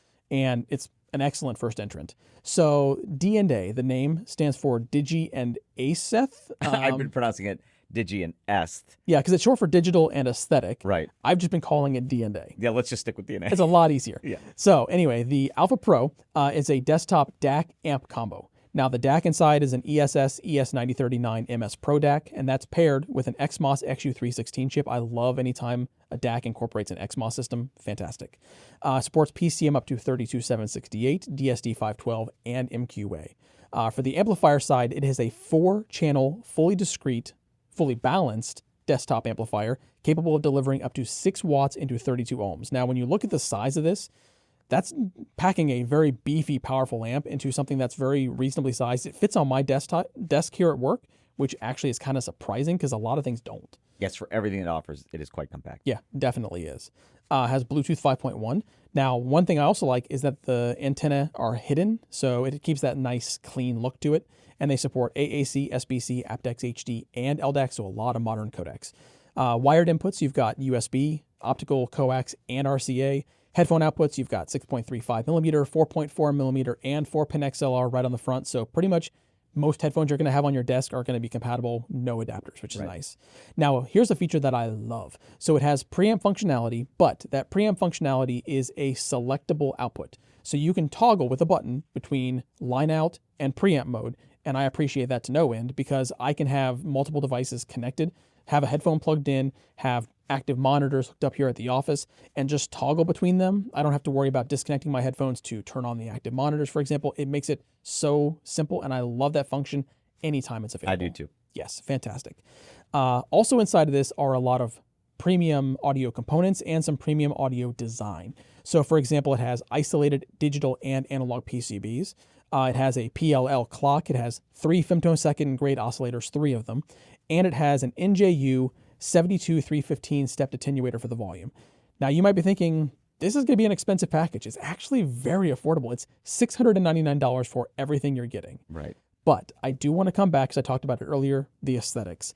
So I can think of a couple audio components in the market right now that do a fantastic job of kind of capturing that 2001 A Space Odyssey or cyberpunky kind of look. Right. This is joining that list. Yeah, the styling is beautiful. I absolutely love the style so much. Yeah, the first time I saw it was at Munich Cayin 2025 at Shenzhen Audio's exhibit, where they had a whole bunch of stuff, but because of the meters jumping, this was the first thing I walked over to. Yeah, those are responsive LEDs, by the way. Very responsive LEDs, and I love that if you want, you can turn them off. I thought I would. Turns out I leave them on most of the time. I leave them low brightness, but yes. Yes, I think they're fun, and I love the way it looks. I also love the way it sounds. It's a resolving sounding DAC amp. I wouldn't call it like on the smoothed sounding side, right? But it's more detail focused. It's more detail focused, but I love its presentation. I will say that I love the stepped attenuator because you have perfect balance throughout the volume range. I will say that with the very most sensitive IEMs, a little bit of a jump on that on the beginning of the volume. Yeah, that's true. But it's not like a big jump to deafening levels or anything. No. It's still a quiet level, but it's a jump. Yeah. So, but that said, I love stepped attenuators, and I love that this has it. For $699 and all it offers for its unique aesthetic, which I really love more than I thought I would, I think the DNA Alpha Pro is something you definitely want to check out at CanJam. There are times I don't want to carry a portable digital audio player. Sure. I know you find that hard to believe because I'm almost always carrying a portable digital audio player. Yeah, or 2. True. Or 2. But there are sometimes I know you find it hard to believe that I don't want to carry one, especially when I'm carrying like a small sling bag instead of a backpack. Yeah. And when I do that, I just want to turn my phone into a portable digital audio player with something like this, like a dongle DAC. And this is the Campfire Audio Relay. This is a lovely little dongle DAC. It's a USB-C dongle DAC that uses the AKM AK4493 SEQ chip. It can decode PCM up to 32768 and DSD. And Campfire Audio says they selected it for its wonderful combination of technical ability and its special edge of analog warmth and tonality. Yeah, that sounds very Campfire Audio to me. It does sound very Campfire Audio. Yeah. They also use 2 ultra-low noise high-output drivers. So it has 2 gain settings. In low gain setting, from the unbalanced output, it'll drive up to 1.35 volts RMS, from balanced up to 2.7 volts RMS. That's in low gain. And high gain, from unbalanced up to 2 volts RMS, and from balanced up to 4 volts RMS. There are 6 selectable filter modes, 60-step precision volume control, anodized aluminum body with a transparent window. It is a nice design body. I dig that transparent window. It shows off the AKM AK4493 SEQ chip, which I think is neat. And I like the fact that the Campfire Audio logo glows when you Yeah. plug it in. 3.5 millimeter and 4.4 millimeter outputs, supports Windows, Mac OS, Android, and iOS. The accessories are actually, I think they're kind of cool I like because 'em. Brian and I are both kind of like backpack nuts. Yeah. And we like the fabric that it uses. The little case has black cushioned ripstop. Yes, I love ripstop. Yeah, I like that too. And it comes with a 6 centimeter USB-C to USB-C cable and a microfiber cleaning cloth, which you sometimes need because that glass can be fingerprint prone. It's going to get a lot. And it's $229. Yes. So this, by the way, I used it, speaking of the two ultra low noise high output drivers, I used it with one of my most sensitive IEMs, which is the Campfire Audio Clara. Yeah. Clara. It is quite sensitive. Plugged it in, it's essentially dead silent. Yeah. What I also like about this is some dongle DACs are more prone to cell phone radio noise. And with both of my phones, one an Android, one an iPhone, it's quiet. Right. Which is very important to me because then it gives me that illusion that my phone just turned into a high-end portable digital audio player when I do not want to carry one. And I love the fact that this gives me the option to not carry a portable digital audio player. At CanJam, this is a little dongle DAC that everybody there should audition. At their CanJam SoCal exhibit, Bloom Audio will have a number of exciting audio electronics from two of our favorite brands, Cayin and iBasso. Now make no mistake, they'll have many more brands as well, like for example Burson Audio, but we've spent time with the iBasso DX340 and Nunchaku, as well as the Cayin RU9, and we could not be more excited to talk about them. So I have to say I was kind of excited when this arrived for the CanJam preview video because this is something that's been talked about on the forums quite a bit lately, and it's been receiving a lot of love. Now, I understand why. This is the Cayin RU9. Now, the RU9 is a portable tube DAC amplifier. It has a 4-channel balanced amplifier inside, and it's featuring Cayin's Gen 5 new tube timbre circuit. That's based around the Korg new tube 6P1. It has switchable timbres, which we've seen in a couple other Cayin products. So it has two tube modes. You have a classic mode and a modern tube mode, and it also has a one solid state timbre mode. It has triple power modes. So for example, you can power it from the internal battery, you can power it from your device like your phone or a laptop, and then you can also power it from DC power directly from a wall outlet. It also features hyper mode. So when you are connected to DC mode, it will deliver up to 1170 milliwatts per channel into 16 ohms. Wow. It does support Power Delivery 2.0 and Quick Charge 3.0 as well, which is always appreciated for any device that has its own built-in battery. The DAC inside is the dual AKM AK4493 SEQ DAC system, and that's also matched with the XMOS XU316. Supports PCM up to 32768 and DSD512. For inputs, you're looking at USB-C, SPDIF, and Bluetooth 5.1. I've primarily been using this for the most part in Bluetooth mode because it's so convenient. I'll come back to that in a minute. But codec-wise, you're looking at SBC, AAC, aptX, aptX HD, aptX LL, and LDAC. You have a 3.5 millimeter and 4.4 millimeter output that does both line out and phone out, so I like the dual functionality there. The chassis is CNC machined aluminum alloy, sorry. It's a magnetic attachment chassis, and I'll talk about that also in a second here, but it is compatible with several mobile devices and cases straight out of the box. It has a 0.96-inch display on the front. It has a really nice knurled volume knob. You get some cool accessories. So for example, you get this accessory right here, which is also magnetically attached. So that's magnetically attached to my iPhone because it is MagSafe compatible. And also in the box, you get a little ring adapter. So if you have a device that doesn't support the, I believe, Qi 2 standard or MagSafe, you can attach that to your device and still get that magnetic attachment. It's only 159 grams, so it's not adding a ton of weight to your phone when you put it in your pocket, and it's only 15 millimeters thick. So as you can see, it's not really, I mean, it's doubling the size, but it's still not a brick of a device at that point. Now, I've been using this primarily with in-ear monitors because for me, it's been an on-the-go device. So one of the things that I love is I can take my phone out of my pocket and I can just magnetically detach this, set it on the desk or whatever surface I'm working on as I'm heading out the door, pop it magnetically onto the back of my phone, get out and about. It really helps me avoid interruptions. I don't have to worry about grabbing the DAP separately from my phone. A lot of times they're already attached magnetically, which is great. Sounds phenomenal with the number of IEMs that I've listened to it. It also has a good amount of power when you're running in that, what do they call it again? The hyper mode. When it's in hyper mode, you can run a number of full-size headphones off this thing without running into issues. And because you're running on DC power, you're also not draining the battery, which is really nice. And I also love when I don't drain my phone to power my mobile device. So you've got, your direct device power mode, but I like running it off its own internal battery. So, Cayin RU9, a lot of guys are raving about it. Check the forums and see why for sure, because they have a lot of great comparisons, and then see why for yourself at CanJam. After this player arrived, this is the iBasso DX340 portable digital audio player, by the way. After the DX340 arrived, I was trying to remember when the last time was that we had one of their flagship players come through here at HeadFi HQ. Oh, it's been a while. I mean, maybe years. Yeah, it's been a bit. Shame on us, because this thing is fantastic. Yes. And every experience I've had with their flagship DAPs in the past has been fantastic. Yeah, I agree. All right, so the DX340, this is one of those players that I think in this day and age shines. Yes. And what I mean by that is there seems to be an increased focus on the portable digital audio players with a lot of output. Oh, yeah. Because I think there seems to be more commonly IEMs these days that are not easy to drive. That's true. There's still a lot of easy to drive IEMs, but I'm saying there's some like the Subtonic Storm where people are looking for high output DAPs. I would say this fits the bill. Yes. And as flagship DAPs go, I would say it's reasonably priced. Yeah. And as flagship DAPs go, it is beautifully built. I want to talk about that real quick, by the way. The chassis is gorgeous. Yes. Right now we have the leather cover on it, which is also gorgeous. There's like machined perforated metal on the back, probably for ventilation. Yeah. But if you take this off, I think it looks even better. But I can understand why you'd want to protect it. Yes. The chassis is gorgeous. So do we have photos of it without the cover? Oh, yeah. I've got photos of it undressed. Oh, good. Because it looks beautiful. It does. Yeah. Anyways, let's talk about the DX340, what it is. The DAC section of the DX340 is built around a 1-bit structured discrete DAC.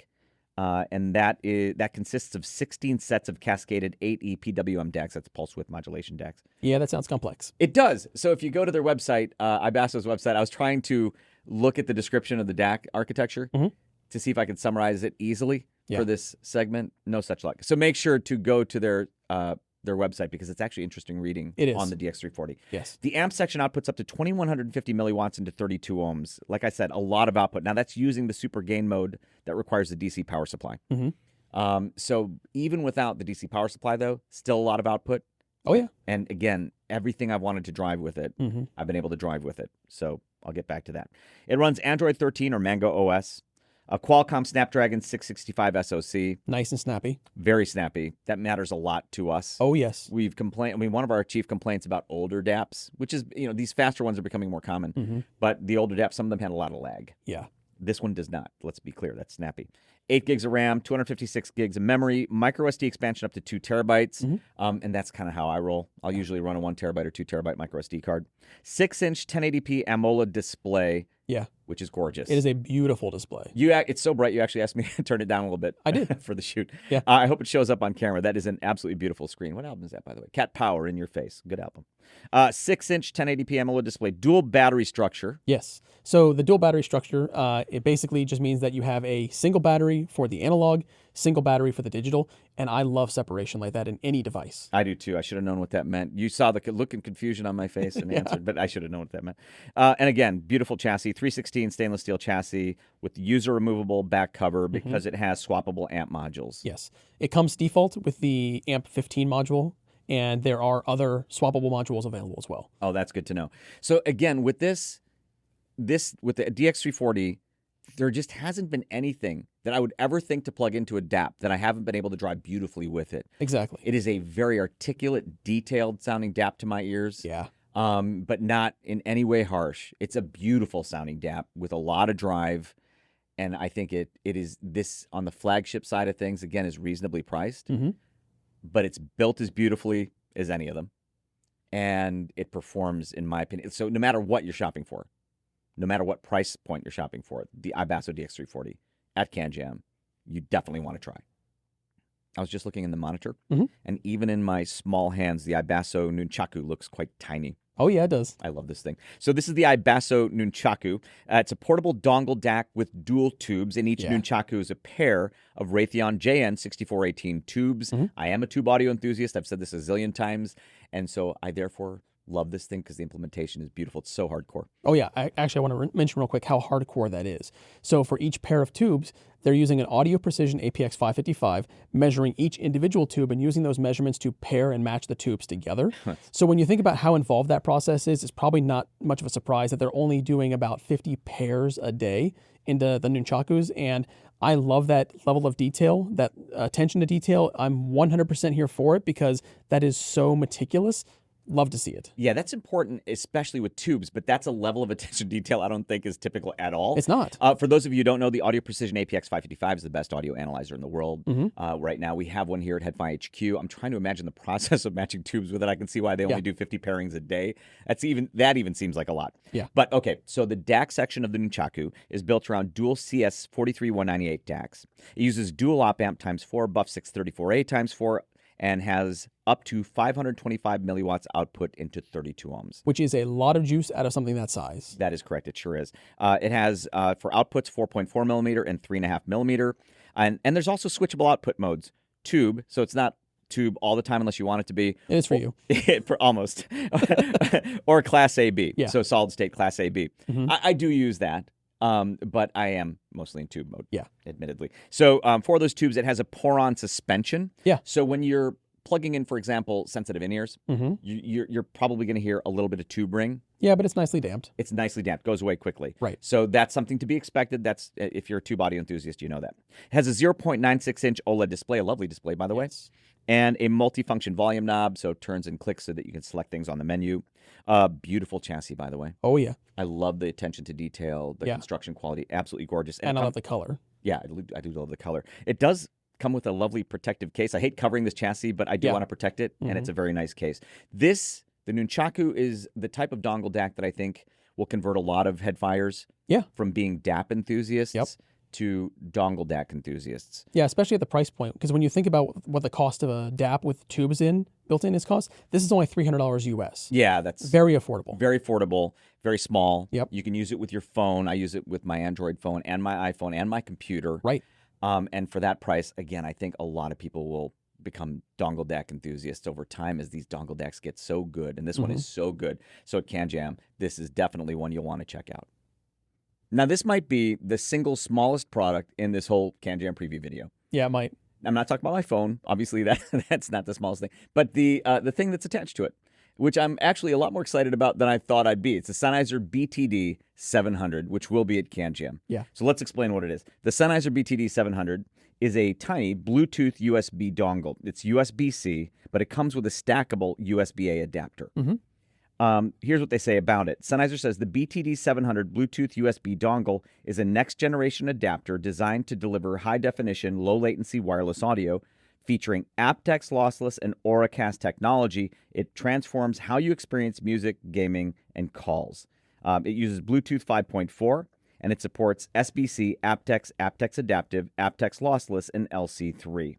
Now, that's why this is a big deal to me, because I am primarily an iPhone user. Yeah. And so every time we get an aptX-enabled wireless headphone in, and I want to listen to it with aptX, I have to pull out my Android phone, which I also have. But I am primarily an iPhone user.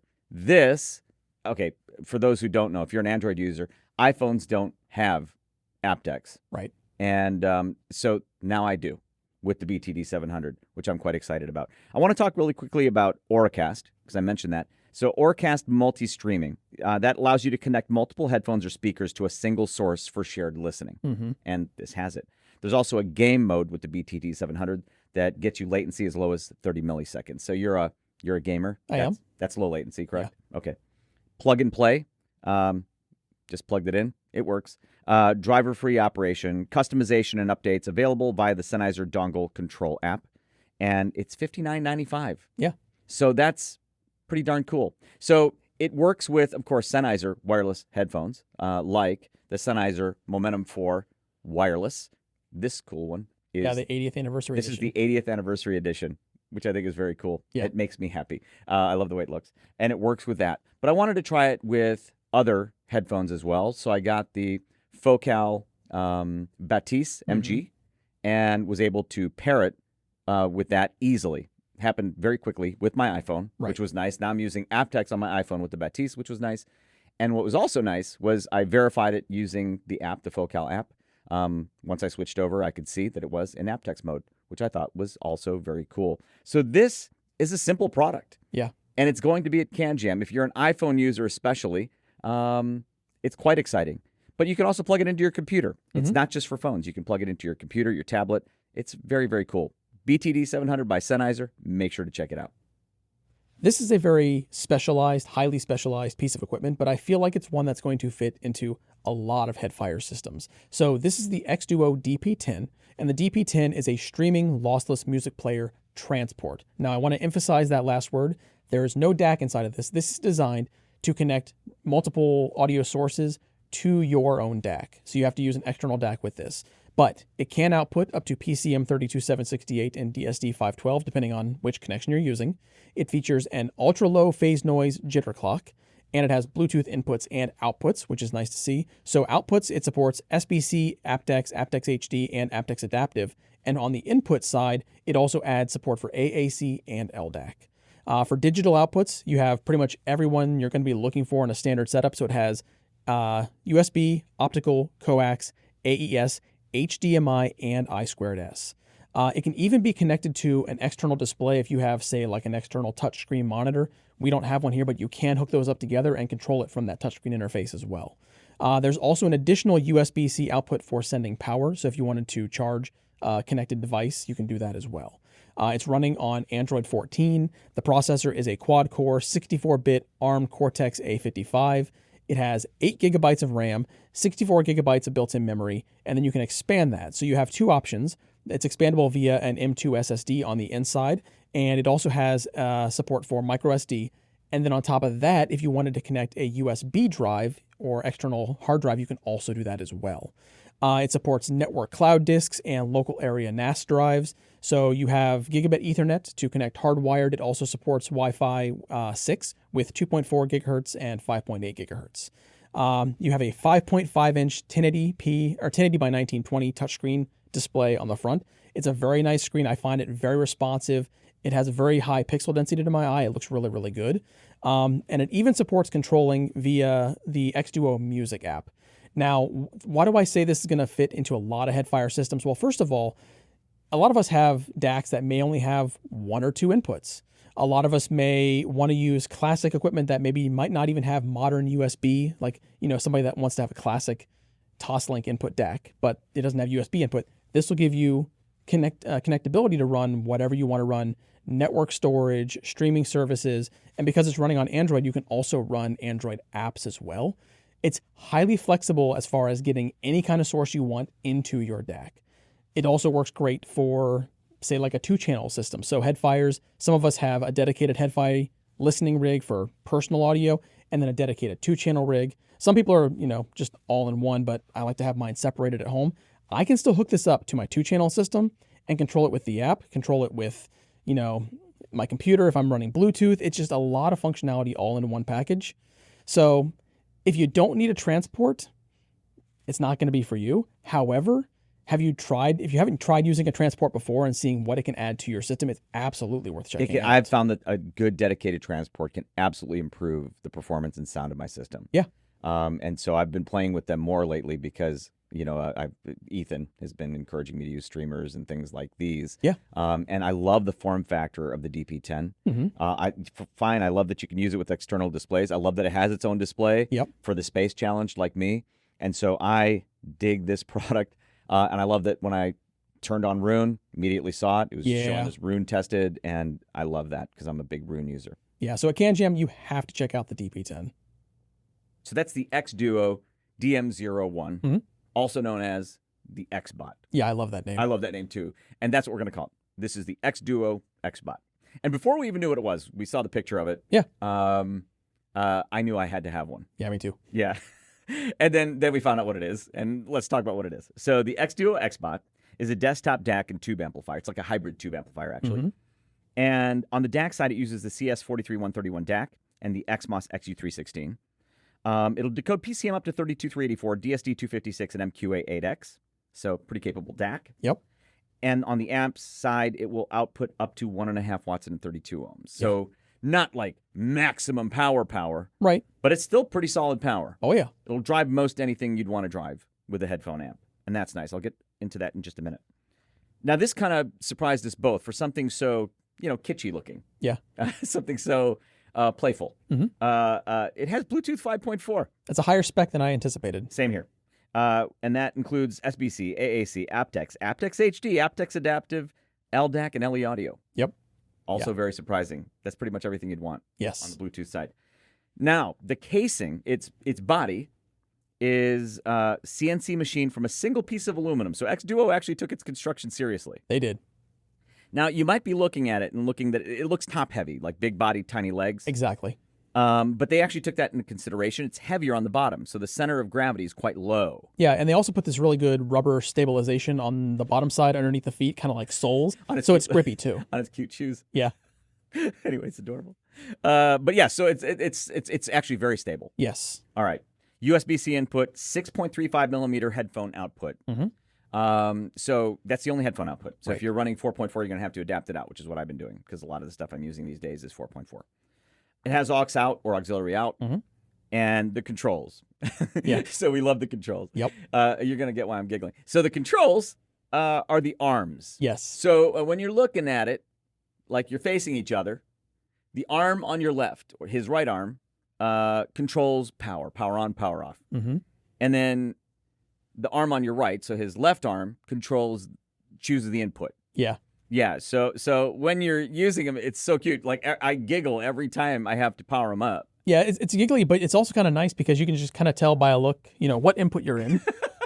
How's that again? Kind of like that. I'm in Bluetooth. Good one. So every time we have to power him up, I feel like I'm shaking his hand. Yeah, exactly. 279 USD. Yeah, that was surprising. It's lower than I expected for a price. Yes. And it's actually surprisingly well made, as we mentioned. Yes. It's okay. So for what it is, given its form factor, I'm not gonna lie. I thought it was just gonna be like passable. Yeah. And it was all about the look. It's not. It's actually a capable component. Very yes. So I've used it to drive over-ear headphones, of course, and then I even wanted to try IEMs to see what would happen. Yeah, because it's a hybrid tube amp. I just wanted to see if it was gonna be quiet enough, and it is. However, did I mention about the ears controlling the volume? Not yet. I didn't mention that. So when you control the volume, you use the ears. Yes. Now, I would have thought you would have raised an arm up and down, but you don't. You use the ears. I like that. I do too. It actually makes sense. But they click, right? Mm-hmm. And so there's some microphonics with the tube. Right, because they're buttons. And when you're using in-ears, you can hear like ding, ding, ding as you change the volume. That makes sense. Which I actually find charming because I'm a tube guy, so I'm kind of used to that. Yeah. But it otherwise drives them, the IEMs I've used with it so far anyway, nicely. So it's versatile. Mm-hmm. It's capable. Yeah. And I love the way it looks. I do too. So don't miss the X-Duo X-Bot at CanJam. So Jude, on the table right now is something I didn't think we would ever see. So it's a topping stack, and at the top is Topping's fantastic A70 Pro headphone amplifier. We love that amp. We do. Beneath it is the Topping Centaurus. Now, the reason why I don't think we would ever expect to see this is because this is a collaboration piece, and it's a collaboration piece with Hollow Audio. So anybody out there that's an R2R aficionado, or if you've seen the name Hollow Audio, you know what this represents. This is a very fantastic DAC. I'm going to dive into it right now. So inside is a fully balanced 8-channel R2R DAC with 8 resistor array networks. 4 of those are dedicated circuits to DSD, and 4 of those are dedicated circuits for PCM, which I think is a great way of doing it. I do too. It has 3 selectable modes, so you have oversampling, non-oversampling, and best. And the way Topping describes best, they say best automatically selects the optimal sampling rate based on the source's sample rate and the DAC's internal processing capabilities. It has a preamp mode, so you can use it with active monitors, or if you have a stereo system you want to run into, you can do that as well.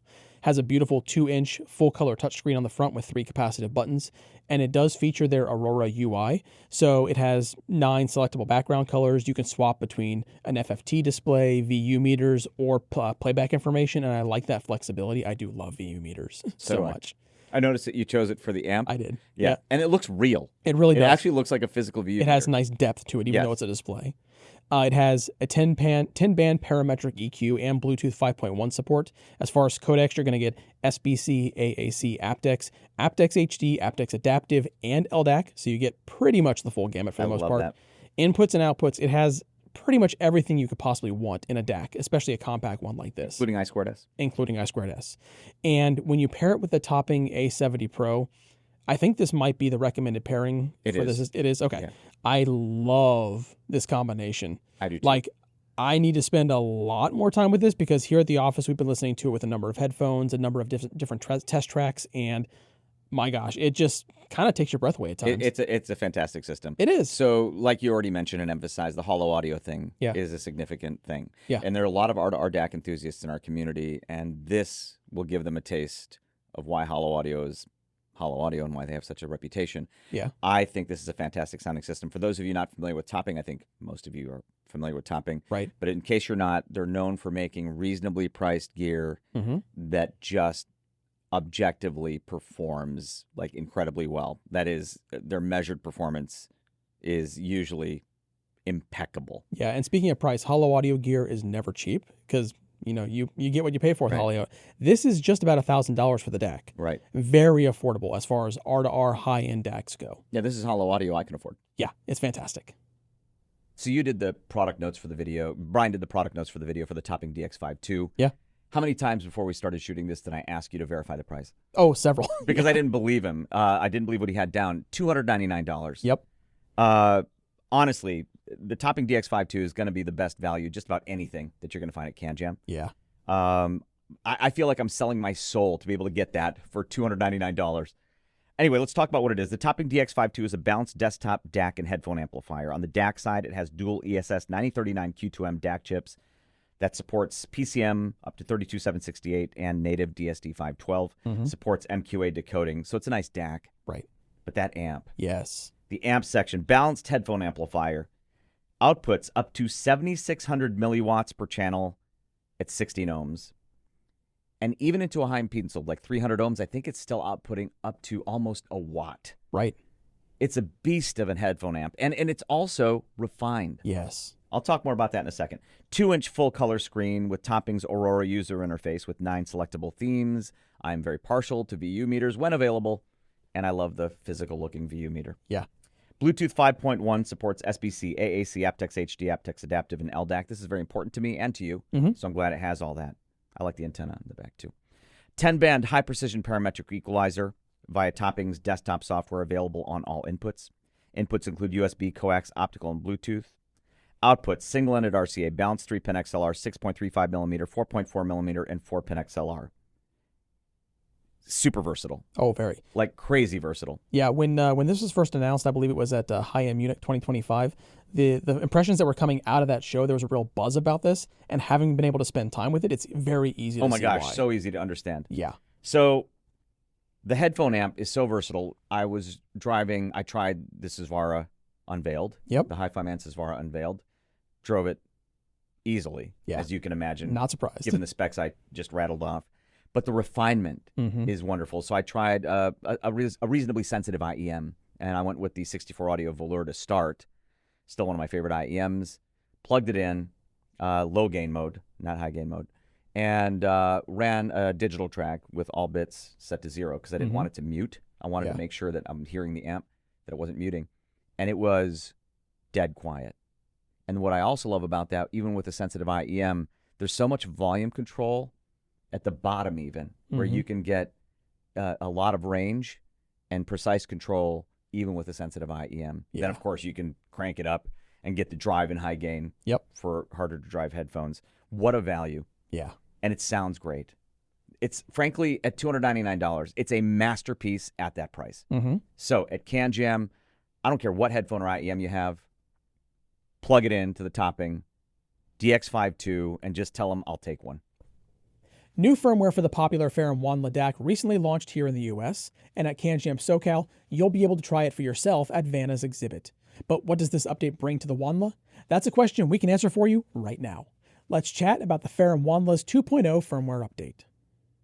So Jude, longtime CanJam goers are no strangers to Ferrum, And on the table right now, I have the Ferrum Wandala and the Ferrum Hypsos. Now, I brought them out because there was a firmware update for these that brought some really cool quality of life improvements, and I'll talk about those in a minute. But for anybody who's not currently familiar with this DAC, I do want to mention what the Wandala and Hypsos are. Now, the Wandala is a desktop DAC. It's a fully balanced DAC and preamp. It's based around the ESS ES9038 Pro DAC. It has 7 filter settings, digital and analog volume control. For inputs, you have USB-C, optical coaxial, HDMI ARC, I2S, and AES. For outputs, you have XLR and RCA, and here in the US, it runs you about $2,800. Now, beneath that is the Hypsos, and the Hypsos is a linear switching hybrid power supply, and Ferrum says that the benefits of that include low ripple and noise, as well as fast transient response and high efficiency. So essentially, they're trying to give you the benefits of both types. Yeah, exactly. Right. And it also features what they call sweet spot tuning. They say that enables the possibility to fine-tune the output voltage for the best sound. The voltage level can be safely adjusted on the fly to allow easy comparison testing,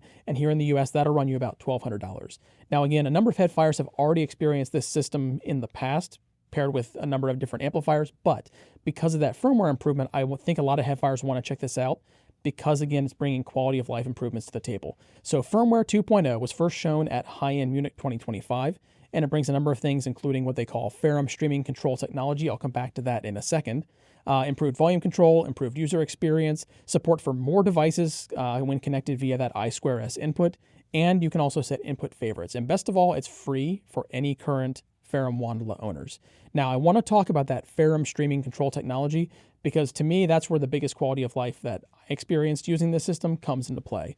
So what Ferrum says is, with our Ferrum streaming control technology, you'll be able to control your streaming music right from Wandala's touchscreen and its remote control. A quick look on Wandala's screen will tell you title and track information and give you the ability to play, pause, and skip your beloved songs. So what this does for you is it puts information that you would normally have to get from the computer screen on the front of your DAC. So for example, when I'm working on this preview video, I was putting together our show notes, and I was able to have the track information at my side. I didn't need to swap over to a different program to see what I was currently listening to, and that just really nice quality of life improvement in my opinion.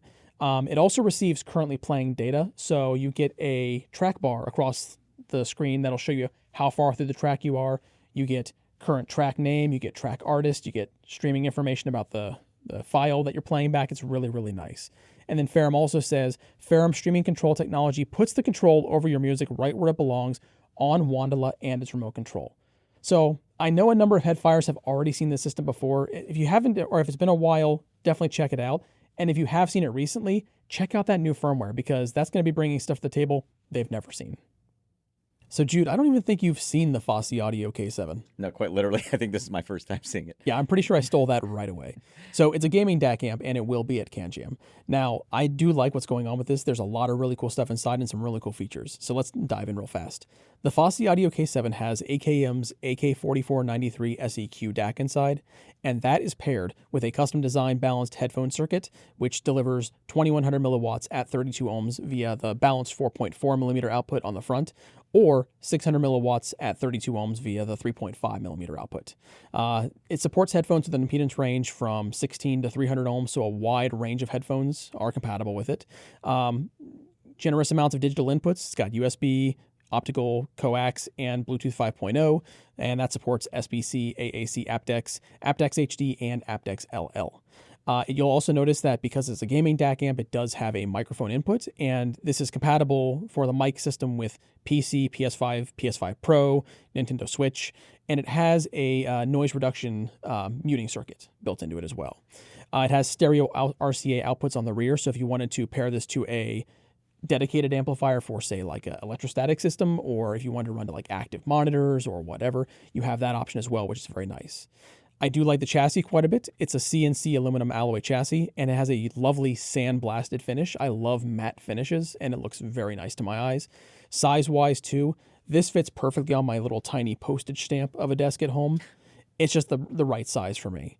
It does have dual volume control knobs up top, and it has shortcut buttons. Now, I want to talk about some of the features that you can control with these buttons. For example, it has a built-in EQ system that I think is very intuitive and easy to use. You have plus or minus on bass, you have plus or minus on treble, which I find comes in handy if you're using it as a gaming amp, for games where you want more specific areas of focus. So in a game that's single player and I want explosions, I might boost the bass a little bit. If it's more competitive and I want to potentially get a little competitive edge, boost the treble, kind of get, clearer footsteps or bullet sounds, that sort of stuff. And it has a quick bypass mode. So if you're at the desk and you're listening, for a game, you have it in one mode. The second you want to switch to music, just hit that bypass, switches right over. All in all, it's a very well thought out system. And I think, once we're done filming this, I'm taking it back home and putting it on my desk again. And I probably still won't see it. Yeah, exactly. Now, on the table in front of us is a desktop system that I'd say is quite cute. You can call it that. Yeah, pun fully intended, because the component on the top, the smaller one, is the Chord Electronics Cutest. Right. It's a small form factor desktop DAC. Now, a lot of headfires might already be familiar with the Cutest. It's been out for a while. Mm-hmm.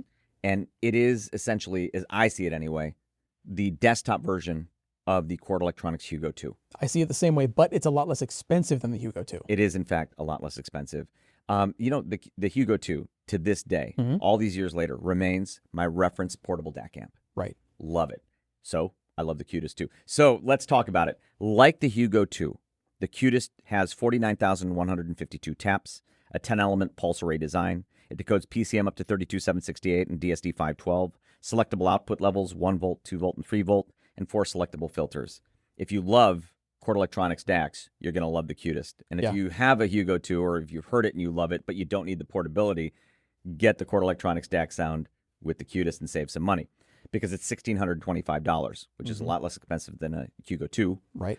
It is the Cutest, part of the Hugo range. It uses precision machined aluminum housing, polycarbonate buttons, glass viewing portal. So like other Chord Electronics pieces, it's beautifully built. Yep.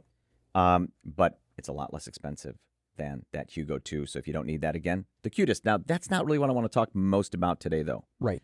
At CanJam, make sure to audition it. But what I really want to talk about is what's underneath it, which is the bigger component underneath, which is still very compact, and that's the Chord Electronics Alto. Mm-hmm. And the Alto, as Chord describes it, is a meticulously designed headphone and near-field monitor amplifier, because it drives not just headphones, but speakers. Yeah. Because it's for professional audio use. I love that they're making a studio piece now. Right. Headfires actually are increasingly using a lot of gear made for studios. There's a good amount of overlap because a lot of studios use higher impedance headphones and a lot of headfires listen to higher impedance headphones. So even though this is designed for the pro world, headfires are going to like it, I think. Yeah, we'll get to the headphone versatility in a minute. Yep. So the Chord Electronics Alto uses Chord's Audma technology, which is fully balanced and employs dual feed-forward error correction. As far as inputs go, it has XLR and RCA inputs. As far as output goes, we're going to get to the headphone ones in a second, but it has loudspeaker outputs, like we mentioned earlier. It'll drive 25 watts into 8 ohms and 50 watts into 4 ohms, so it has some juice for that. It does. On the headphone side, it has some juice as well. It also has flexibility with a 3.5 millimeter output, 4.4 millimeter output, and two 6.35 millimeter outputs. I do believe that makes it the first Chord Electronics piece that I can recall with a 4.4 millimeter output. I think you're right. Yeah, I think I am too. And I'm just very happy to see that. Yeah. It's about time. So it will output up to 2,250 milliwatts into 100 ohms. So it has some juice there too. It does. Now, I've tried it with higher impedance headphones. Drives them beautifully. It's a very punchy, resolving headphone amp. Mm-hmm. Tried it with lower impedance headphones or lower than 100, like Sony MDR M1, Sony MDR MV1, their open monitor. I believe those are both lower impedance than 100, and drove those beautifully as well. Now, I wouldn't make it my first choice at all for like ultra-sensitive IEMs, Right. because that's not also a very typical pro audio use case. Mm-hmm. But for those headfires who aren't typically using IEMs very much and are using mostly headphones, the punchy resolving sound of that Alto, I think, is going to go over big. So make sure to audition that at CanJam. It's $4,320, so it's premium priced. It is. Headphone amp, but it performs like one. Beautiful piece. So, Jude, it's not too often that we get DACs and amps that are designed for studios here in HeadFi HQ. We get a lot of more music consumer-focused sources and amplifiers, but on the table right now is the Immersive D1. Now, this is definitely looking at studio use. It has a lot of features that a lot of studio engineers out there are going to want to check out. So, it is a DAC and headphone amplifier. It supports PCM up to 32384 and DSD 256. So if you're an audiophile and you still want to run your high resolution audio files through it, it supports those as well. It has up to 2.8 watts power output for headphones. Now, this works for headphones it's really designed for headphones that are 32 ohms to 600 ohms. So your Low ohm headphones may not be the best match for it, but you might be able to hook it up to, say, an external amplifier for that. Sure. It has 6 selectable filters. It has a monochrome OLED display on the front. For inputs, you have USB, Toslink, AES, and 3 B and C inputs. Now, there's an optional input. Again, this is targeting Pro Studio situations, but it also supports Dante. I'm not going to go in depth into Dante, but let's just say that it's a networking protocol to send audio over Ethernet. If you know, you know. Exactly. It has outputs. It has XLR and RCA outputs to connect to other devices, and a 6.35 millimeter headphone output on the front. Now, here are some key specs from their material that I think are very interesting. So first of all, they say it has 170 dB broadband unweighted dynamic range. That seems quite high to me. Yeah. It has 170 dB of linearity. It has minus 146 dBu broadband unweighted self noise, and they say it has 28 bits of true digital performance. Now, people might be wondering, how are they pulling this off? How are they getting those kind of specs? Well, I want to talk about what they talk about for their DAC circuit inside. They're doing some really interesting stuff here. So if you're familiar with photography, and a lot of us are because of smartphones, high dynamic range photos, well, they have what they call high dynamic range audio. So like on a phone, it takes multiple exposures and then it stitches those exposures together to bring detail into the highlights and detail into the shadow, and you get a nice high dynamic range.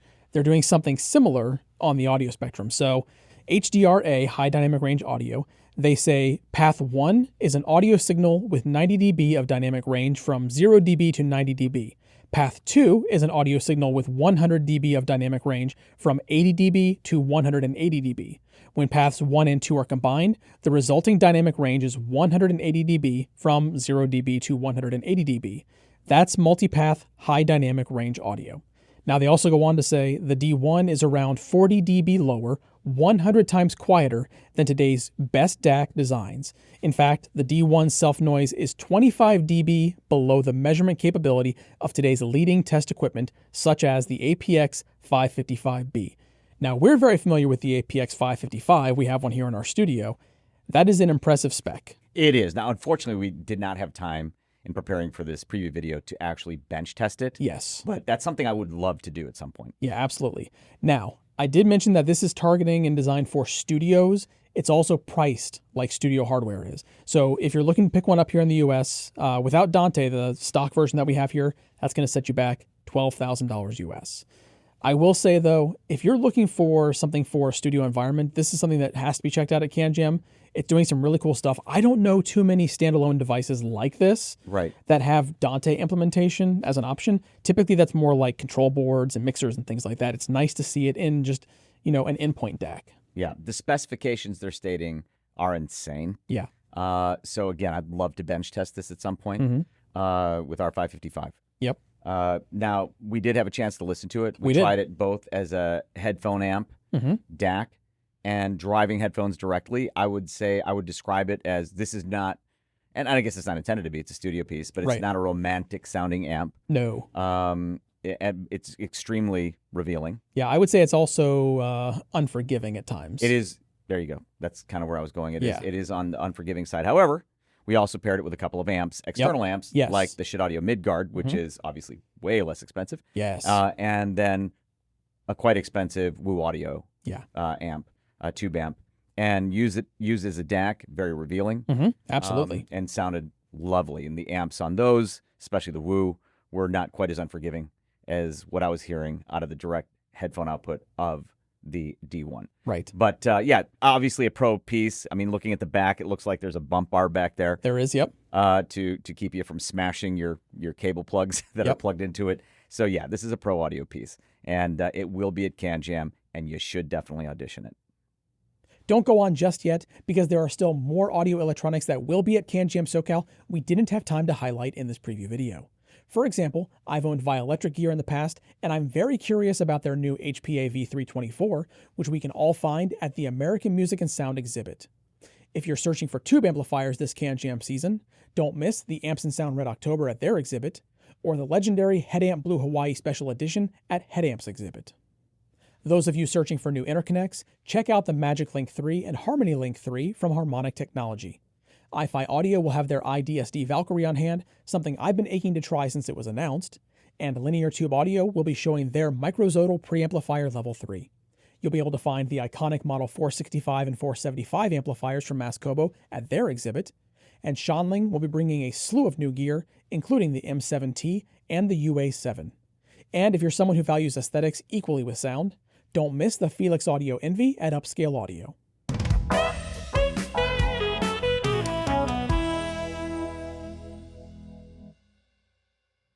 Technics will be joining us at CanJam SoCal 2025, and they're also one of our CanJam SoCal event sponsors, so thank you Technics for helping make CanJam possible this year. Earlier this year, Technics launched a new IEM called the EAH AZ100, and you should definitely check it out at their exhibit, but it's a full-size headphone that I'm most looking forward to trying. Between work and play, I'm constantly on the go, and wireless headphones come in clutch in many situations. The Technics EAH A800 looks like it has a lot going for it that could solve many of my out-and-about needs. Inside the A800 is a 40mm dynamic driver built around a 3-layer polyether ether ketone and polyurethane diaphragm. That driver is paired with Technics' dual hybrid feed-forward and feed-back noise-canceling system. There are 8 microphones located around the headphone's exterior, and those microphones help with both ANC and outgoing voice quality. Specifically, 4 of those mics are beamforming mics, designed to focus on the voice of the wearer. Combined with its wind noise reduction system, Technics says the A800 offers superior call quality compared with other wireless headphones. Technics describes the A800 sound as a clear and immersive sound experience, and that has certainly piqued my curiosity. There's something to be said about headphones that stick around and don't need to receive yearly refreshes with minor updates to stay relevant. To me, it looks like the Technics EAH A800 may be one of those headphones with proper staying power, so join me in checking it out this CanJam SoCal at the Technics exhibit. Hi-Fi Man has a long history of revealing new headphones at CanJam, and this year they're bringing 4 new models to CanJam SoCal. Yes, you heard correctly, 4 new Hi-Fi Man headphones. Now, unfortunately, due to time constraints for this preview video, Jude and I were only able to get to know the newest open back additions to Hi-Fi Man's family. So, before we dive into the new open headphones, I want to mention that the new Hi-Fi Man Audavina LE will also be making its CanJam debut at CanJam SoCal. It's an updated take on Hi-Fi Man's studio-focused, closed-back Audavina, and you'll be able to audition it at the show. Now, let's take a look at the Hi-Fi Man Edition XV, the Ananda Unveiled, and the HE600. This is the Hi-Fi Man Edition XV. And these are, in my opinion, perhaps the easiest to recommend Hi-Fi Man headphones because they're only $399. Yeah. And what they do for $399 is pretty fantastic. So let's talk about what they are. They are obviously a planar magnetic headphone. They use second generation Neo Super Nano diaphragm that are 60% of the first gen diaphragm's thickness. So they're very thin, very light, low mass, responsive diaphragm. Right. Enhanced magnets design using rare earth-free magnets. I would like to learn more about that rare earth-free magnet, like the materials, just because they're using them in more of their headphones. So I'm curious about it. I don't know much about that rare earth-free magnet material they're using. A new composite headband design. That's a new design with Hi-Fi Man. I think we're going to see this more and more. 20 to 30 gram weight reduction, rotatable hinges. Every bit of rotation in that direction, these directions help to get a good fit on one's head. 12 ohm impedance. That's pretty low impedance. It is. 92 dB sensitivity. So reasonably sensitive, not the most sensitive headphones, but reasonably sensitive.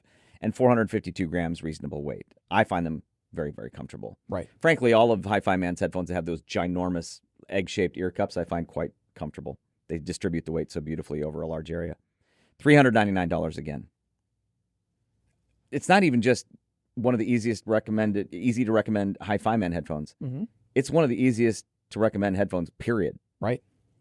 Hi-Fi Man, from what I can tell, seems to be moving in a direction with a lot of their headphones, their planar magnetic open headphones, of like a smoother treble, a more organic treble. Yeah. These are smoother still. Maybe they did that because it's $399. I mean, you have to make some compromises somewhere. But I think it was like so perfectly executed. Yeah. Because where the treble is, if you like bright headphones, you still might love these. Yeah, exactly. And if you don't like bright headphones, you're probably also going to love these. So it's such a beautiful universal type neutral signature for an open back planar magnetic headphone. Great bass extension. Yep. From what I can hear anyway, and impact. Again, just maybe some of the easiest over ears to recommend right now because they're $399.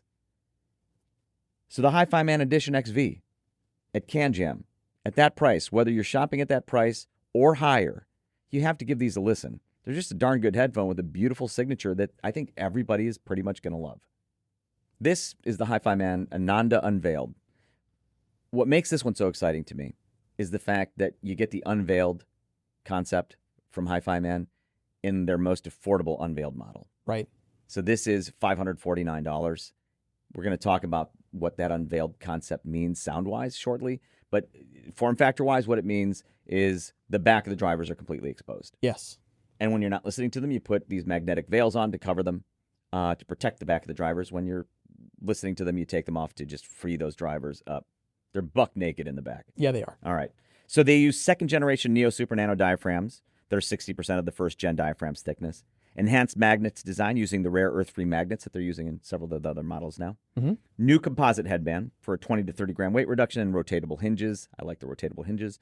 Magnetic veils. Of course, we just talked about that. You cover them when you're not using them. 22 ohm impedance.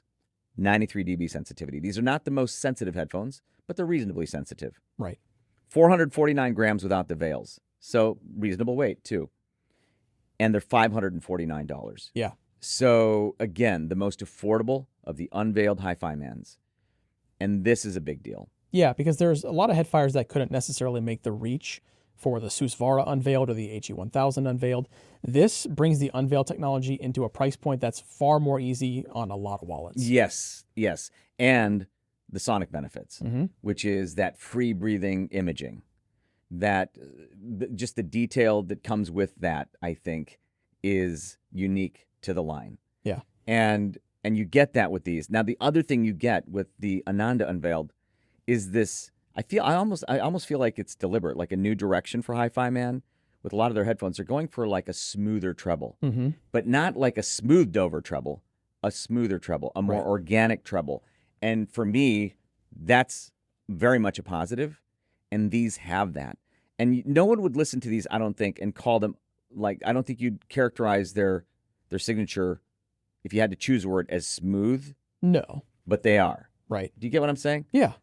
Because they're still highly resolving and very much a hi-fi. The bass is super extended.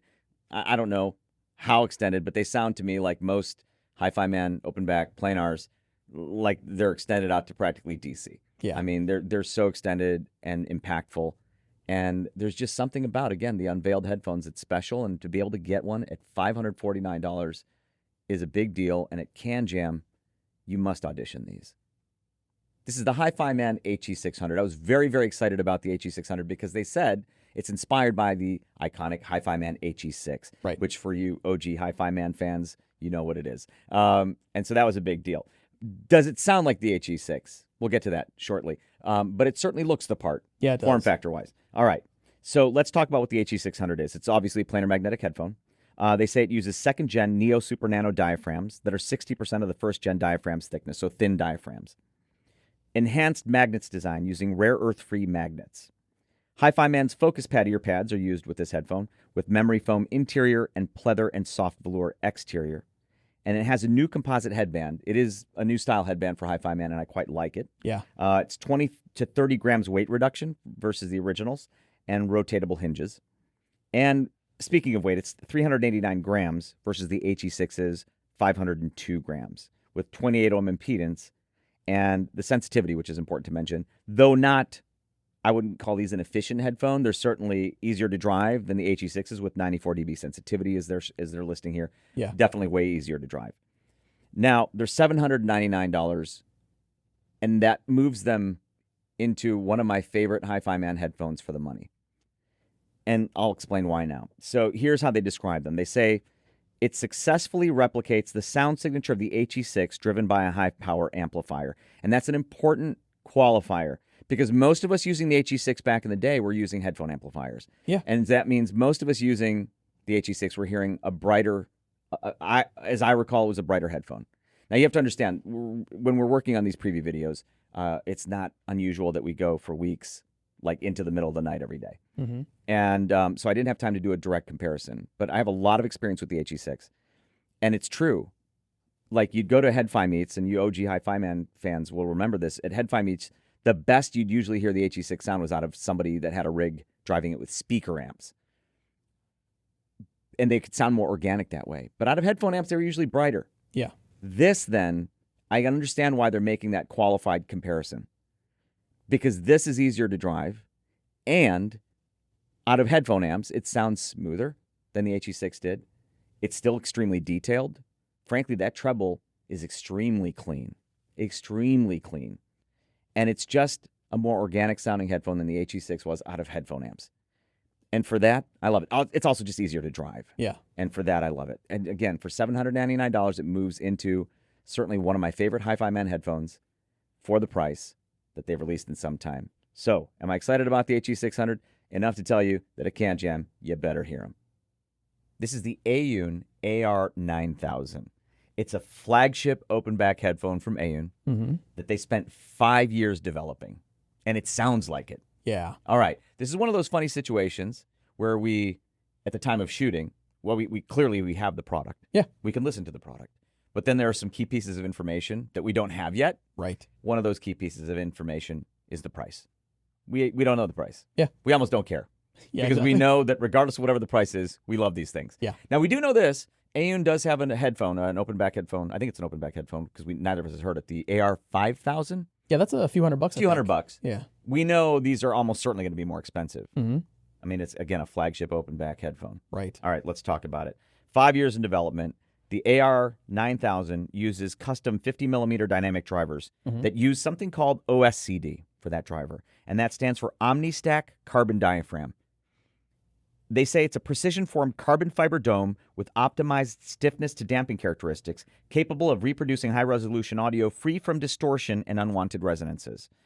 It uses what they call a contour-optimized surround. You can actually see it through the baffle. Yeah. You can see that the dome, the cone, and it is actually unique looking. Yeah.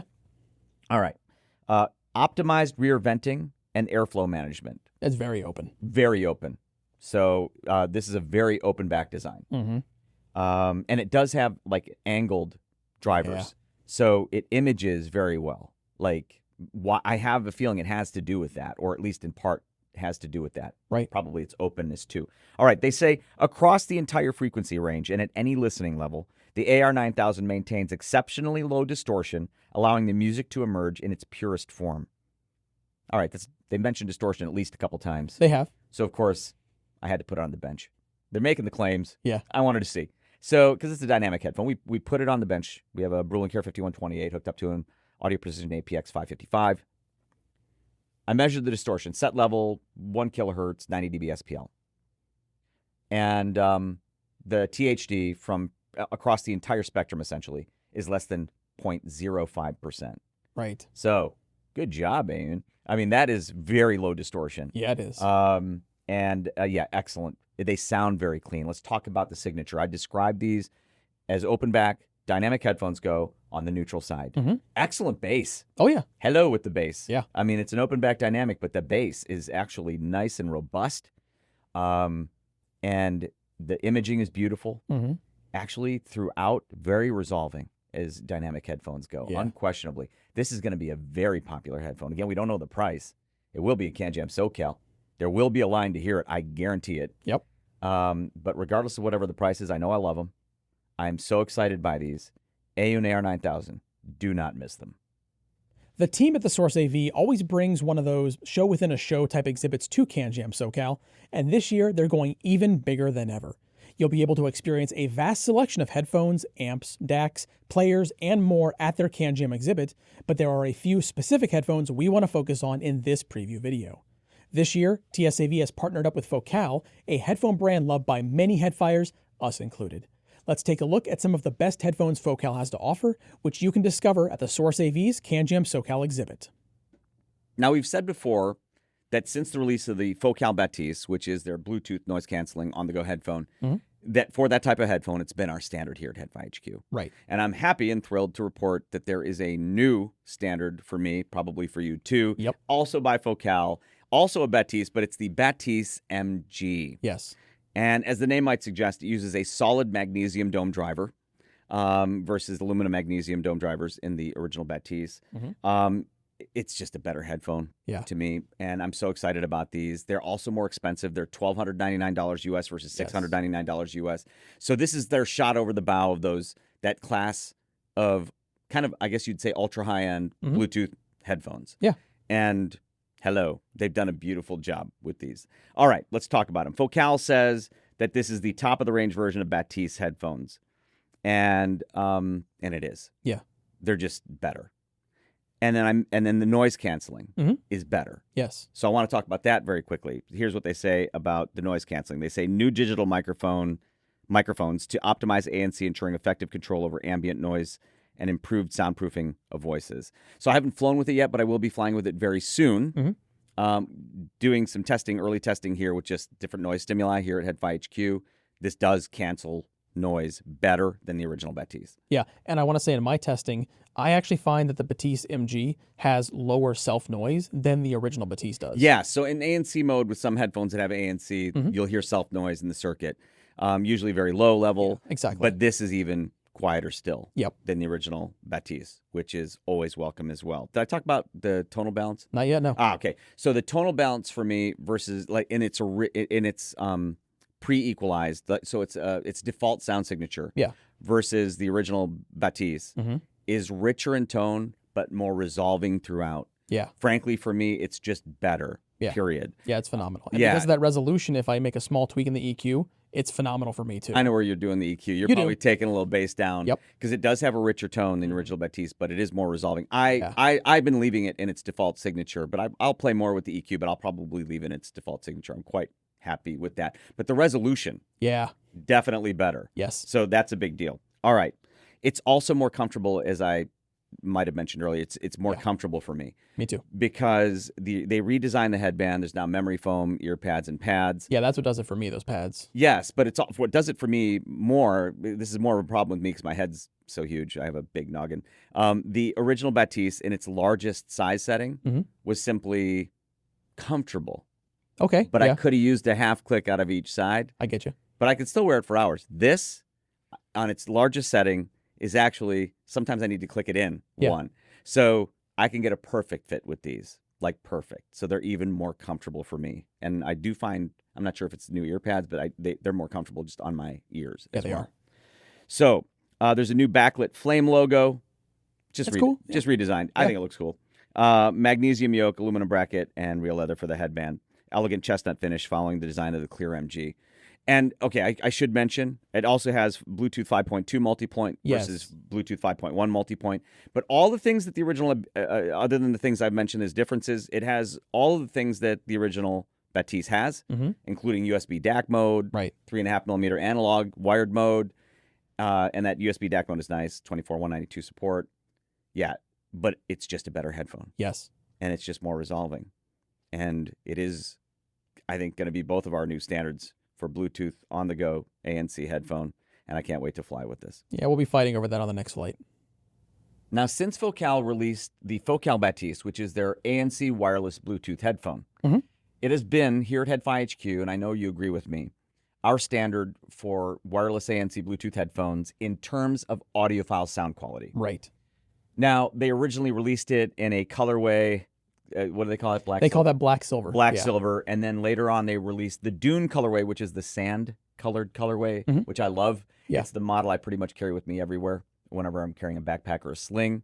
And the latest colorway, I think, is going to excite a lot of people. Oh, yeah. Because now there's the Focal Batiste Deep Black. Yes. Now, the funny thing is, the original colorway was often referred to as black. I think most called it black. Right. But now we have Deep Black. And I would say this is the one that we're going to think of most when we say black Batiste. All right. So this has what the other Focal Batiste colorways have, other than the different color. Yep. In case you're not familiar with the Focal Batiste, we should talk about that. So all use 40mm aluminum magnesium M-shaped dome drivers. They use that aluminum magnesium dome in several. That's the same dome in several of their high-end flagship class wired headphones. Yeah, quite a few models. Quite a few models. It has Bluetooth 5.1 with SBC, AAC, aptX, and aptX adaptive, which is very nice. Yes. For audiophile wireless headphone enthusiasts. Yes, it is. active noise cancellation, including silent and soft modes, plus transparency or pass-through. Yeah, I like that you get multiple ANC settings, which is nice to have. And we actually do use all of those modes. You can use it wired via 3.5 millimeter, or, and I really like this, via USB-C wired.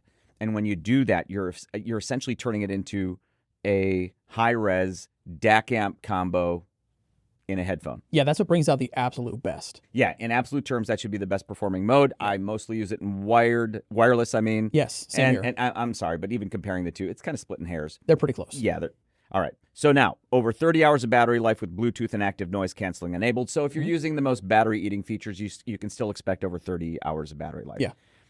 If you happen to wear it down, there's a fast charge function where you get 5 extra listening hours with 15 minutes of charge. Yeah, it's enough time to charge while you're eating on a plane. That's very specific, Brad. I've done it. Yeah, so very nice. It could be the difference between finishing your movie with your headphones or not. Yeah, exactly. Now, it is the same price, $699. But again, it's deep black. So this is the Focal Batiste Deep Black. Make sure to check it out at CanJam. I love this colorway, and it might steal my affection from the Dune for a while. Now, these are Focal's flagship headphones. You're holding the open back flagship, the Focal Utopia. That's the 2022 edition, which in the community we often call the Utopia 2022. And this is their closed back flagship, Focal Stelia. These are headphones that we've done video reviews of each of them. Yeah. Make sure to check those out because they're quite a bit more detailed than we could ever have a chance to do here, where we show measurement comparisons. And even for the Utopia 2022, we show kind of like a torture test of the driver outside the headphone, showing full excursion in slow motion including. So check that out. Anyway, so these headphones, what makes them both so special, I would say, are the solid beryllium drivers. That's not something that is common. In fact, I can't think of any other headphones that use solid beryllium domes offhand. And these use the same 40 millimeter M-shaped solid beryllium domes in very different drivers, though, for each. Now, I want to talk really quickly about the build, just because, before I get to the sound, because these are their flagship headphones. They're French flagships. And, you know, they're very much French flagship headphones. They're stylish. They are. And the materials are stunning. We are both leather goods enthusiasts. And these have very beautiful leather, like high-quality leather that you'd expect to find on high-quality leather goods. Different leathers for both. But that's something we're both very enthusiastic about with them. But the most important thing, of course, is the sound quality. And the Utopia 2022, their open back flagship, is within my range of neutrality. And versus the original Utopia, what I love about it is I don't have to EQ it. The original Utopia, I would sometimes EQ to take some treble out, put a little bass in. They've done enough with that one to refine the treble, because there were changes to the driver as well that refine and smooth the treble. So I don't EQ it there. And the tonal balance tweaks they've done to it give it more richness. So I don't EQ it. And it's lovely now to have a Utopia that I don't have to EQ. The Stelia, the closed back flagship, is a richer toned headphone. It has some bass emphasis for sure.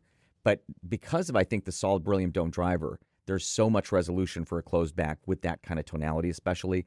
And of all the closed back headphones in the world, this is probably one of my 2 favorite like reference closed back headphones. These are spectacular headphones.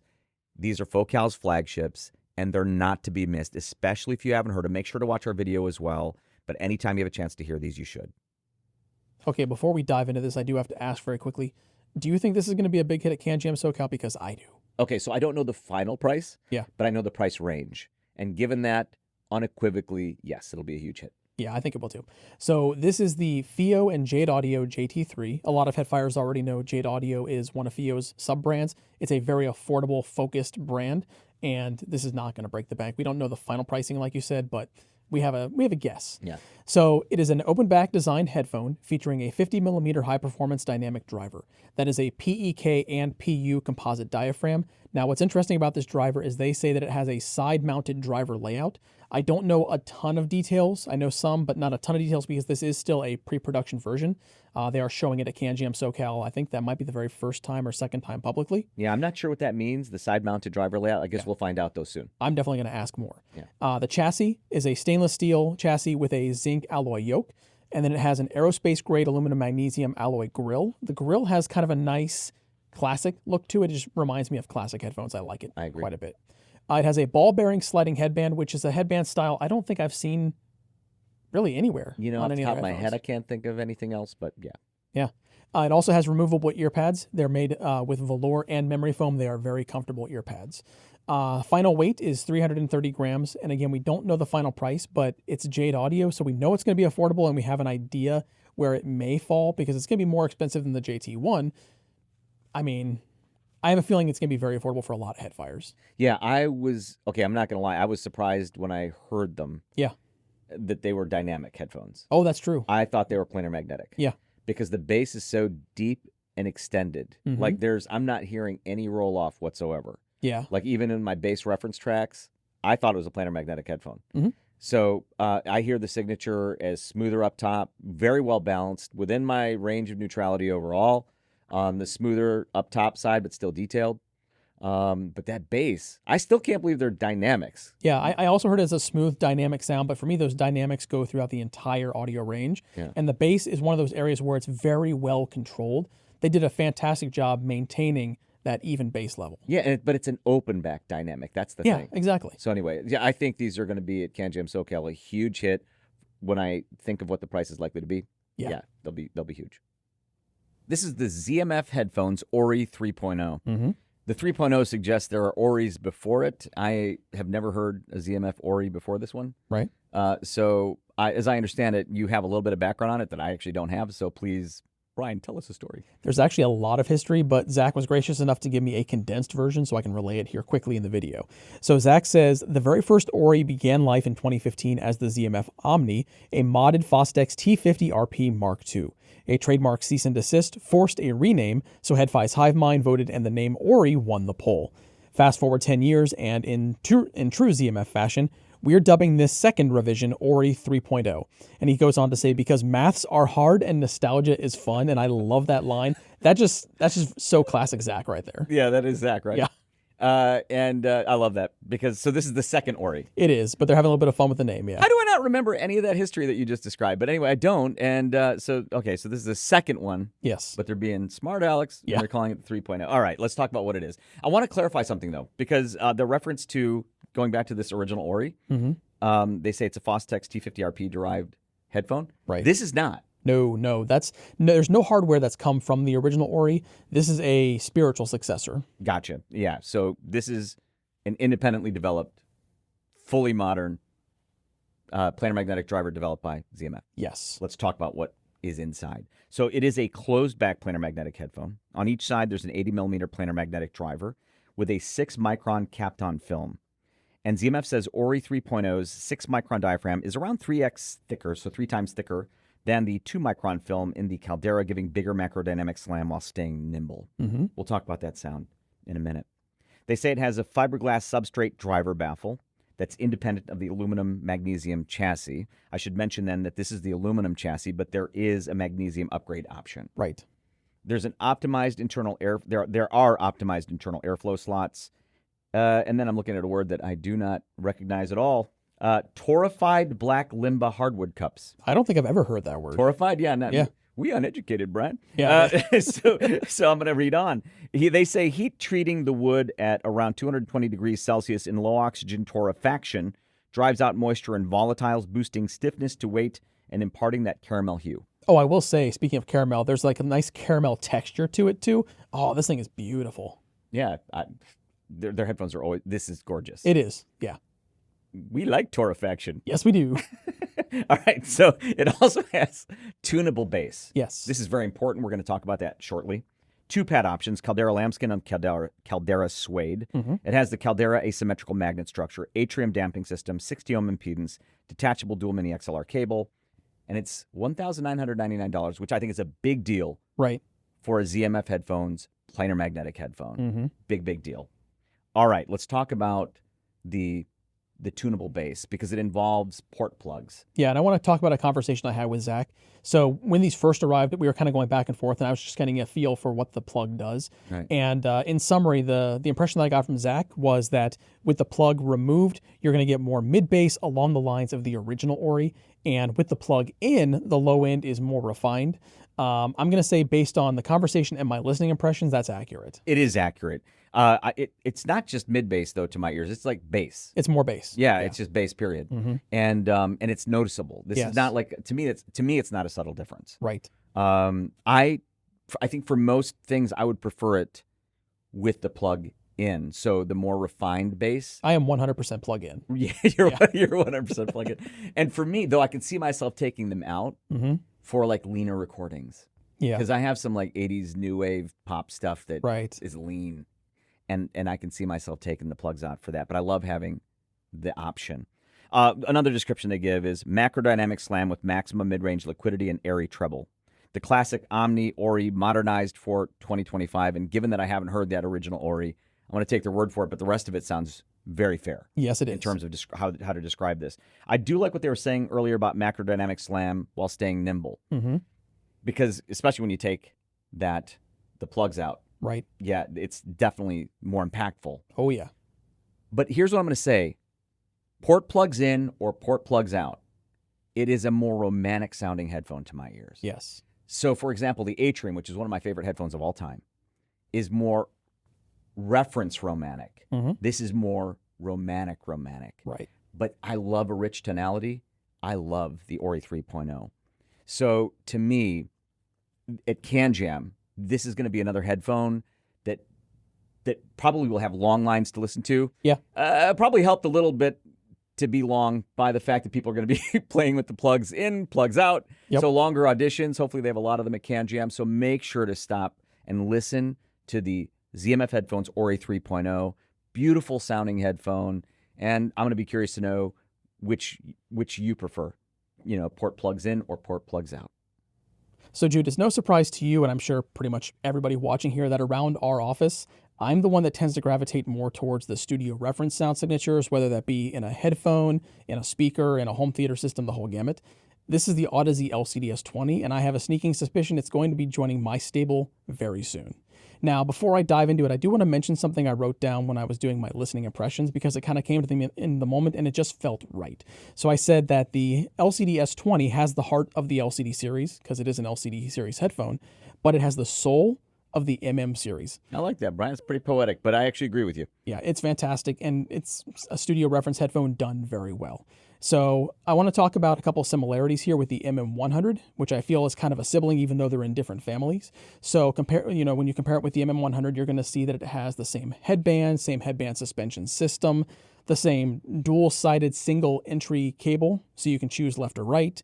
You're also going to see the same, magnesium and aluminum and steel construction throughout the entire design. And you're also going to have a 90mm planar magnetic driver. It also has Audeze's Fluxor and Phaser technologies inside, but there are a few differences from the MM100 as well. A big one. A pretty big one. This is closed. Correct. Very different there. Yeah. And I will say it has a really nice cloth texture on the outside of the ear cup. I love it in the hand. When you pick it up, it just feels fantastic. Yeah, I agree. Another place where this differs is it has a magnetically attached ear pad system, which I love, because in the past you may have heard stories about people running into issues when they swap pads depending on the headphone. This magnetic system makes it so very easy. I think it should be a law. I love that. All headphones must have magnetically attached ear pads. We're seeing more and more of that, and I love it. I'm 100% here for it. Same here. It's a 550-gram headphone, so it's not the lightest, but the headband system does a nice job distributing that weight. Yes, I found it comfortable. And it's an 18-ohm impedance. Now, another place this differs from the MM100 is this incorporates Audeze's SLAM technology. Now, if I'm not mistaken, the first headphone that had SLAM was the Carbon 2, I believe. That would be correct. Okay. And Audeze describes SLAM as saying, SLAM incorporates precisely engineered channels seamlessly integrated into the ring that connects the ear pads to the drivers. Each channel's length, cross-section, and shape are meticulously tuned through advanced simulations, precision measurements, and critical listening to achieve the ideal low-frequency response. And I love that description because for me, this is the ideal low-frequency response. Yeah, that we agree on this, though. This is one of the rare headphones or earphones or speakers where we agree on bass level. Yes. Like, we don't often agree on bass tuning. Yeah. I tend to like more than you do, but on this one, we're like totally in agreement. Yeah, it's fantastic. So I'm going to dive straight into my impressions. So I wrote down that this is a studio class sound with deep bass extension and control, and that control for me is critical. I love sub bass when it's well managed, and they do a fantastic job of incorporating that actually through the entire bass spectrum. The SLAM really does work well on this. It is slightly richer to me than the MM100, and I'm guessing part of that's probably due to the closed back nature, just differences, and maybe because of SLAM, a little bit of a maybe adjustment just to the overall presentation. It's definitely not what I would call rich. It is just richer than the MM100 if you're doing comparisons for an open to a closed back studio headphone. Definitely richer than the MM100. Yeah. It also has more bass than the MM100, but that should come as no surprise. I also noted that this has a nice wide presentation for a closed back. It sounds fantastic, and it's one of those things I can listen to for hours. I'm falling in love with this thing. Yes, I agree. I would say this is definitely in my range of neutrality. No surprise you like it. Bass-wise, again, surprised we agree there. Yeah. But we do. Doesn't happen very often. Love the control. I love bass control too. Yes. I just like more of it typically than you do. But on this one, we agree on the level and the tuning and the control, the resolution. It's smoother up top than I expected. It is. But I love it. It's still resolving. And I also said that I agree with you that the soundstage is wider than I expected from a closed-back Odyssey. And I want to also mention it has really good passive isolation. Yes, it does. So, yeah, I'm in love with this headphone, too. Another surprise, it comes in at $499. So it's not going to break the bank either. If you're at a CanJam and you have the option to try this, you absolutely have to. This is the Abyss headphones Joel, spelled J-O-A-L. You were telling me just before we started shooting that it stands for... That stands for Jack of all listening. which I think is funny. But it's true. Yeah. That's appropriate, I mean. And we'll get to how it sounds in a minute. So the goal with Joel, the Joel goal, was to, according to Abyss, make their most affordable headphones to date without sonic compromise. Right. I think they succeeded. Yeah. Okay, you think so too. I do. Yeah, I'm not surprised. So how did they do it? So first of all, for a company that makes machined aluminum headphones, CNC machining can be very expensive and time consuming. Yes. These are still CNC machined. But let's compare it to like a Diana. By the way, they look like Dianas. Yeah, they're clearly inspired by the Diana. And Abyss admits that. They call them Diana inspired. Okay. So they got the machine time down to 1/3 the machine time of Diana. So Diana's machine time is well over an hour just to machine the sides. Does not surprise me. Yeah, 600 holes in each one. Yeah. For the Joel, they optimized the design to let the machine fly through the machining process. Okay. You can see one example of how.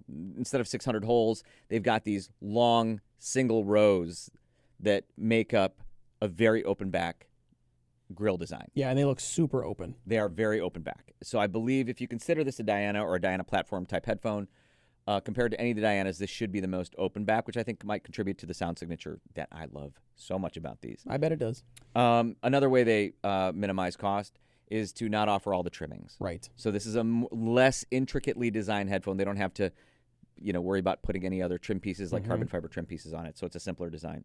It's also available only in black, a high durability black finish. Yeah, Model T approach. Yeah, like the old Ford Model T, available in black. And when you make it only in one color, one configuration, it's easy to lower. You can lower costs. Right. And then the cable. Yes. Now this one surprised me because I thought this was going to be more expensive, a cable, but it's not. This cable is actually JPS Labs, the cable company, is actually affiliated with Abyss headphones. So that team has tremendous experience with cables. Yeah, they do. So if they're going to figure out how to lower the cost of a cable and make a great cable still, it's them. Yeah, and I want to say something about this cable. So first of all, it's super soft and supple. Yeah, very supple. I love that. It's a 16-core cable, 2-meter length. Inside, you'll find super soft OFC copper alloy, so that's oxygen-free copper alloy.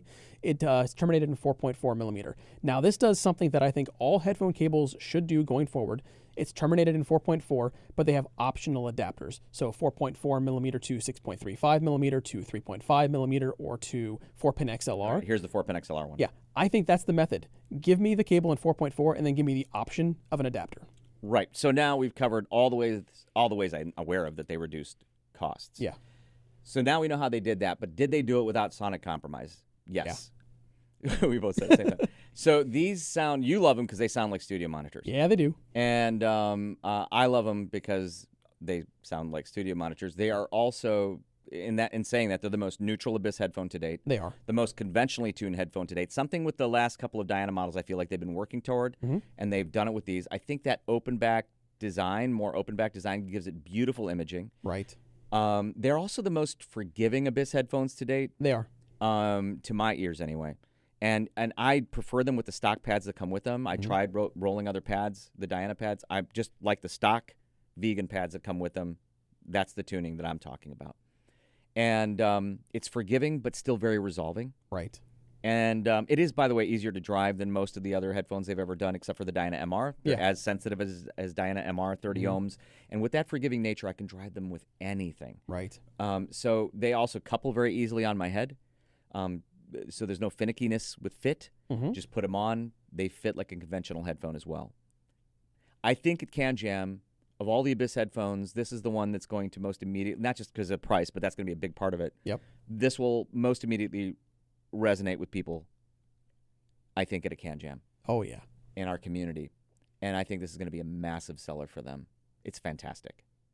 Now at CanJam, if you're a high-end over-ear headphone enthusiast, then these might be, this is the Abyss headphones, this stand. These might be the single most important thing on exhibit that doesn't decode, amplify, generate, or emanate sound. I gotcha. These are the Abyss headphones, the stand. They are fantastic. We've had many headphone stands come through here. Yeah, we have. Okay, in my opinion, these are unquestionably the very best. I agree. So you agree. So they're also $499. Yeah, they're not cheap. Yeah, which is why I say high-end headphone enthusiast, because if you have a high-end headphone, which can get into the many thousands of dollars, then these are a way to help protect them. Yeah. We actually met at Chicago Head-Fi Meet many, many years ago. Ages back, yeah. And so we've been to many Head-Fi Meets, many CanJams, and one of the most like hair-raising things to happen at those is when somebody gets caught up or trips on a headphone cable. Some very expensive headphone along with the stand goes tumbling to the ground, clattering to the ground, and everybody's like, yeah, right? I hate seeing that. Yeah, I hate seeing that. I've never seen it happen with these stands. We've never had it happen with these stands. Right. Because they are extremely stable. Yeah. So they weigh 5.2 pounds each. There is a heavy steel base underneath that wood base with big rubber footers, grippy rubber footers, and then that wood base.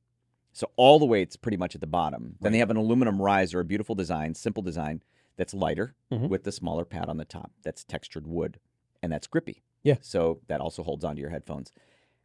On Abyss's YouTube channel, they try to deliberately tip them over. I mean, they get them to some extreme angles. They do. And then they come right back. That's how stable they are. It's the closest thing you're going to get to a stand that is bolted to your desk without having to bolt anything to your desk. They're that stable. So they come in 3 woods. Did I already mention which woods? They come in order: walnut, cherry, and sapelli. Yeah. And we have 2 sapelli ones. We now have 4 of these stands. We are very lucky because we use them all the time and we love them. So at CanJam, if you're a high-end headphone enthusiast and you care deeply about your very expensive headphones, this is the stand that they should be on. In November of 2024, Dan Clark Audio released this headphone right here. This is the Dan Clark Audio Noir X. Now, the Noir X is the evolution. A lot of people know the name, the Aeon 2 family. This is the evolution of that platform, and it surprised us and a lot of the community, as you know, when it came out, because it offers incredible value. So Dan Clark Audio, they tend to release new features and technologies in their flagship products, and it's always exciting when they bring it to more affordable ones. Well, this is highly packed with a lot of that technology. So for example, inside it has their AMTS or acoustic metamaterial tuning system. It has a new driver system. It has the collapsible headband. It has the self-tensioning headband. It has the lovely memory metal up top. And I think they're beautiful. Gorilla Glass. I think that's Gorilla Glass cups it is, I think it on is, the side. yeah. Yeah. And it sounds phenomenal. And in the US, it's $9.99. It's very, very good. I think it's actually one of their biggest hits sales-wise. And I'm not surprised. Yeah, it doesn't surprise me at all. Like you said, the value's so strong.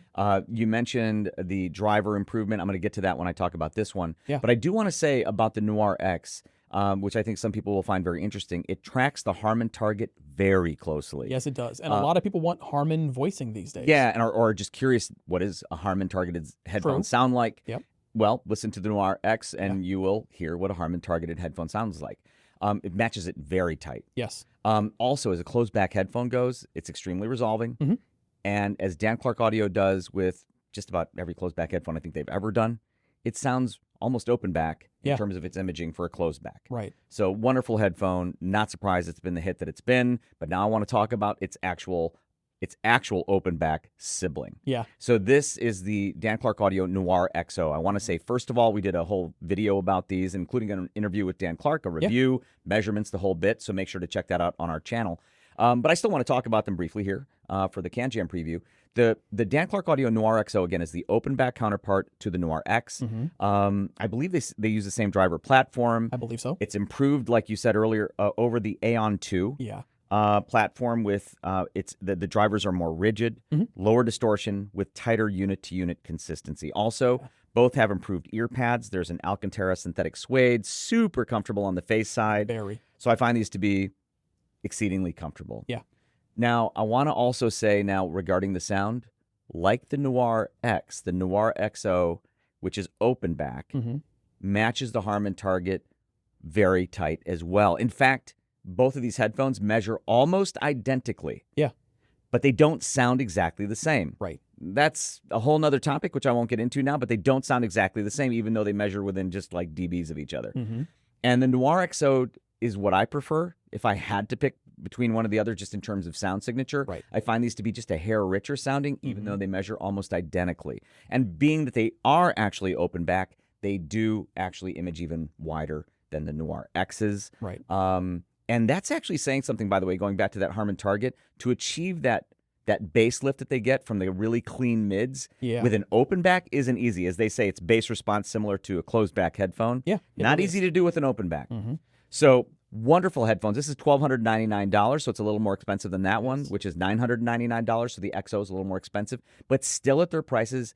I find them to be flagship class performance headphones, and they're Dan Clark Audio's, I think, among their most affordable headphones. So now we're going to talk about a headphone that I really, really wish was here. Yeah. So of all the headphones that are not here at HeadFi HQ, this is at or near the top of my list of the ones I wish that were that aren't. Yep. And it's the RAL 1995 Imanis. It's their flagship, and it's incredible. Yeah. So you guys might remember the RAL Requisite SR1A. It was a ribbon driver headphone that had adjustable angle earpieces. A bit finicky, though. So when you got the angle dialed in for you, and it was almost like different, I think, for everybody. Yeah. And when you got it dialed in for you, it was quite groovy. Really good headphone. That said, the Imanis to me is orders of magnitude better.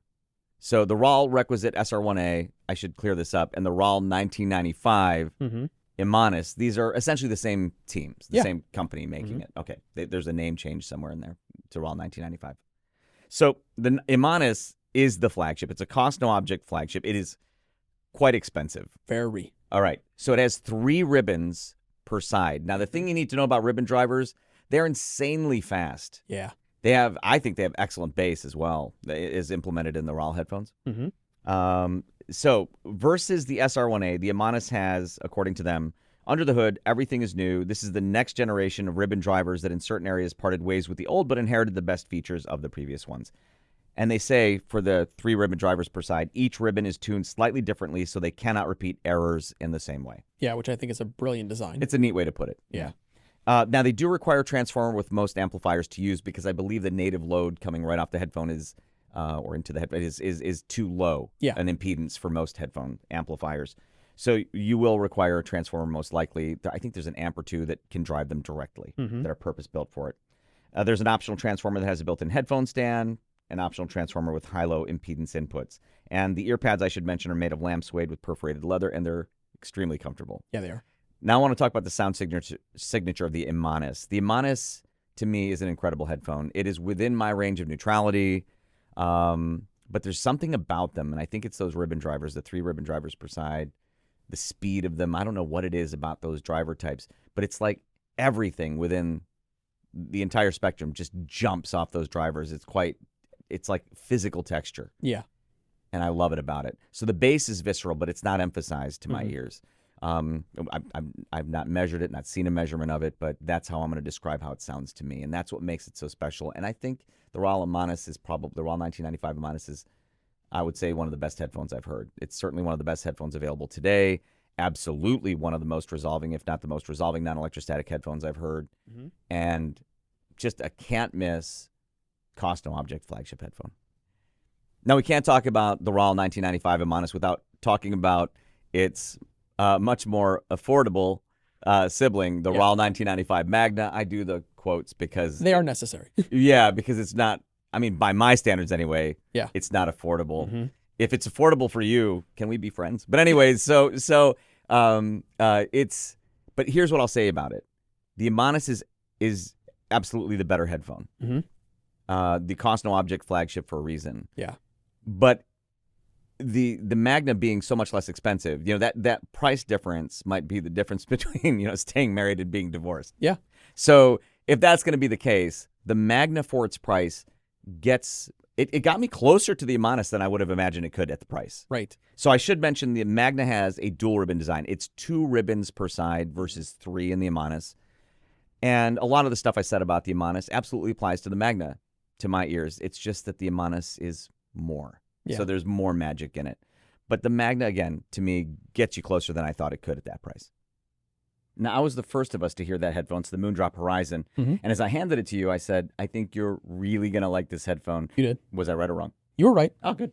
And I also want to start by talking about the price real fast because this is $200 US. And I think what you get for $200 is a very well rounded out package. I think it's fantastic. Oh my gosh, so good. Yeah. So the Moondrop Horizon, it is a 50 millimeter dynamic driver. That's a ULT dynamic driver, which is Moondrop's ultra linear technology. It has a titanium plated high rigidity polymer dome paired with a double layer liquid silica gel suspension diaphragm. The driver in this has been run through finite element analysis and has been optimized. They've optimized the magnetic circuit specifically, and that magnetic circuit has 1.85 Tesla of magnetic flux density, which I think is rather high. Yes, I remember back in the day when headphone companies first reached 1 Tesla magnetic flux density, and it was like a really big deal. Yeah, it is. So this one is a lot at 1.85. Absolutely. Yeah. The drivers are angled inside the headphone. I'll come back to that in a little bit here. And Moondrop says that it's a high sensitivity, low impedance headphone. So as I understand their information, they say it's 109 dB at 1 volt RMS. I think that's what they're showing. They're showing 109 slash VRMS. VRMS. Yeah. So I think that is probably 109 at 1 volt. Yeah, and it's a 32 ohm headphone. Yeah. The cable that it comes with is terminated in dual 3.5 millimeter connections on the headphone side and terminated with a swappable connection, which is surprising at $200 for 3.5 millimeter or 4.4 millimeter on the amp side. Now, Moondrop describes this sonically as a rich, expansive, and smooth sound. And when I listened to this, to me, the impression that I got was that it delivered a bit of everything. Yes. So I got a lot of detail, a lot of nice resolution up top. To me, that was kind of the star of the show here. And I think it's fantastic, but it's not going to be something people will find, I don't think, too bright or too smooth. Yeah. The mids sound lovely. And then the low end, it's got that nice dynamic driver resolution to the bass. And I really appreciate the sound signature. Yeah. So on the bass, I'll start with that.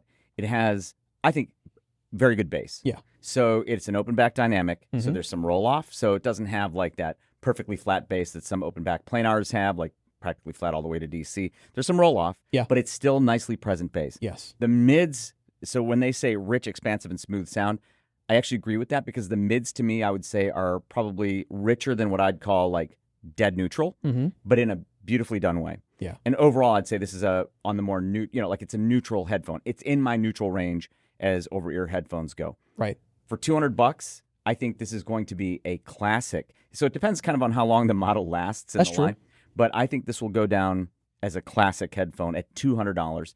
And the other thing is for what they've delivered, I've not visited Moondrop yet. I would love to go to Moondrop's labs to see how they do what they do for the price, because I have to imagine it's impressive. One day I'm going to have to visit their labs. But the Moondrop Horizon for me, that is a headphone at CanJam that you absolutely have to check out.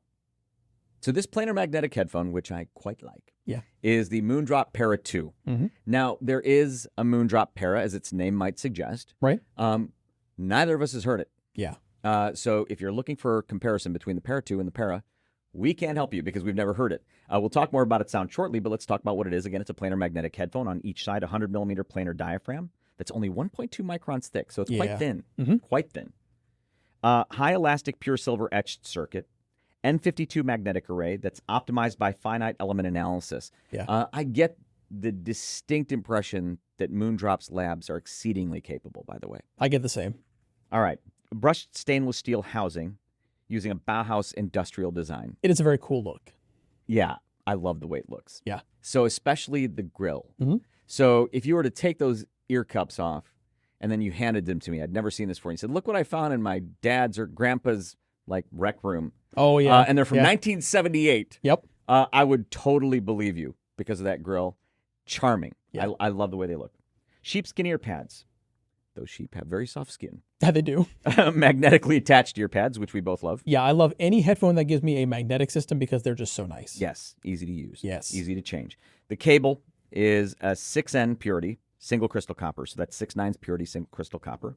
Dual 3.5 millimeter connectors on the ear side. 4.4 millimeter termination, but they include a 4.4 millimeter to 3.5 millimeter adapter. I love those kinds of adapters. Yeah. I usually swipe them and then take them with me because I use them in any number of places. And it's only $499.99, so that's $500. Right. All right, I'll say it. For $500, I think this headphone is quite fantastic. This is a wonderful planar magnetic headphone at that price. Now, again, I said we hadn't heard the Para, so we didn't have any comparison for that. Right. I can't believe I'm going to do this because it wasn't really an intentional thing. I just happened to be, at the time I was using these, I was also using the Hi-Fi Man Sesvara Unveiled. Oh, yeah. Which is like $8,000. Yeah, 16 times the price. 16 times the price. So I'm not saying that's the comparison anybody should do. Yeah. Because that is, the Sesvara Unveiled is like one of my high standards for resolution in a non-electrostatic headphone. Yeah. All right. And like you said, it's like 16 times the price, I think. Yeah. But that's what I had, so we're going with it. Sorry, guys. So how does it compare? All right. Of course, it's not as resolving. Like, it doesn't have quite the treble energy and the treble detail that the Sesvara Unveiled has, which is phenomenal, by the way.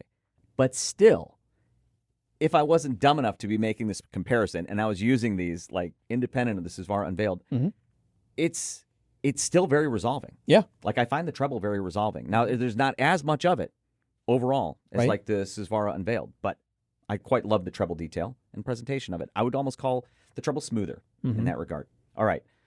The mids, I would say, a touch rich to me. Like just a touch. Like, there's a touch of richness to it. I like that. Right? I think it's just its overall tone balance, beautiful bass extension. I would call it, if I had to characterize it in a couple words, like smooth neutral. Yeah. For me. But I love it. So, $500? Yeah. Yeah, so I'm not going to be making these my new standard like the Sesvara Unveiled, but it is going to be one of my standards for its price at $500. And I just feel like right now Moondrop is firing on all cylinders. Like, they are just cranking out stuff that almost everything they make I love. And I'm just so impressed. And the Para 2 is no exception. Make sure, CanJam, to check out the Moondrop Para 2. This is the Meze Audio 105 Silva. I first encountered these at High-End Munich, or Munich High-End. I always say Munich High-End. Munich High-End 2025. And I immediately fell for these. Right. Wonderful pair of headphones. Now, let's talk about what they are. They are dynamic headphones. They, on each side, there's a 50 millimeter dynamic driver with titanium-coated semi-crystalline polymer torus. That's the surround, I believe. It has a copper zinc stabilizer, which Meze says adds rigidity and strength for a fast transient response and pleasantly textured bass with minimal distortion. The ear cups are made of walnut wood and high-strength polymer, and they're gorgeous, in my opinion. Right. I don't think Meze's ever made anything that I haven't loved the design of. To me, they're like headphone sculptors. Yeah, they spend a lot of time dedicated to the aesthetics, and it pays off. Yes, they do. Yeah. But also comfort, thankfully. Yes. And that brings me to the self-adjusting spring steel headband, which is the same one as on the 105 IR. But it's also a very similar headband to what they've used on all their dynamic headphones. So I think sharp-eyed Meze Audio fans probably knew right away this was a dynamic headphone from its design. Exactly. Now let's talk about the sound. So Meze Audio says the 105 Silva includes the technicalities of 109 Pro combined with the warmth and genre versatility of the 105 IR. They further say that the 105 Silva specializes in mid-range presentation for vocals and strings, meaning listeners can enjoy the liveliness and impact of any music without sacrificing the micro details present in well-recorded tracks. Yeah, those definitely apply. Yeah, I agree. Yeah. I think these are very fair descriptions. So they mentioned the 109. Yeah. I really like the 109. I will say, however, you love the 109. That's my favorite. Of their dynamic headphones, that's your favorite. Yep. For me, I enjoy it, but it is probably right up there at my limits, maybe even past my limits in terms of treble energy. Right. Brightness. This is still sparkly without going there. Yeah. It's more in my wheelhouse. Now, they mentioned the 105 IR. That's a polite, like fatigue-free, easy-to-listen-to headphone. Yeah, that's getting a lot of buzz, too. It is. It is. But for anybody that just wants some more sparkle, 105 Silva. they're getting so good with their dynamic driver products. I mean, there's the Alba, the IEMs, super values at the price. I frankly think they're the best IEMs they make, and they're their least expensive IEMs that they've released. These are $499. Yep. Or 499 euros or 499 pounds. Yeah. So they are, for what they offer, like the Alba, but with dynamic headphones, an incredible value. Yes. So at CanJam, make sure to check out the Thieaudio 105 Silva. I will say, of their dynamic headphones currently, these are my favorites.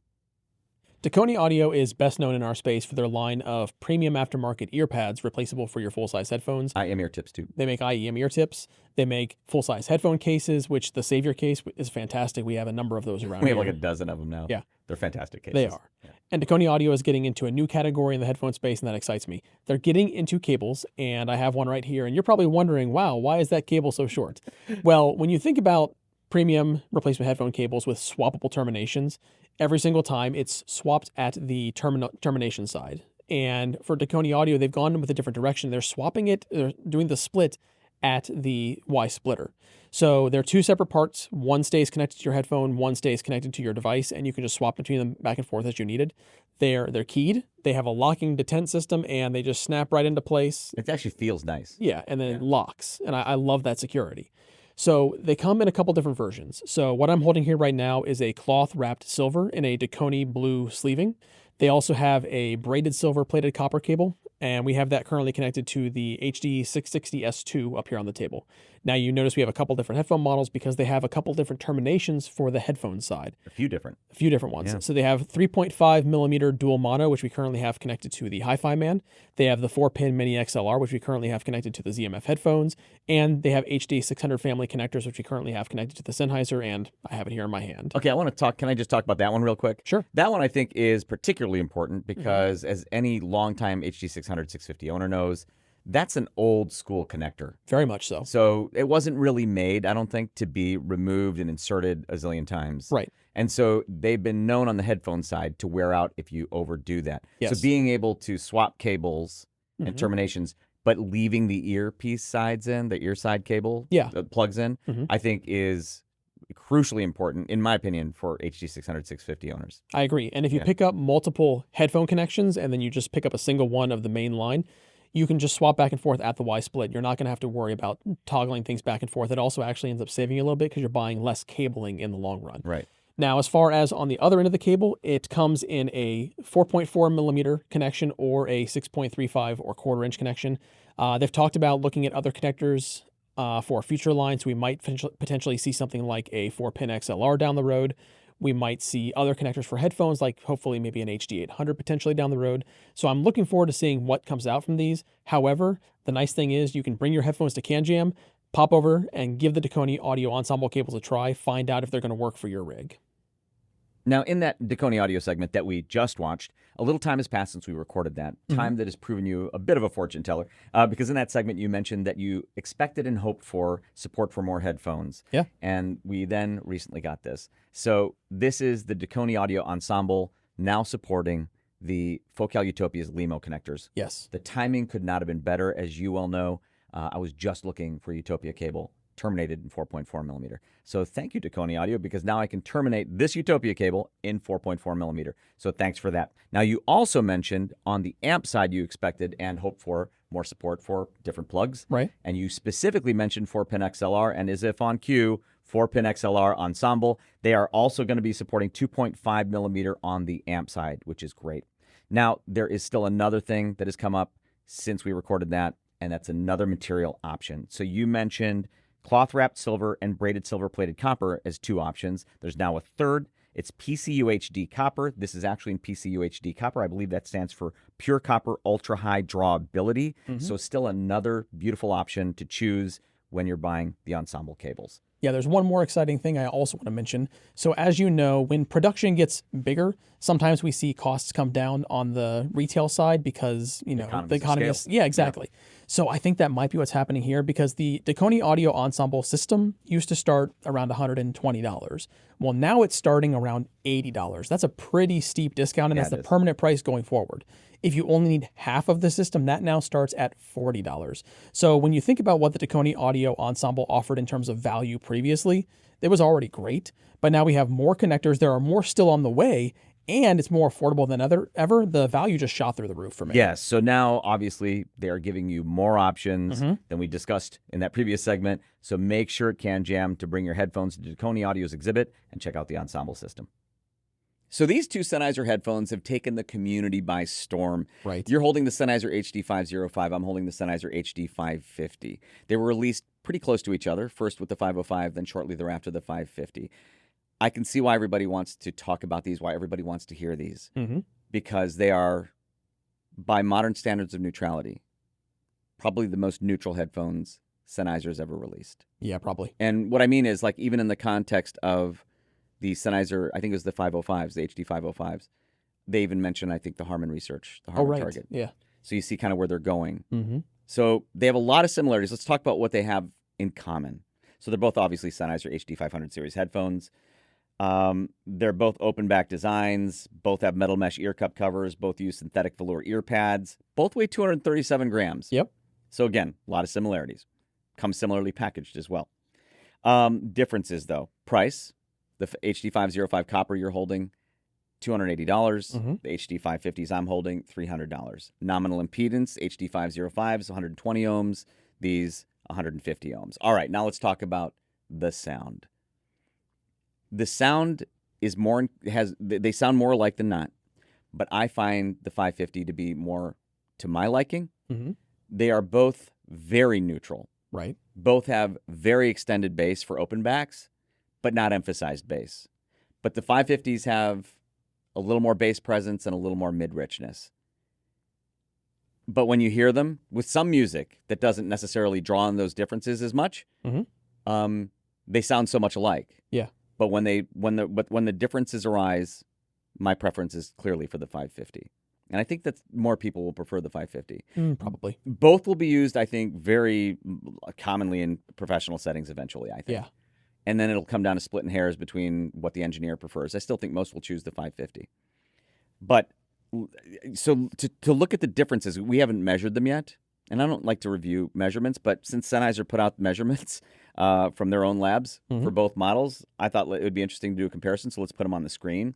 You'll see the HD 550 has a little less upper, mid, lower treble energy than the 505, and a little more bass. And you'll also notice that both have, again, excellent bass extension for open back headphones. Right.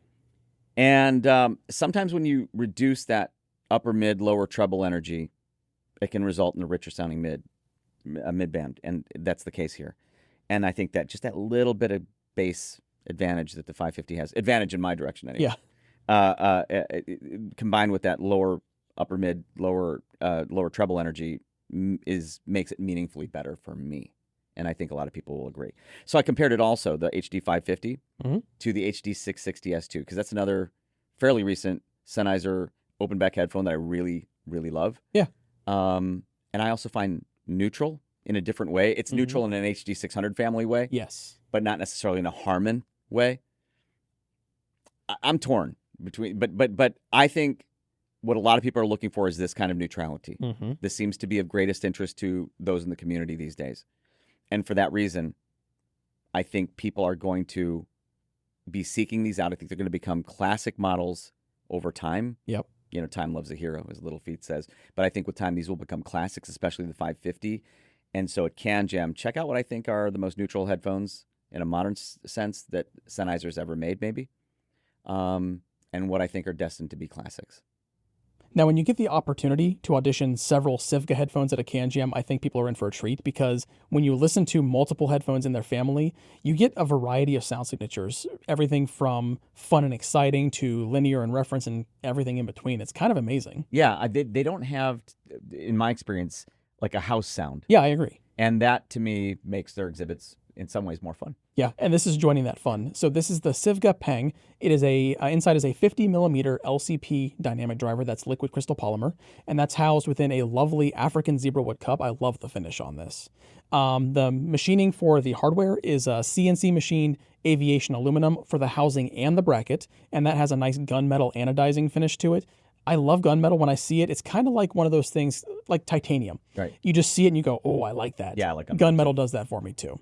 It has a steel headband with a leather strap, lamb leather, I believe, and it has angled ear pads. Now, we've talked about this ear pad shape before, but Sivga has done several face studies to figure out the contour and shaping for what they consider the perfect pad to get that seal. And it's a very unique bump in the middle, but I find it extremely comfortable. I think it's going to be comfortable for a lot of different heads. Yeah, we've talked about it before, and it's comfortable on me too. And we have very differently shaped heads. Yes. And yet, their headphones that use that pad style seem to be very comfortable for both of us. I agree. And I think another part of that comfort comes from the fact that you have very wide swivel and good articulation up and down on the ear cups as well. It gets you, because I have a narrow head, so sometimes there's not enough articulation to get that seal for me. Right. I will mention also the cable that it comes with is terminated dual, 3.5 millimeter for the headphone, 4.4 millimeter for your device. But in the box, or in the case, I guess, you get a 4.4 millimeter to 3.5 millimeter adapter and a 3.5 millimeter to 6.35 millimeter adapter. So pretty much out of the case, you're set to go for most devices you're going to connect this to. Yeah, I like their cables actually with their headphones. I do too, and the adapters are quite nice to have. I actually use one of their adapters in our measurement rig to adapt 4.4 to single-ended. Yeah, it's really nice to have. And I mentioned that as that leather carrying case. Yeah. But I want to go back to sound signature because, like we said before, you know, you can get a wide variety of sound signatures, and this one stands out as a very unique sound signature to me. So listening to it, I like to start at the top end, and to me, I found a good amount of treble detail and presence, but I found this more upper mid-range focused. And then on the low end, I think a lot of people are going to find it lean. For me, I think it's actually a good place, especially the mid bass. I like where that is currently. It does kind of have a roll off as you get into the sub bass range. But if you're not listening to a lot of sub bass heavy music, this actually clicks for a lot of those genres. I'm hearing the sub bass is subdued. It is. It maybe it has the extension, but it's subdued. Like the levels are lower. So I agree with you on that.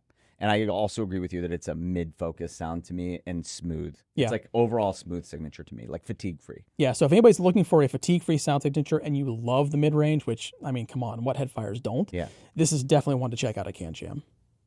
This is the Warwick Acoustics Bravura. Yeah. This is an electrostatic headphone and part of an electrostatic headphone system. I will explain that in just a minute. So the Bravura, I love this headphone, by the way. I think this is probably right up your alley, too. That is.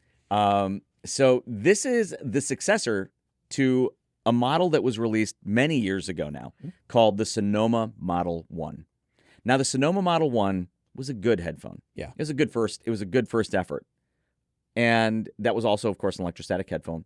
And that one I found to be on the bright, lean side. Mm-hmm. I also felt that its headband was a bit uncomfortable. It had very high caliper pressure on my fat head. Right. All right. So this one, though, is a lot more comfortable. So let's start with that. That you can see the headband, if you've ever seen the Model 1, this is quite an evolution just on the headband design. Oh, yeah. Way more comfortable. But even more importantly was whatever they did to the driver makes this a much better sounding headphone. Yeah. I don't even know what they did specifically, but it's substantially better. So let's talk about that driver because it's still the same driver technology that they innovated for the development of the Model 1. Mm-hmm. But again, clearly they've evolved it. That driver is called HPEL, HPEL, High Precision Electrostatic Laminate Transducers. And unlike conventional transducers, the HPEL, according to them, uses a laminated film that is just 15 microns thick, and the film is affixed to a cell structure and machine tensioned with extreme accuracy to create small sound-producing drum skins. And then their software fine-tunes each drum skin for optimal resonant frequencies. And then, to ensure that it doesn't bend and to maintain a strong structure, they encase the driver in a super rigid polycarbonate cassette. Mm-hmm. So again, this uses HPEL still, but whatever they did with all of that I was just talking about in the Bravura is much better done than with the Model 1. So this, I would say, okay, they say it's voiced with studios and professional work in mind. Mm-hmm. Can you hear that? Oh, yeah. I can too. So I think this, again, would be right up your alley. I would say it's in the range of neutrality, much more refined sounding for sure than the Model 1. This is a better headphone. So if you've heard the Model 1 at any of the shows, don't don't assume anything about the Bravura from that. Yeah. Okay. So I mentioned that it's an electrostatic headphone system. That's because the Bravura comes as a system with the Sonoma M1 DAC amp that uses 32-bit ESS Saber DACs in dual mono design, 32-bit multi-channel ADC with balanced input buffers because the inputs are all ADC'd, 64-bit fixed point digital signal processing, Class A amplifier. Yep. Not everybody wants to work hard to assemble a system. No, some just want a turnkey solution. And that's what this is. It's a turnkey electrostatic headphone system I think it's fantastic. Yeah. So at CanJam, when you have a chance to listen to the Warwick Acoustics Bravura, do not miss it. What a wonderful electrostatic headphone system. Can you believe I've hardly spent any time with the Austrian-Audio, the composer, until now? I couldn't either. Thankfully, Vanna, Austrian-Audio's North American distributor, was kind enough to send over a demo for a few weeks ahead of CanJam SoCal. So, before you sit down at Vanna's CanJam SoCal exhibit, join us to hear more about the composer. When we think about all the headphones and audio gear that come through HeadFi HQ, we are constantly changing it up and listening to new and exciting models. But there are a number of headphones that are in our stables that we just go back to time and time again. For me, one of those is the classic AKG K712, and I know many headfiers know and love this headphone along with me. Mine is a made in Austria model, and I want to mention that because some of the original AKG Austria team left the company and founded a new one called Austrian-Audio. They released this. This is the Austrian-Audio, the composer, and I love it. I am not surprised. Yeah, it's a fantastic headphone. So the Composer is a full-size open-back headphone with a 49mm dynamic driver, and that driver has a DLC-coated diaphragm. It has an adjustable and tiltable ear cup system, and they have a magnetic connection. I love magnetic connections on ear pads. So easy to swap them out when you need to. I agree. It is a fully serviceable design, so if something were to get damaged and you had to replace something on the headphone, it is very, very serviceable. I think even you could probably fix a lot of these parts. Maybe. It's a 22 ohm headphone. It is 385 grams, so it's not the lightest of headphones, but it's also not super heavy. And I want to mention that because the headband suspension system on this distributes that weight so well over the top of my head. Very, very comfortable to listen to. Yes, they're very comfortable headphones. Yeah, they are. Now, the cable I want to mention because it has a very interesting connector. So it has a banana jack connector on the headphone side, which is unusual, but I like it. It has a, you're definitely going to make sure you get the right side for one, and it has a nice look to it, really just kind of striking. It comes with 3 different cables in the box. You get one 4-pin XLR in 3 meter length, one 4.4 millimeter cable in 1.4 meter length, and one 3.5 millimeter cable in 3 meter length. Now, in the box, you also get a 6.35 millimeter adapter for that 3.5 millimeter cable. So obviously I've just been sticking with a shorter cable because I tend to listen at a desk. But if you're the kind of person that listens across the room or far away from your rig, those 3 meter cables really do come in handy. Yeah. Now it's going to set you back $26.99. So it's a price that's higher than like an entry or mid-level headphone, but I feel that price is deserved when you get to the sound. The sound to me is just resolving and clear and detailed, and it has so many things that I love. The bass level is like a studio reference bass level, which I think is intended. I think this is actually designed with engineers in mind, if I'm not mistaken. I'm not surprised given the serviceability. Yeah. It sounds phenomenal. It's right in my wheelhouse. It's something that I can listen to for hours and hours on end. Now, would you describe it as in your range of neutrality? Oh, yeah. Yeah, I kind of figured, Yeah. So it's not the newest headphone, but at CanJam, if you've never heard one before, or if it's been a while and you want to get reacquainted, absolutely listen to the Austrian-Audio, the composer. They had my attention with the word tube. Yeah, they did. They had me at tube. This is the Acoot TH1. It's a wireless headphone, and you can use it wired as well. We'll get to that in a minute. But inside, Acoot says that it uses a triode vacuum tube preamp that uses the new tube 6P1 dual triode vacuum tube. Yeah. Very, very cool. The driver is a 40mm titanium transducer dynamic driver, and it has inside dual DAC design. Very cool. And it also has a high bias Class AB dual mono amplifier. Yeah. Also very cool. So it sounds like they're taking that sort of component, like separate audio components approach, crammed into a headphone form factor. Yeah, I like that design. I do too. I think that's the way to do it for audiophile wireless headphones. Now, transparency mode and ANC, which is nice. So now we're getting into the more wireless headphone type features. Active hybrid noise cancellation, so feed forward and feedback ANC. Right. Bluetooth 5.3 with SBC, AAC, and LDAC. And I'm glad it has LDAC. I am too. I think most audiophiles for a premium wireless headphone are going to expect one of the high-res codecs at least, and Absolutely. This has LDAC. Thank goodness. Analog and digital input. Now, this brings me to how you use it wired. Mm-hmm. So for analog, there's 3.5 millimeter. For digital, USB-C. And I believe then you'd be activating the dual DACs inside. Right. And you can decode up to 32-bit, 384 kilohertz, which is very nice. 20-hour runtime at max volume. That's an interesting spec. Yeah, it is. So Ethan, he's one of our colleagues. Ethan, you can listen at your normal listening volume for 20 hours with these. He listens very loudly. What can I say? He does. 3.5 hours to a full charge, 30 hours standby, which is nice. It comes with the Acoot tuning app. Oh, yeah, I want to mention something about that because I think I spent more time with the app than you did. You definitely did, yeah. But you pair it with the headphone, and then you can swipe through. It's a very simple interface, but there's a lot of preset EQs. I gravitated towards 2 of them. I'll let you guys kind of guess which 2. But there's a lot of options pretty much right out of the box. You have to try it with the app when you demo this. Yeah, it's actually a nice, elegant app. It is. I mostly listen to it in its default signature. Yeah. We'll get to that in just a second. So Siri and Google Assistant support. Gunmetal or satin aluminum finish. I believe this is the satin aluminum finish. Yes. $799, so it's premium priced, but it is a premium wireless headphone with all those things I've already talked about, and also tube stuff, which I dig. All right, the default sound signature to me is like even-handed for a wireless headphone, because with wireless headphones you get oftentimes like a bass-boosted signature. Yeah. And this actually has a pretty bass-tame signature. Mm-hmm. I would call it kind of the perceived flat bass signature to my ears, and then overall just a nice even-handed detailed response. Like these are audiophile wireless headphones to me. Yeah. And then if you want more of anything, the tuning app that we just talked about. Absolutely. So at CanJam, if you're looking for a premium headphone, even if you're a tube enthusiast or not a tube enthusiast, either way, you're looking for a premium wireless headphone at CanJam, these you have to audition. This is again the Acoot TH1. Before we move on, there are several headphones that we didn't have time to feature in this preview video, but will definitely be at CanJam SoCal this year.